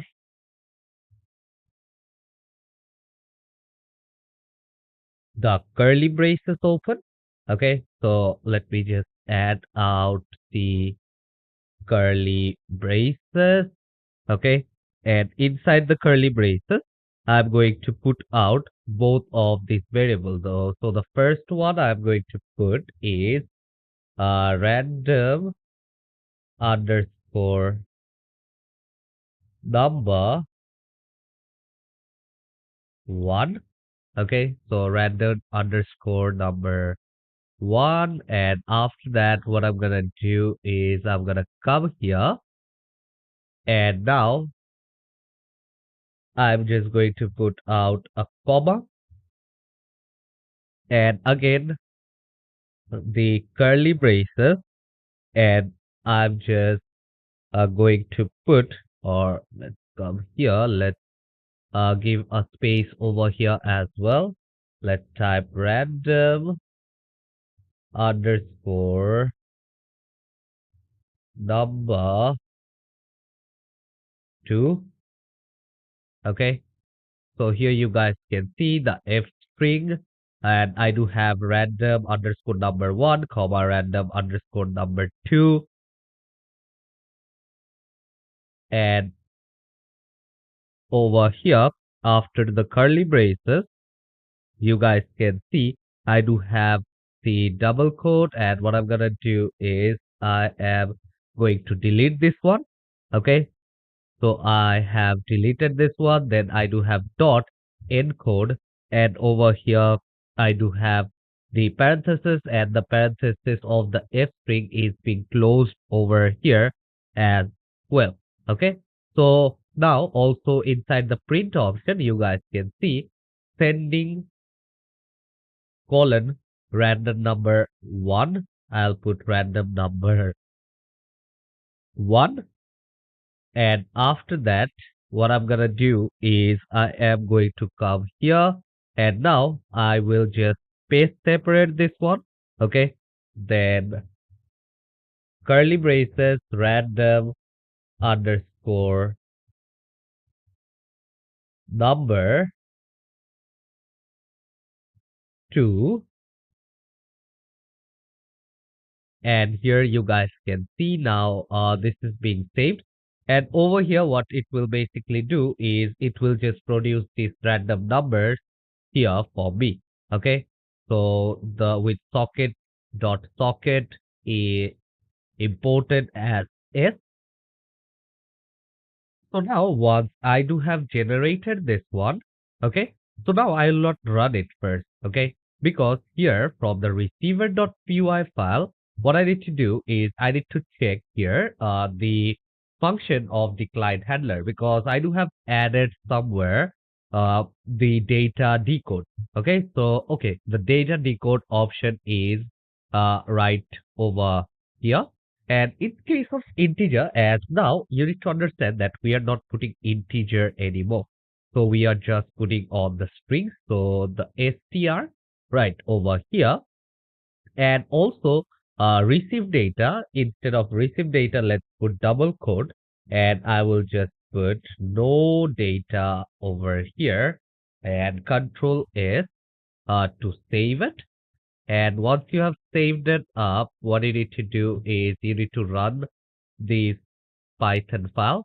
Okay, so let's come here, and what I need to do is str.data, and again let's click on run option, and it might take some time, and let's go to the sender.py file as well, and I will just run this one over here. Okay, so let's come here and let's run this one, but here it's showing me some error as well. Okay, self dot underscore target enable trace malloc to get object allocation trace back. So receiver dot py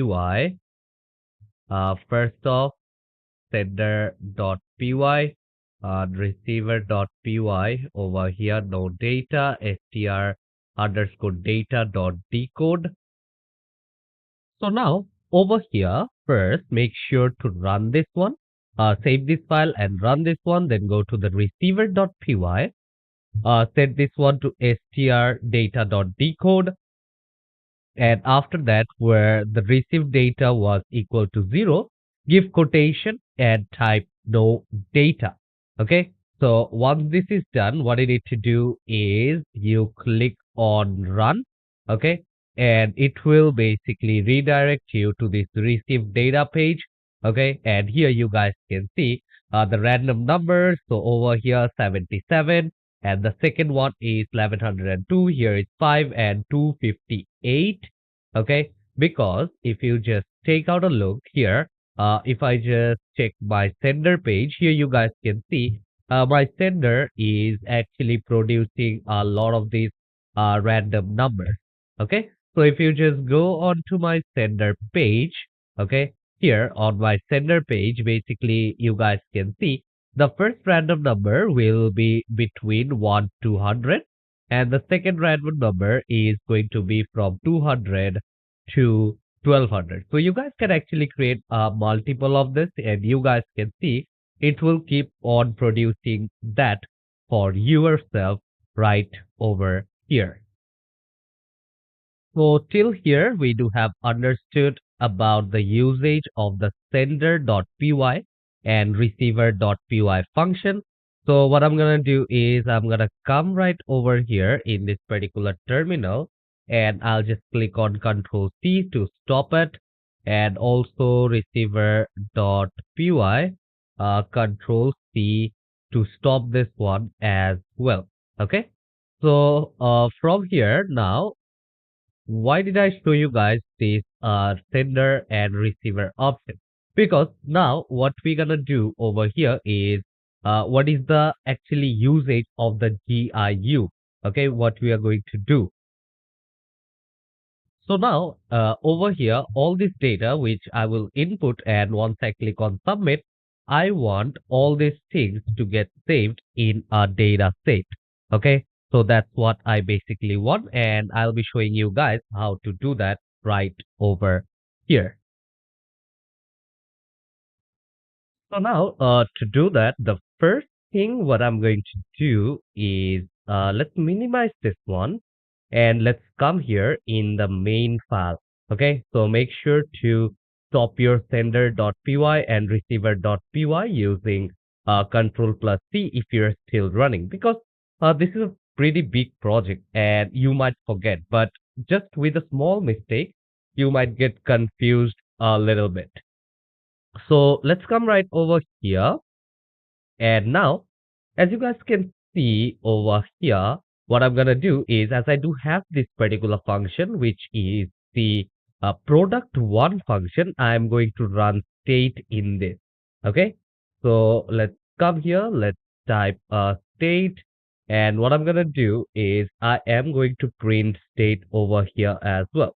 So print parenthesis uh, state. Okay, so I have mentioned state right over here, and control S to save it. And now if I just go to my page over here, and if I just reload this page, you guys will be able to see that it will basically be reloaded. And now as I do have all of these inputs, so if I just click on submit, and after clicking on submit over here, you guys can see the input has been submitted, and also over here the object is basically returned. Okay, the state object is returned. So using this we gonna work. But first off, now what I'm going to do over here is I'm going to create another file. Okay, so I will just click on this new file, and I'll just name this particular file as my underscore data dot txt. Okay, so I'm just going to save it as a txt file. Okay, again, let's go to my file.py. But here, what does this state basically does? Okay, so now if you just go to this receiver, and if I just come down, Okay, so here you guys can see, here basically they do update the value. So state dot received underscore data. Okay, so over here you guys can get any kind of data which you have basically stored. Okay, so over here also you guys can see, in this particular function also they do have the state ID. Okay, and there you guys can just recall the state. So again, for that, I will just go to my main file.py, and now I can just recall anything right over here. Let's say if I do want to get the path, if I do want to get the name of the product, the max product, and the minimum product price, I can basically get all of those right over here. Okay. So now let's work towards that. And what I'm gonna do is over here, as you guys can see, I do have the input, but using the state, I am going to first get the path. So state dot path. Okay. So over here, you guys can see, under the path option, I do have my logo. Okay. So I want to recall that state dot path. Let's click on enter. And over here, I will just print open parenthesis. And after that, I am also going to get state dot company, or uh, I will just type Mac underscore product. Okay. So now as you guys can see, I do have this Mac underscore product over here as well. So control S to save it. Okay. So control S to save it. And now if I just go to my website right here, and let's reload this one, reload the existing page which I had. And now if I just click on submit, and if I just go to my VS Code, here you guys can see in my input here, the first thing it's providing me is your input has been submitted option.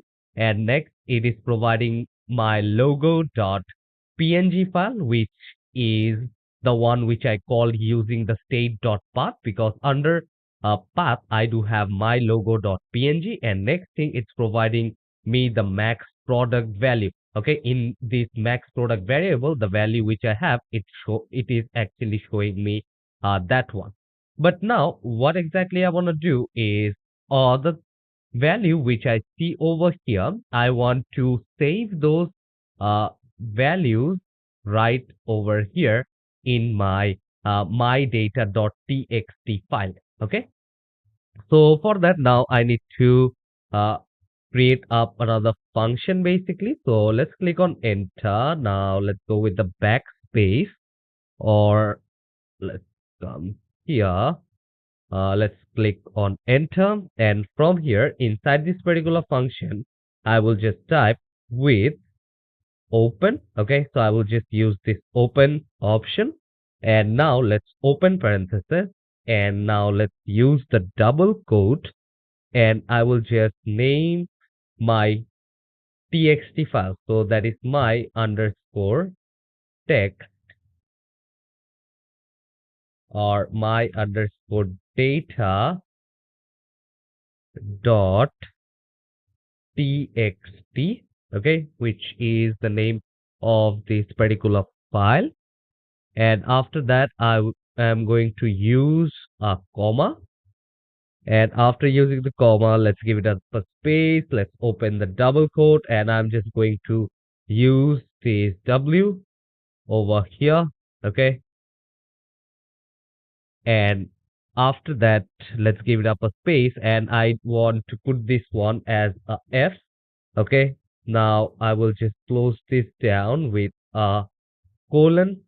And after that, let's click on enter, and I'm going to type F dot right, because over here I do have mentioned this one as F. So I'm running this same function, which is F dot right. And after that, let's open the parenthesis. And after opening up the parenthesis, I'm again going to call the F Then I'll just open out the double quote which I had, and inside that again I'm going to open the first bracket. Okay, so this one is not going to be a parenthesis, but over here now I'm going to call the curly braces. Okay, so I'm opening up the curly braces, and inside the curly braces, as I do want these three things or these three variables, which is first the name product, the max product, and the min product variable. So for that, now I have to type state dot name underscore product, and now I want to put them as comma separated values. Okay, again I will just open up the curly braces, and I'm just going to go with state dot max underscore product, and after that let's put out a comma, and again I am going to open up the curly braces, and once I put out the curly braces right over here, I'm going to type state dot min underscore product, and once this is done I do have this one closed, and also this is closed with a parenthesis. So now let's click on Control S to save this thing up, and as you guys can see here now I do have opened my data.txt file, and it will basically be saved over here, and the three values which I want to save, which will be saved inside the variable, is name underscore product, max underscore product, and min underscore product. Okay, so now let's go back to the website, and from here now let's reload this particular web page, and from here, as you guys can see, I do have the name of the product as Apple, max price of the product 200, min price of the product 120. And if I just click on submit, now let's go to my VS Code. And over here, if I just go to my data.txt file, this thing have basically been changed. Okay. So the same way, if I come here, if I just click on submit back again, and here you guys can see the file is being basically being saved. Okay, so now let's delete this data, and over here if I just go to my main file, Control S, and let's go back right over here again. Let's just reload this particular page. Now you guys already have seen that particular page, they don't have anything yet. Okay, so over here in my data.txt file doesn't have anything, and if I just come here, if I just click on submit, now let's come here and my data.txt file, and if you just recall this one, that particular file will basically be saved, or that particular value will basically be saved. Okay, so let's go with 100, and if I just click on submit, okay, main dot file. Okay, sometimes you guys might face this issue. Okay, so if you just face this same problem, what you guys can do, you guys can just close this one, and basically you guys can just run all of this back again. And once you have run this one, now let's come here, let's just reload this file.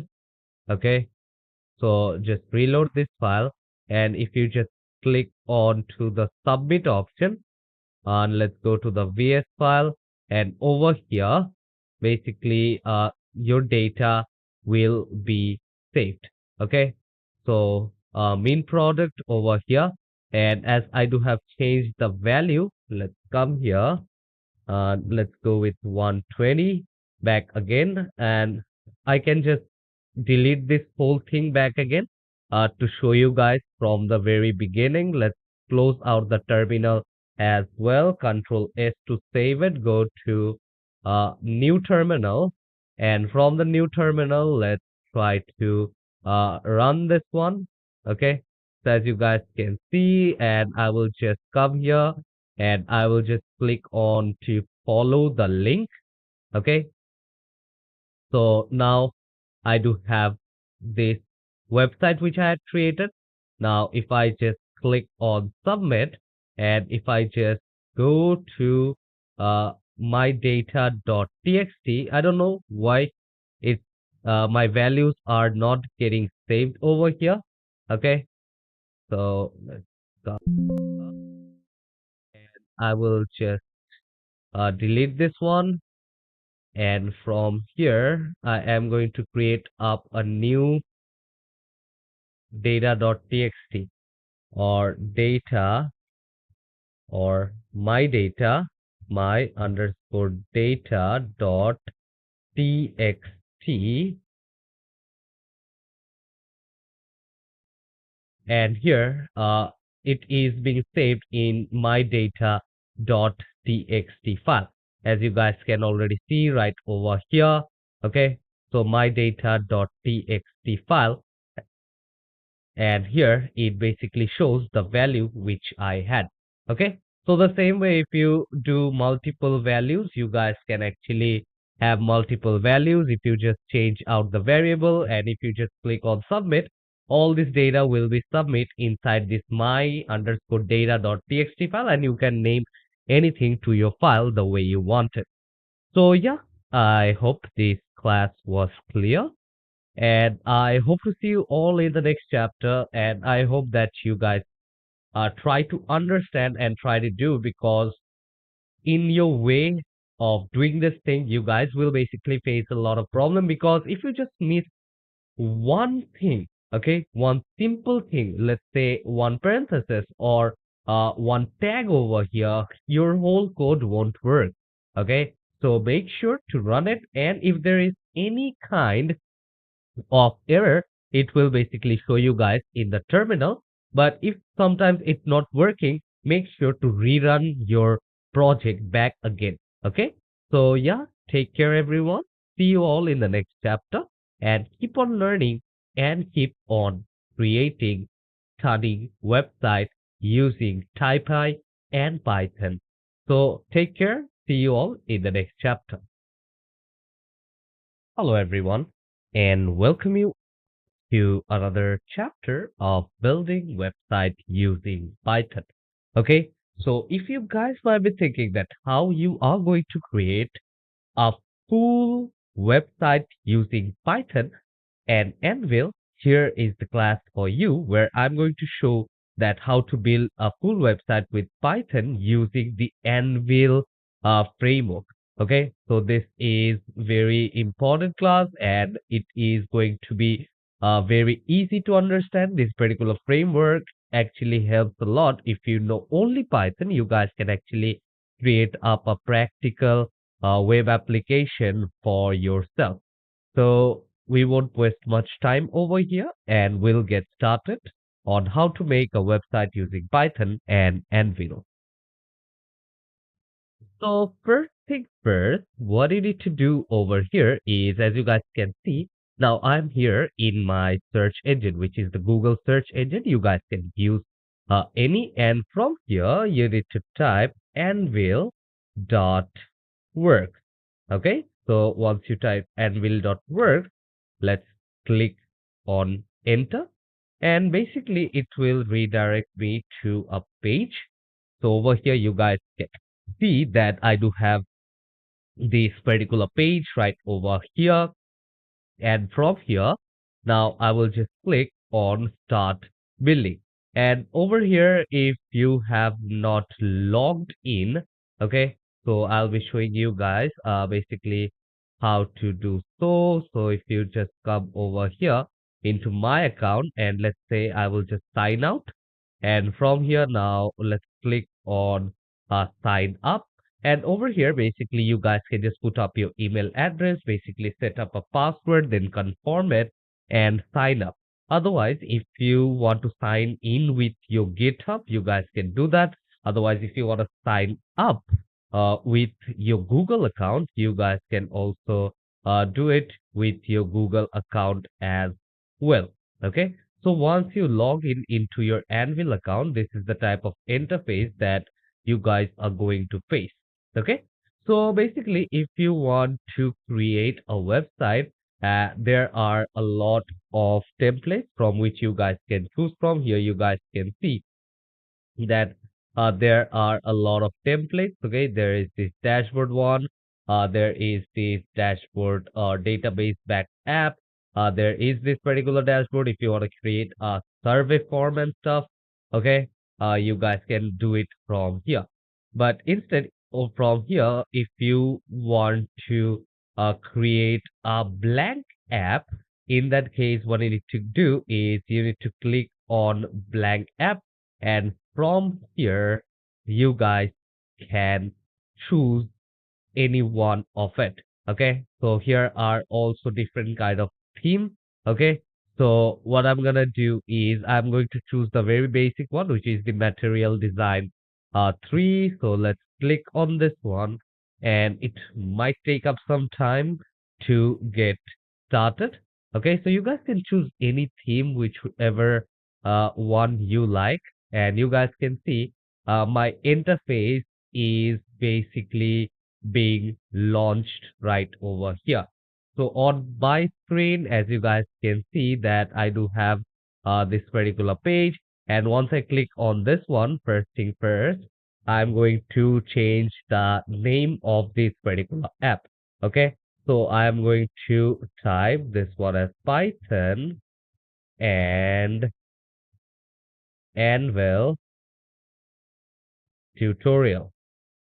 Okay, and also over here, if you want to enter a title for your app, or if you want to add a description for your ad, you guys can do that. Okay, which we'll be learning later. So these are a few of the general settings.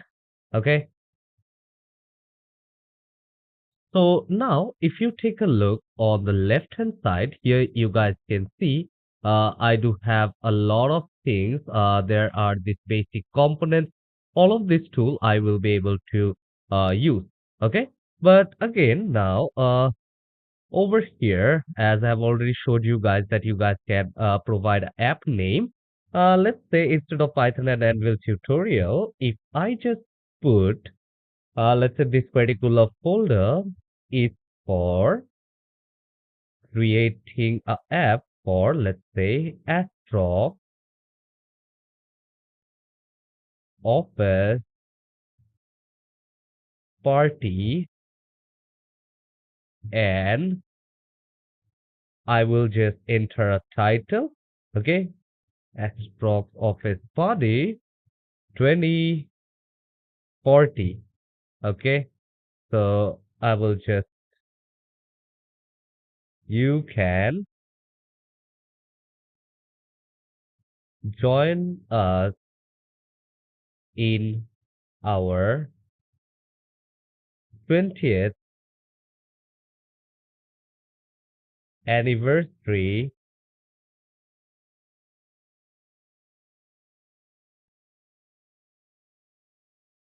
of the company. Okay, or I will just control Z,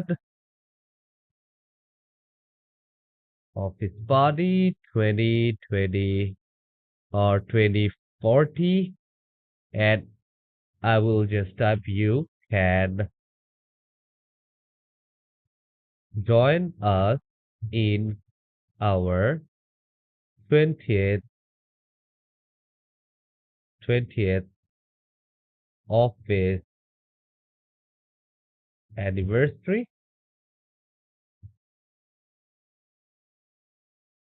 And over here in the title, I will tell that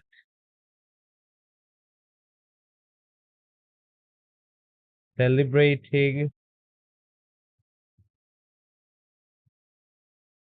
the togetherness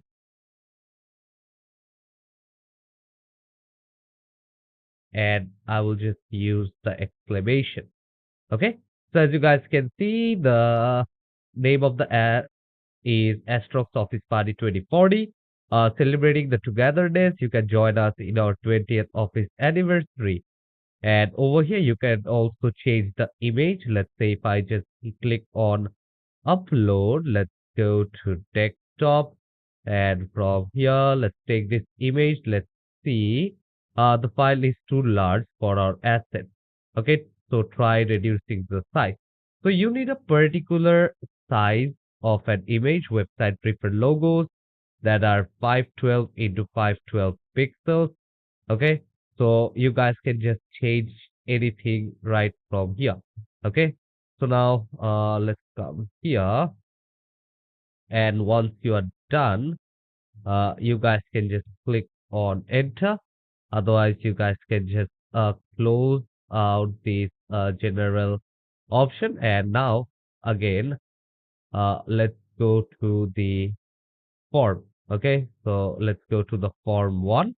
And as you guys can see over here inside the basic components option, I do have a lot of these tools. So here you do have the Anvil.label tool. Okay, so if you guys see, this is the label tool. Once you hover your mouse on top of those items, you guys can see the name. Here you do have the Anvil.button. Here you do have the text box. And over here, if you do want to place out any link, here you do have that particular option. This is the rich text, the text area. If you want to add checkbox and stuff, here you do have all those options. So first of all, let me add up a level.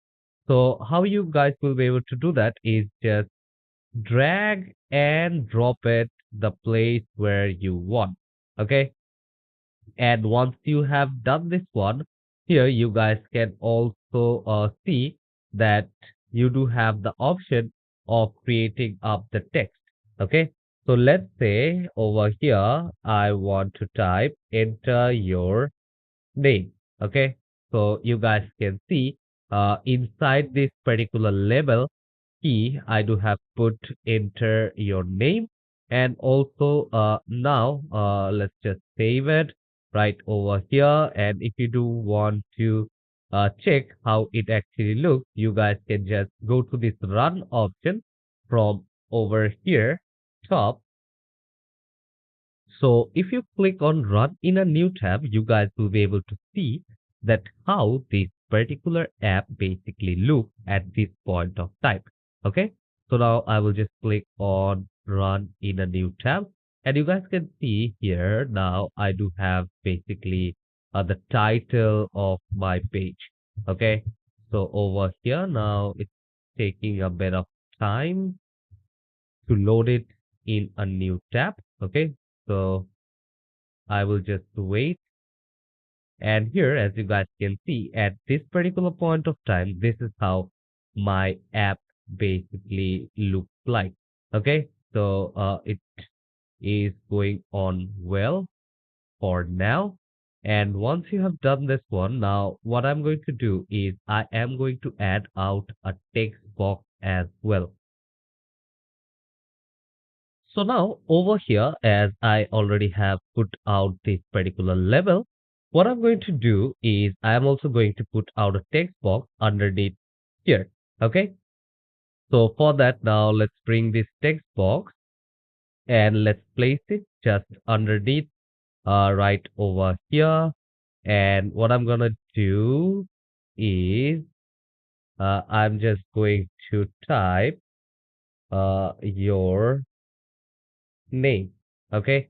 So over here now, if I just click outside and let's come down. Okay, you guys can see there are this lot of options. So appearance properties, how it will look. Do you want the interaction enabled or not? Okay, so I have put this one up.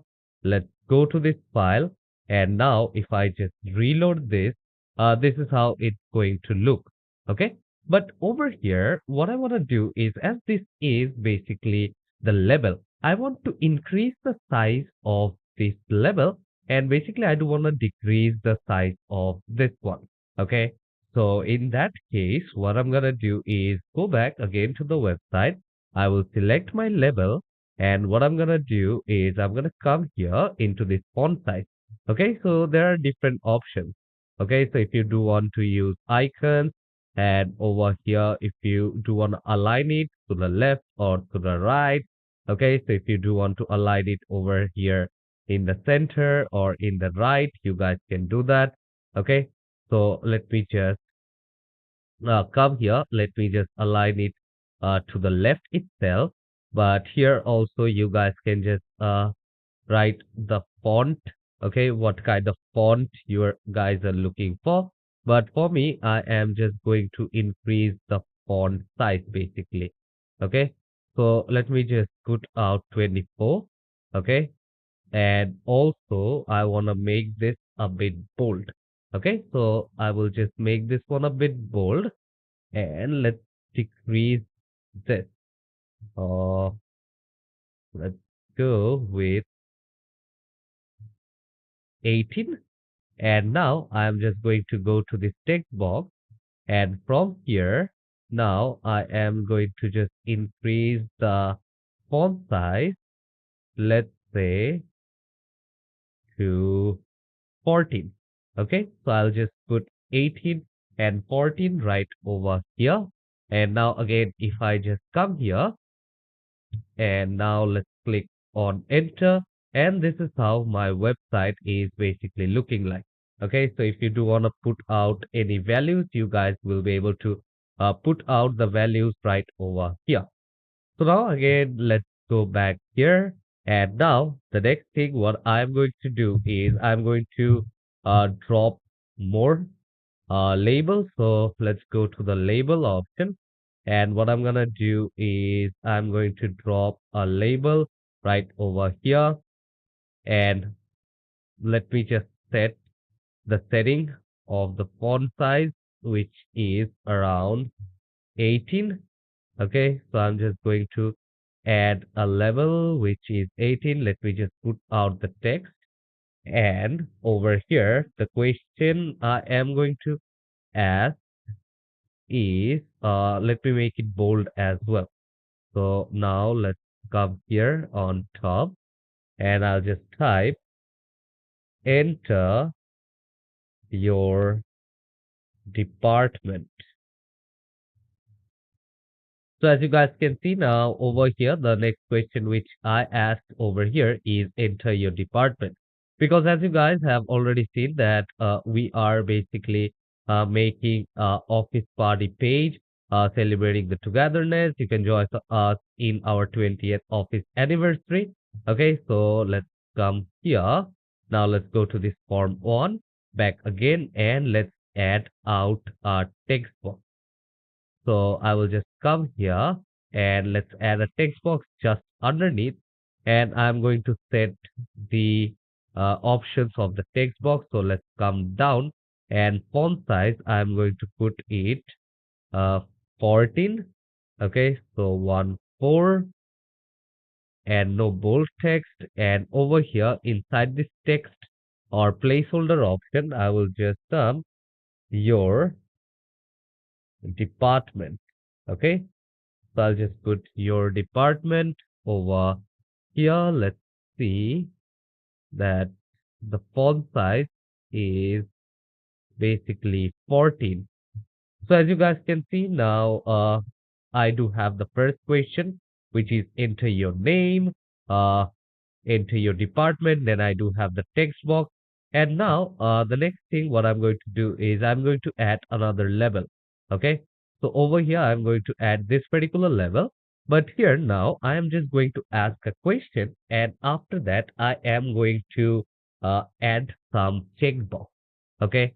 So for that, now I am going to keep the font size somewhat around 14. And over here in the text option, I will just ask, are you bringing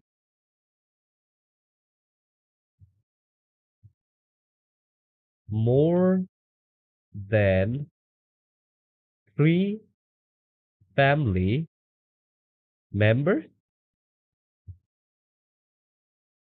and I will just put out a question mark. And as you guys can see, as this is a question, I'm gonna come here and I'm going to make this bold as well. Okay, so I'm just going to make this thing bold right over here. And once this is done, I am going to add out a checkbox.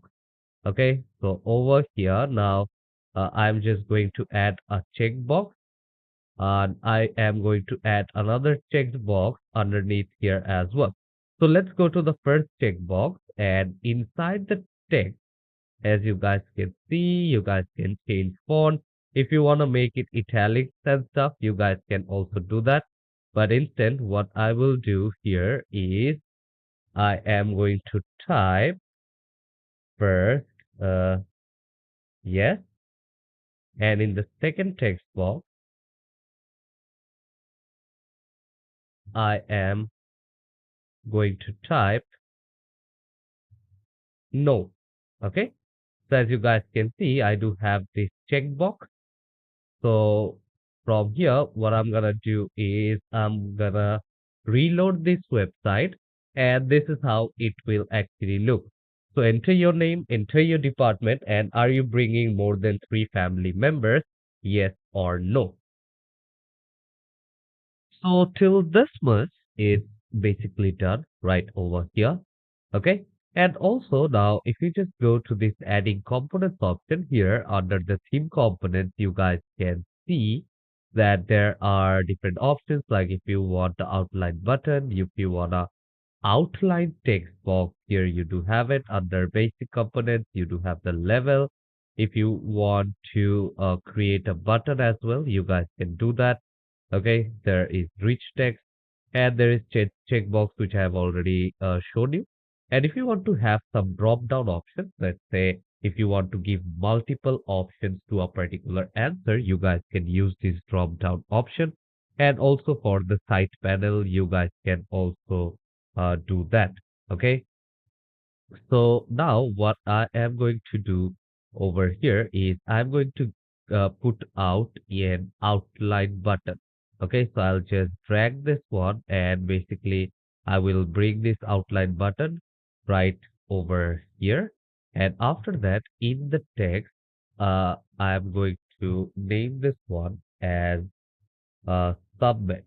Okay, so I'll just put submit, and also over here, if you do want to change the icon, okay, you guys can actually change out the icon. The interaction is enabled, and let me align it to the left hand side.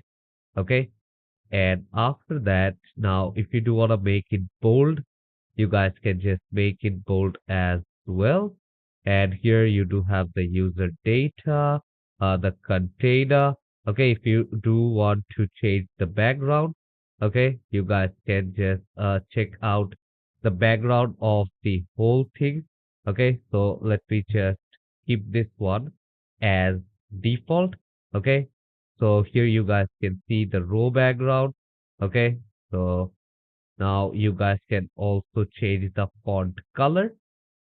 And what I can do is if you do want me to come here, if you want me to check out the padding as well, okay, I can also do that. Okay, so there is outline button, outline text box, and in basic components here, you do have this other button as well. Okay, like if you want to add some button right over here, you guys can add all this button as well. And again, you guys can delete those things right over here. So I do have my submit button here as well. If you want to customize the HTML, you guys can also customize the HTML option. And let's say here you do have the properties. Uh, Under the other, you do have the options. Let's say I'll just select this one. And here you guys can just change the name as well. Text box. more appearance properties, you guys can just check out the background. Okay, so if you want to fill this one, okay, you guys can just fill this one as well. Okay, so let's come here. Let's make it by default. And from outline button, if you want to make this one out of filled button, you guys can also make it out a filled button as well. And basically you guys can just change this color accordingly. Okay, so that is how it's going to look. Okay, so you guys can just work with all these options. So, still here, I hope you guys have understood. And this is quite easy basically to do. Now, again, from the basic components, here you guys can see drop title here. I will just take this level, and what I'm gonna do is I'm just going to keep it over here. And I'm going to just name the company name. Okay, so let's come here under the text option, and let me just name this one as Astrox, or let's say,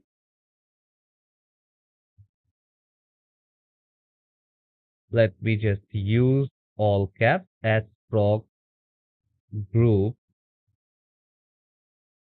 Limited. Okay,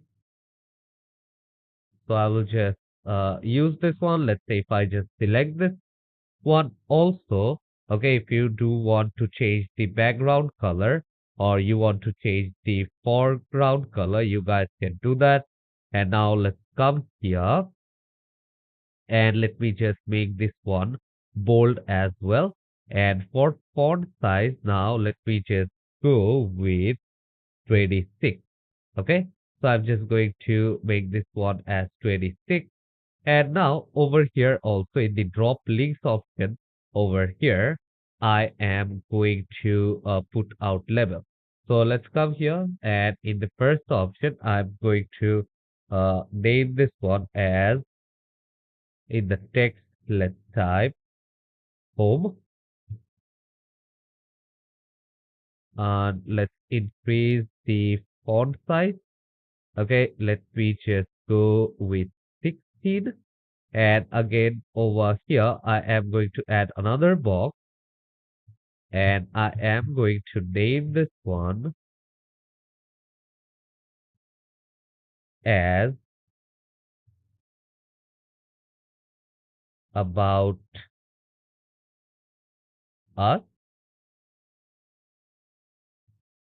And here, let me also check the font size. I'm going to put as 16. So let me just put 16 over here. And again, I'm just going to add another. So I will just type help. So if the need help regarding anything, so I'll just create this help option. Now let's come down, and in the font size, I'm going to put 16, and this is how it actually looks. Okay. So now if I just come right over here and reload my web page, you guys can see here I do have the company name, and on the side you guys can see I do have these three options, which is home, about us, and help. And under here now I also have my button. Okay, so I'm just working on the UI of this particular app right over here. And also there are a lot of things that you guys can basically do. Let's say you want to add out a title over here, that also you guys will be able to do it. And lastly, what I'm going to do is I'm going to add a title over here. Okay, so in this particular point, and after that, I won't be wasting much time. Okay, so over here now in the text, uh, I will just type join our celebration. Okay, so I'll just type this thing up, and let me just put out the exclamation. And what I'm going to do is I'm going to align it over here in the center. And at the same time, I am going to increase the font size. Okay, so I'm just going to increase the font size, maybe uh, 34, and I'm going to make it bold as well. Okay, so this is how it's going to look like. So now if I just go back to the website and if I just rerun this one, here you guys can see this is how my page is going to look like. So join our celebration, enter your name, enter your department. Are you bringing more than 3 family members? Yes or no. And once you have filled up everything, you guys can just click on the submit button. So as this part is done now, we working on our UI is done, and now we are going to work on our data set. So if I just click on the data, here you guys can see that there is option add a new table and add database option. So over here, basically, they already do have a default database, but instead what I'm going to do is I am going to click on add new table. Let's click on add column.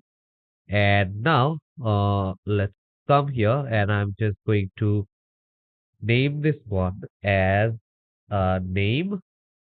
Let's click on OK. Let's add column 2.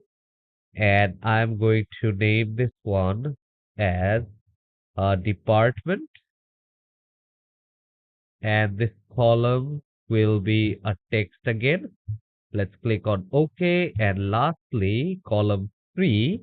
Over here, I am going to name family members. Select a type and I will select true or false. And I'll just click on OK. So over here, as this is basically done, and if you do want to add more, you guys can come here and you guys can basically add more options here as well. So once this is done now, what I'm gonna do is I'm just going to come here in the app, and now in the app option, I am going to add the server module. Okay. So most of us, maybe you guys don't know how a server basically works, how the front end and how the back end works. So basically what happens is that the server basically works on the front end and the backend basically stores the password and all the other information. So it basically sends it. And over here, you guys can see here, it also shows that this is a server module and it runs on the Anvil server rather than in the user's browser. Okay, so it doesn't run in the user's browser as the user is me over here, and it allows anvil.server.call to call functions here. So over here, if you want to call up a function at anvil.server.callable is being used. And you guys can also replace this one with your own. Okay, so there is this particular example which you guys can use. And now over here, I am going to start writing that. So I will just put at anvil.server.callable. Okay, so I will just type this and I will just come here and let's type def, okay, which is calling a function. So now, after writing def, I will just type submit and let's open parenthesis. And after opening up the parenthesis, here you guys can check the content of table 1. Okay, so I'll just put up the variable as name, department, and family members. So I'm just going to type name, comma, department, comma, family members. Okay, so now let's come here, let's put a colon, and now I will just type pass for now because once you come here and once you click on the submit button, these particular three things will be run.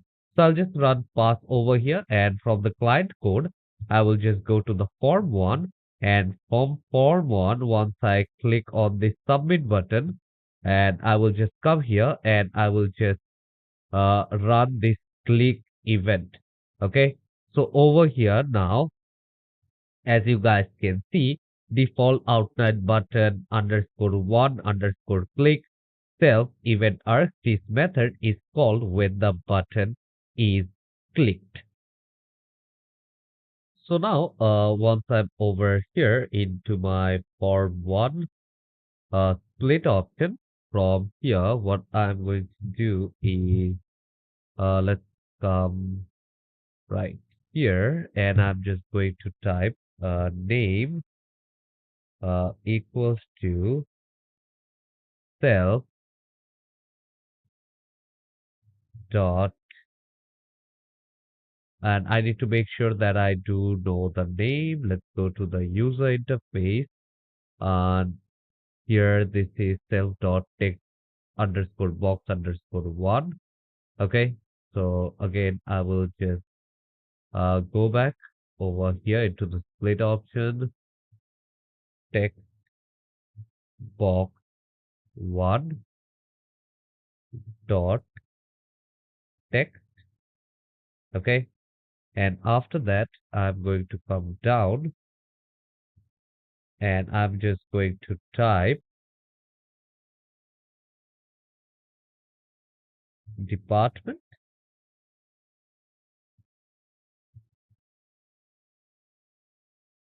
equal to self dot text underscore box underscore two dot text. Okay, and now let's click on enter. Lastly, as I do have this one over here, okay, this particular checkbox, and I'm going to name this one as family members, which I have did in my table. So family members equal to self dot, let me just check it from the user interface.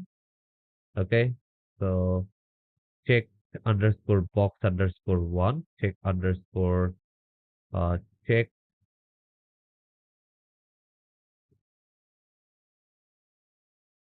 check underscore box underscore one. Okay, so over here, let me just root family underscore members. Okay, or let me just come here into the server module, and what I'm gonna do is I'm just gonna type members over here, and also here in the table I'm going to rename it, and I'm just going to go with members. Okay, so this is less confusing.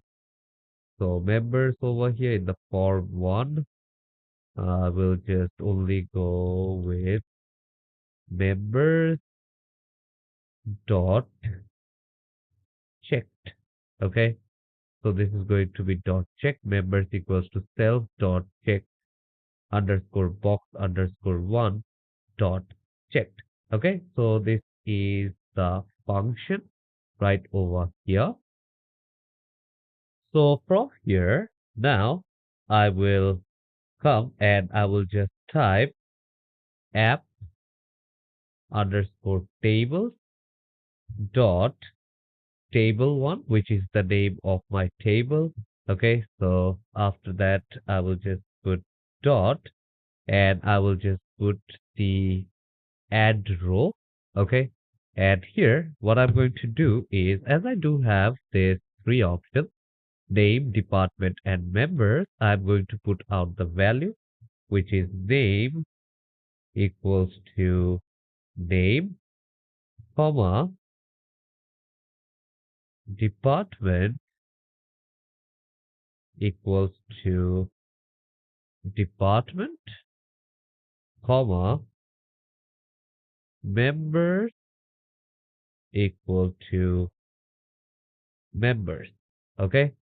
So I have already fulfilled all these options.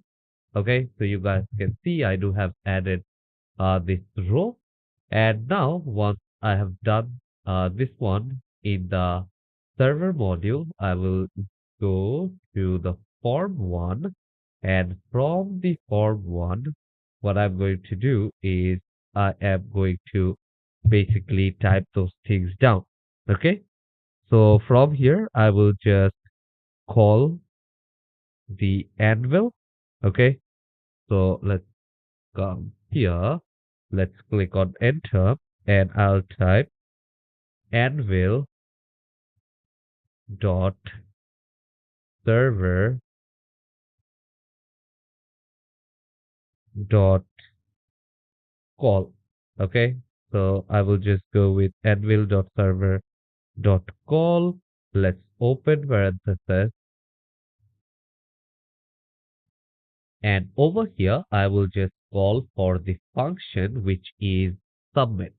Okay, so over here, as you guys already know in the server module, def submit is basically a function. So again, let's go to form one and I'll just put comma. And after that, I am going to put out all the values, which is name equals to name, comma, department equals to department, comma, members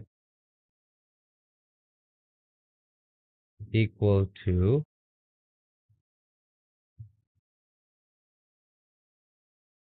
member. So now, as this is done into the server module, let's go to the form one. And from here, basically what I can do is let's increase it right from here. And now I want to also add a notification bar. Okay, so let me just type notification. And over here, what I'm going to do is I'm going to use the quotation. Let me just go with the double quote and I'll type your response has been submitted. Okay, because I also want the person who is actually entering the value to know that his response has been submitted. Okay, so I will just put dot show. Okay, and this is basically done. Okay, so let me just keep it right over here. And basically, if I just come here, if I just run this one, let's say I will just go John Department IT, IT, and if I just click on yes, and once I click on submit, let's see how it actually works. Okay, so here you guys can see it is just taking some time to record my response. And if there is any kind of error, we will see about that. And here you guys can see there what that your response is submitted. Okay, so now let's go over here. And after that, now as you guys can see, we will go into our data set. Okay, so I will just go to the data set and I'll just click on the table, and here you guys can see my response is actually been recorded. So if you want to refresh your database, you guys can actually refresh your database as well. Okay. So again, I will come here and I'll just refresh this one. And over here now, let me type with some negative options. So I will just type print department HR and I won't tick mark this particular checkbox and I'll just click on submit. And here it shows that your response has been submitted. And from here now, if I just go here and you guys can see my table has been updated and here you guys can see this checkbox is not marked. Okay. So this is how it actually works. And you guys can actually create up a page quite of your own. Okay. So this is how the user interface looks like. And all the responses, whatever you guys will basically give, it will be saved over here. So you guys can create this type of simple website using Anvil and using some basic Python, which I have already shown you how to do that. Okay, so we have learned how to work in the server module, creating a data set, working with Python in the form one. Once you split your page, you guys can see all the options, how to add your variables and stuff, how to call your variables over here in Anvil. So I hope to see you all in the next chapter. And I hope this class was helpful. So see you all in the next chapter. Till then, take care and goodbye, everyone. Hello, everyone, and welcome you all to another chapter of building website using Python tutorial. So now this is the chapter number 7 where I'll be using or creating a login form using the Python Tkinter. So basically, Python Tkinter is a graphic which we are going to use to create a interactive uh, Python login form. So let's not waste time and let's get started. So over here on my screen, as you guys can see, now I will just come here and from my PC, I will just basically go to my command prompt. Okay. So you guys can go to your command prompt or let's say this is the resource file. And from here, what I'm going to do is I'm going to create up a new folder. Okay. So I will just buy interactive form using Tkinter. And now I will just go inside this particular file. Let's go to show more options. And I'm going to open this particular location over here. And from here, now I want to open my Jupyter notebook. Okay. So I will be doing this one inside my Jupyter notebook. So let the Jupyter notebook get launched. And also you guys can open your Jupyter notebook if you do have Anaconda. But you guys can just easily open it from your command prompt once your Anaconda and Jupyter notebook is installed. Okay. So from here, the first thing I will just click on new, and from new, I will just click on notebook. If you do want to decrease the size, so control minus for that. And the first thing, once I open my Jupyter notebook, is I will just change the name. Okay. So what I'm gonna name this one is Tkinter tutorial. Let's rename this one. And after that, first I am going to import the Tkinter module. And after that, I am going to import the message box module as well. Okay. So first, let's type import Tkinter, and I will just type import, and I will use C star. Okay.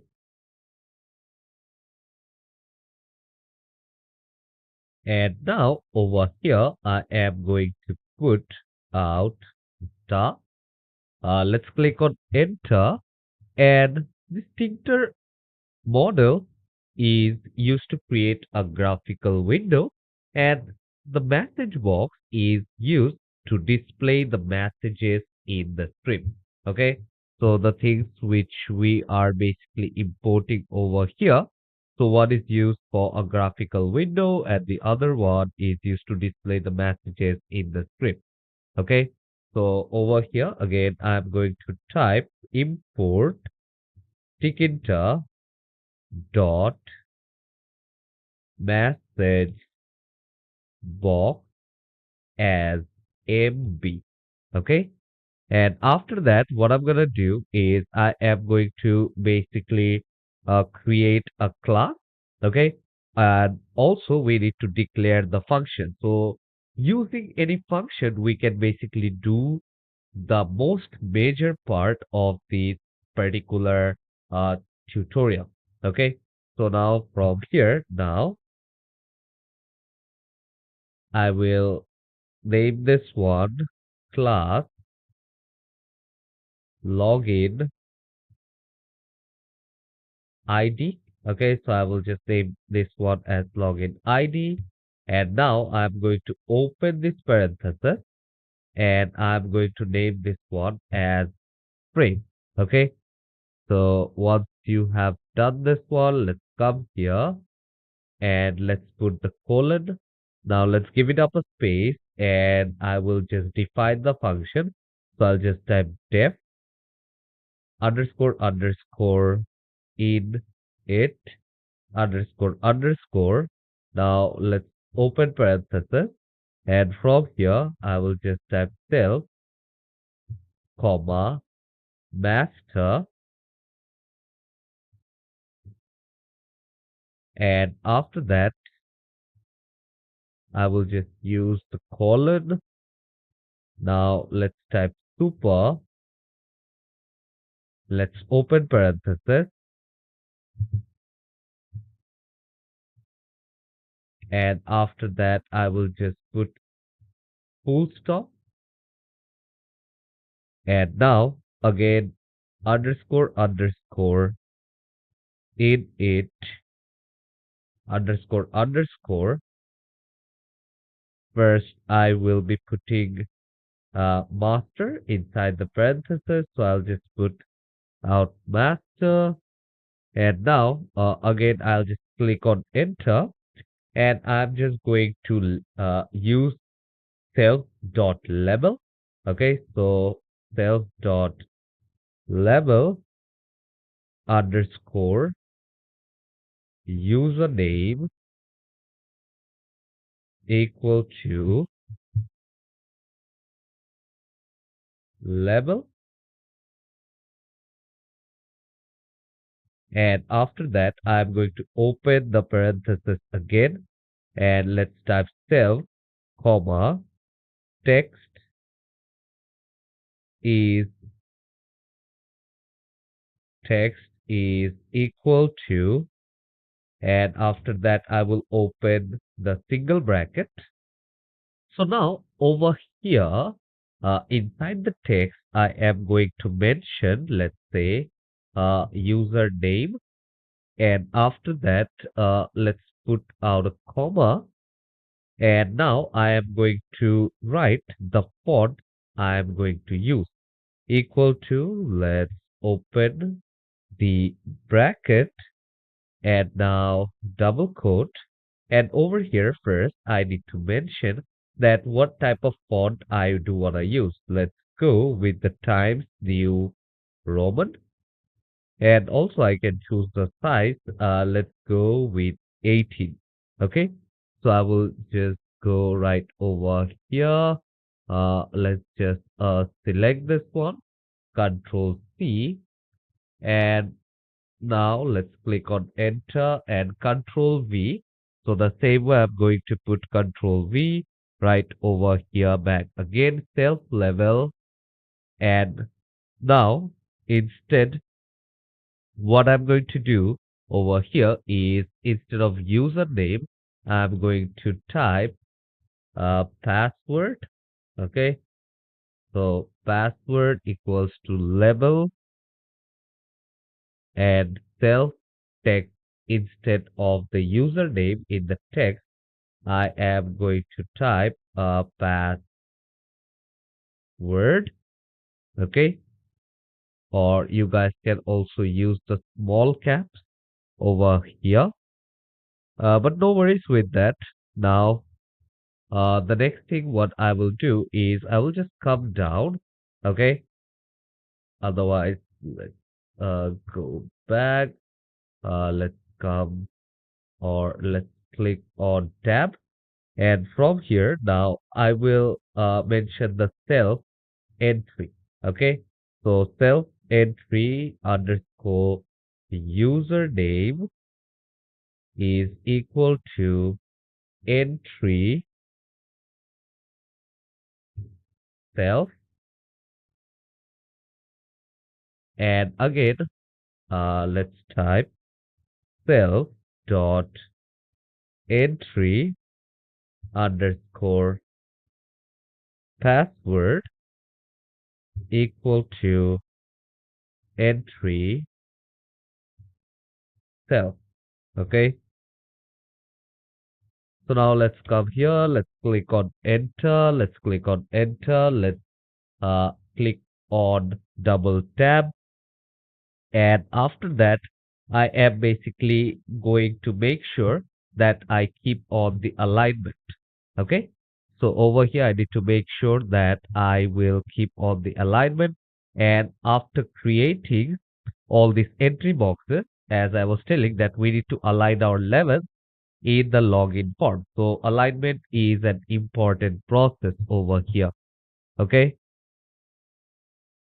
And also here we need to make sure that we create the entries in the entry boxes and we are going to type our username and password. So these are few of the important functions of the entries that we need to keep in our mind. Okay. So now let's come over here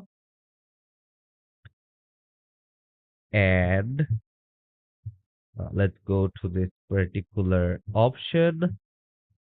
And from here, make sure to type self dot label underscore username dot grid.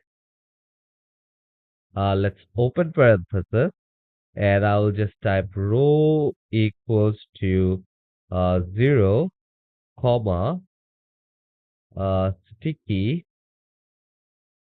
equal to E. And after that, I'm going to just copy this whole thing, Control C, Control V, and again Control V, and again Control V. Okay. So over here, self.label, username.grid, and over here now I'm going to change this one from username to password. Okay, for the alignment dot grid is fine. And over here, I need to make sure that I will put this one in row one and sticky E is fine. Okay, so now in this second two, I will just put on column. Okay, so I'm going to put row 0 and column 1 And over here now, let's put row one and column one. Okay. So I will also change the text. So just look at this particular process quite easily. You guys will be able to make this one. And over here also you need to make the changes. Okay. So I will just type password right over here. As you guys can see, self level underscore username dot read zero number no and sticky e. Sticky e over here in the password option as well, but the row number is one. Here the row number is below and the column is one over here, and row one and column one right here as well. And once you are done, what you need to do is you need to come here and basically now after working on with the input, you need to create up a button. Okay, so self dot button is equal to button.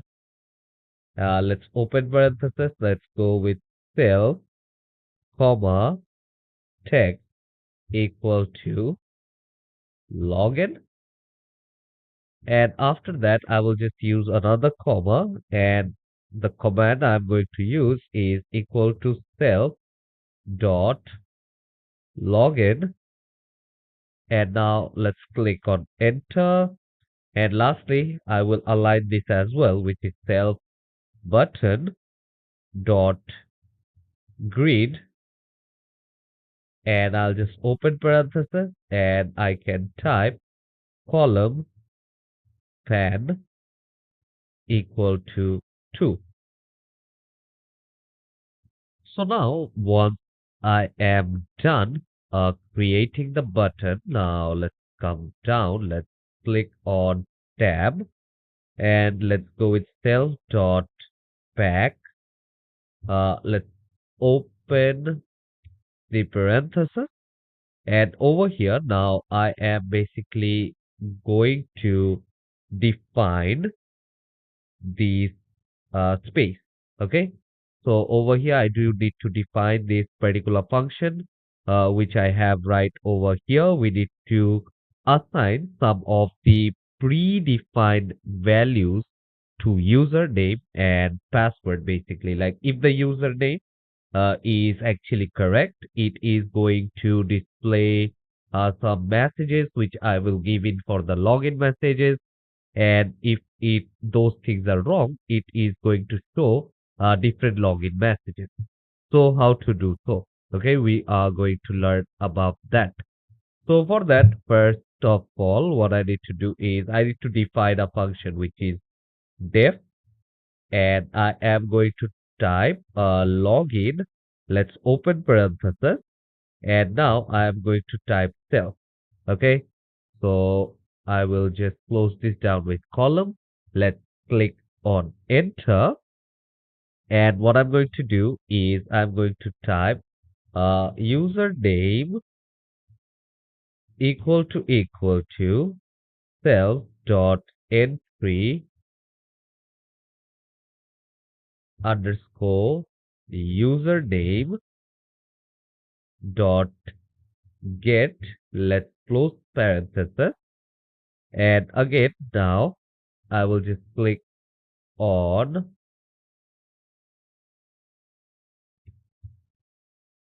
uh this one. Let's close this thing down. Let's type username dot get. Let's open the double quote. Now let's click on enter. And over here now password equal to self dot entry, because you have to enter it by yourself, underscore password dot get. And let's have this double parenthesis. Okay. So now I will just click on enter, and I'll just click on enter again. Let's click on the uh, tab. Okay, so I'll just click on the tab option and I'm going to use the if statement. So I'll tell that if, let's open parenthesis, that the username, and now over here, let's type username and equal to, I'm going to set out a username as well. Okay, let's go with Henry. Okay, so my username is basically going to be Henry, and okay, so I'll just type and right over here, and you can just use a space in between. Okay, and after that I will just type a password, then equal to. Then what I'm going to do is I'm going to go with the single quote and I'm going to write uh, A, or let's say A, B, C. Okay, so this is going to be my password. Okay, and now here I am going to type mb dot show info, and let's open parenthesis, and now here I am going to give the condition. Okay, so let's open the single bracket, let's go with login, and after that I will just separate these values using comma, then the double, and I will just type logged in successfully. Okay, so I'll just type logged in successfully, and now let's come here, let's click on enter, and let's go back, and from here now if I just click on tab, I'm going to type L, and again over here I will just type mb dot show info, let's open parenthesis, and what I'm gonna do is I'm gonna come here, I'm going to use the single quote, and let's type login, comma,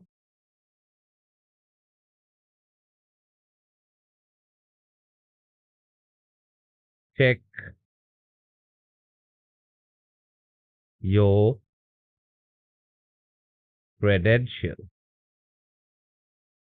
Credential. So here you guys can see that the username is Henry and the password is ABC. And here I'm telling that if both of these statements are correct, okay, if the username and the password is correct, then it will show me that logged in successfully, else it will show me check your credentials. And after that, you need to make sure that you type AK equals to TK, login equals to login AK, and you do have this AK inside bracket, then you need to run this AK dot main loop. So this is the whole code over here. Okay. So here you guys can see class is login act, and over here you do have the frame from Tkinter. You have imported Tkinter dot messages as MB. And after that, now what I'm gonna do is I'm gonna come here and I'm going to run this cell. And now let's open this one and I will just type uh Henry, and in password I am going to type ABC. If I just on login, here it's showing me logged in successfully. So I'll just click on OK, and I hope you guys have understood this particular class on how you will be able to create a login page over here in Python using Tkinter. So I hope this class was clear, and I hope you guys have learned throughout this class about creating website using Python and different frameworks. with Python. So keep on practicing and keep on learning more about Python and its usages. Take care, everyone.